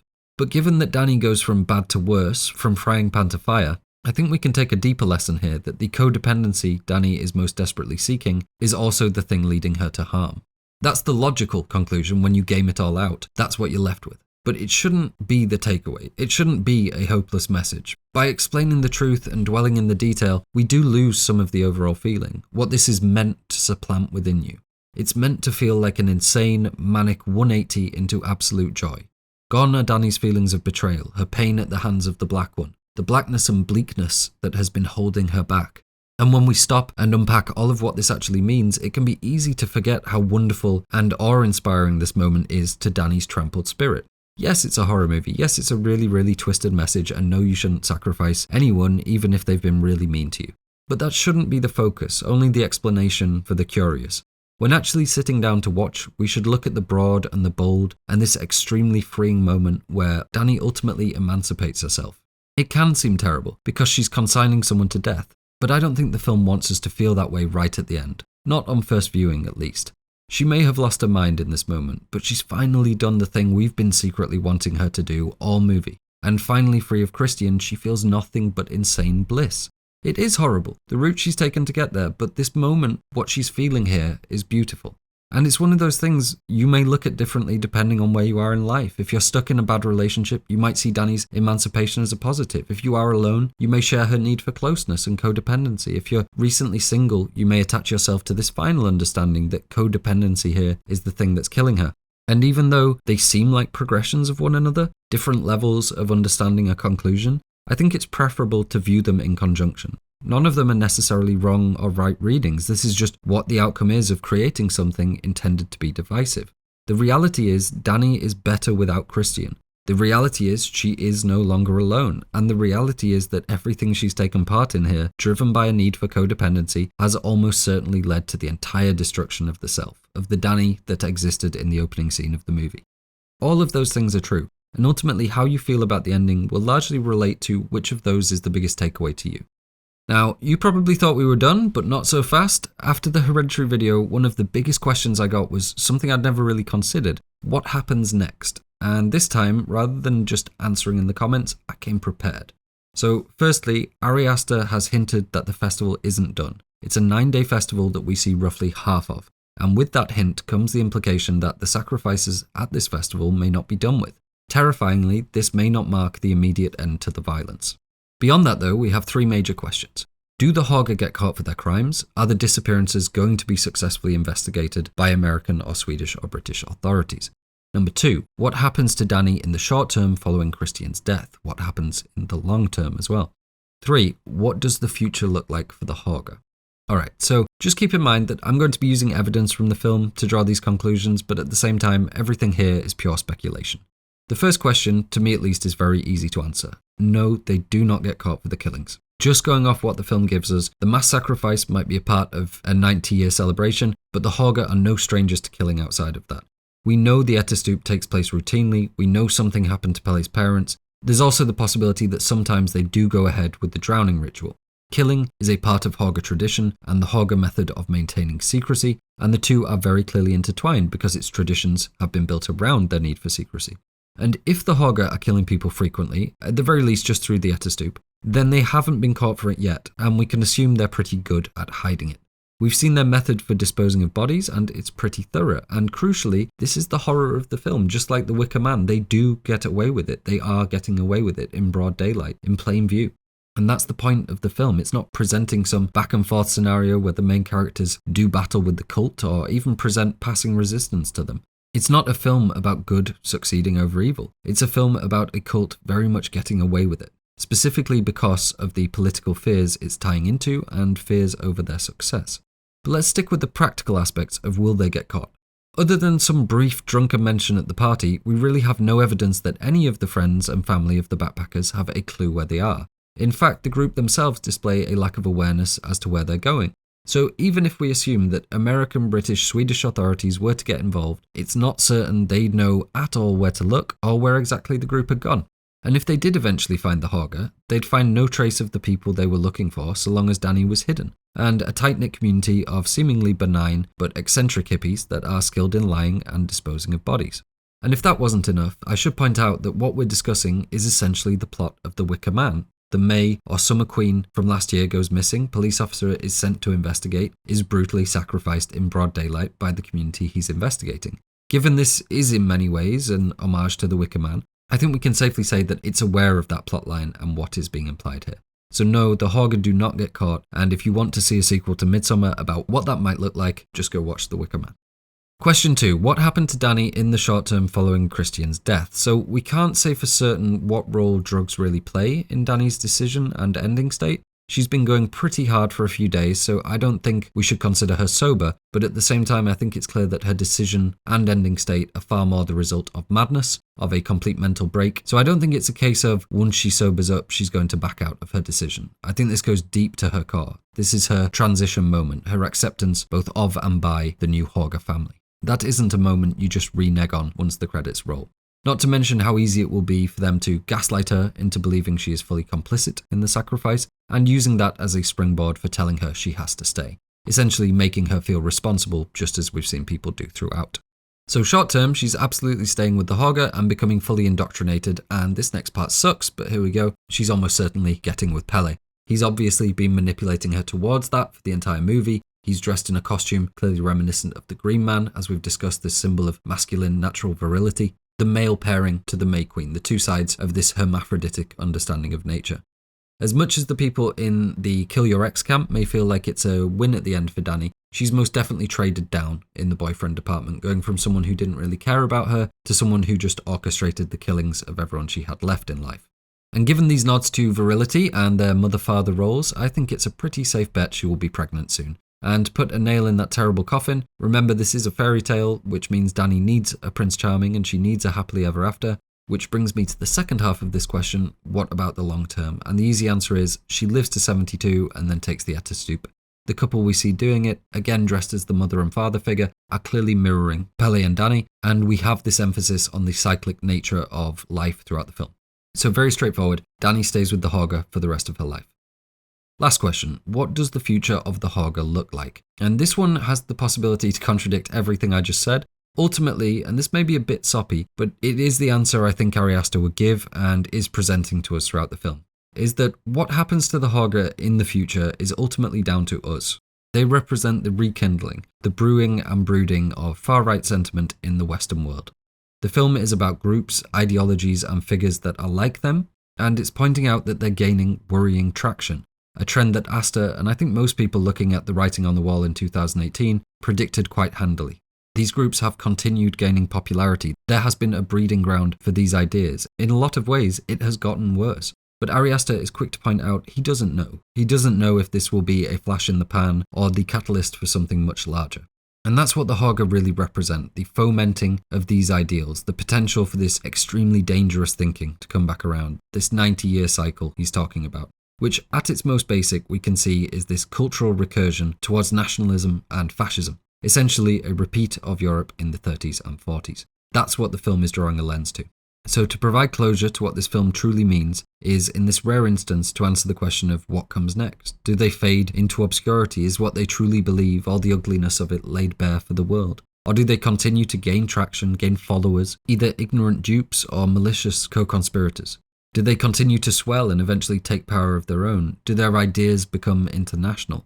Ari Aster wants you to worry about that, because the truth is what happens to the Hårga is down to all of us. Who we choose to support over the coming decades, where we choose to place our faith, and the systems and ideals that we believe in. If as a collective we're conscious of that, if we're conscious that we don't want to repeat the worst period in living memory, and we're conscious of what the people spewing these messages are really saying, then I'd say it's a safe bet the Hårga are dead and gone within a couple of generations.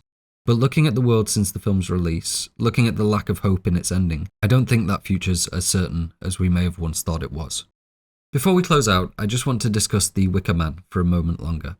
In Hereditary, the cult is terrifying because what they believe is true. In the Wicker Man, the question is never really answered, but whether the sacrifice will work or not is not the basis for the terror. It's that the islanders believe that it will. It's their zeal, their passion, their ardour for that belief that provides the terror. And while Midsommar is scary, the end isn't necessarily built for us to feel terror, not like the Wicker Man is, not like Hereditary is. As I've covered, it's more of a subversion of audience expectation. You've had them scared the whole way through, but in these final moments, they likely feel catharsis or repulsion at Danny's decision. The key element of subversion happening here, the crucial difference between the two films, is that in The Wicker Man, the unthinkable happens. The main character, our hero, is brutally sacrificed with no ex machina intervention to save him. Midsommar manages to do the opposite of that, while still remaining entirely unthinkable. Our main character doesn't get sacrificed, they do the sacrificing, at least in a figurative sense. It's a genius spin on the idea because you get all the terror, all the build that feels familiar, but in those final moments you have the audience cheering with the cult, with Danny, and as we've covered extensively, that's the result of endless meta tricks the film is pulling on you.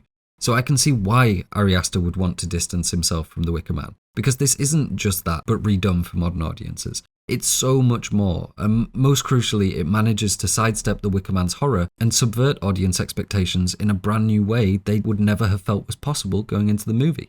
You may see the trailer and realise the Hårga aren't to be trusted, but there's no way you're going in expecting this ending.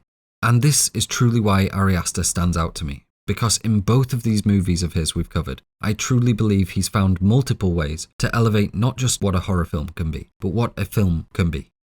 And that is everything for this video, guys. Before I go, I just want to thank everyone again that helped me with this, because there are a bunch of them. From the film specifically, Henrik Svensson, Jean Park and Julia Ragnarsson, your help was invaluable and sincerely validating. From YouTube, Felicia Hallen, The Skaldic Bard and Nordin Walks, they're all linked in the video description, please check them out.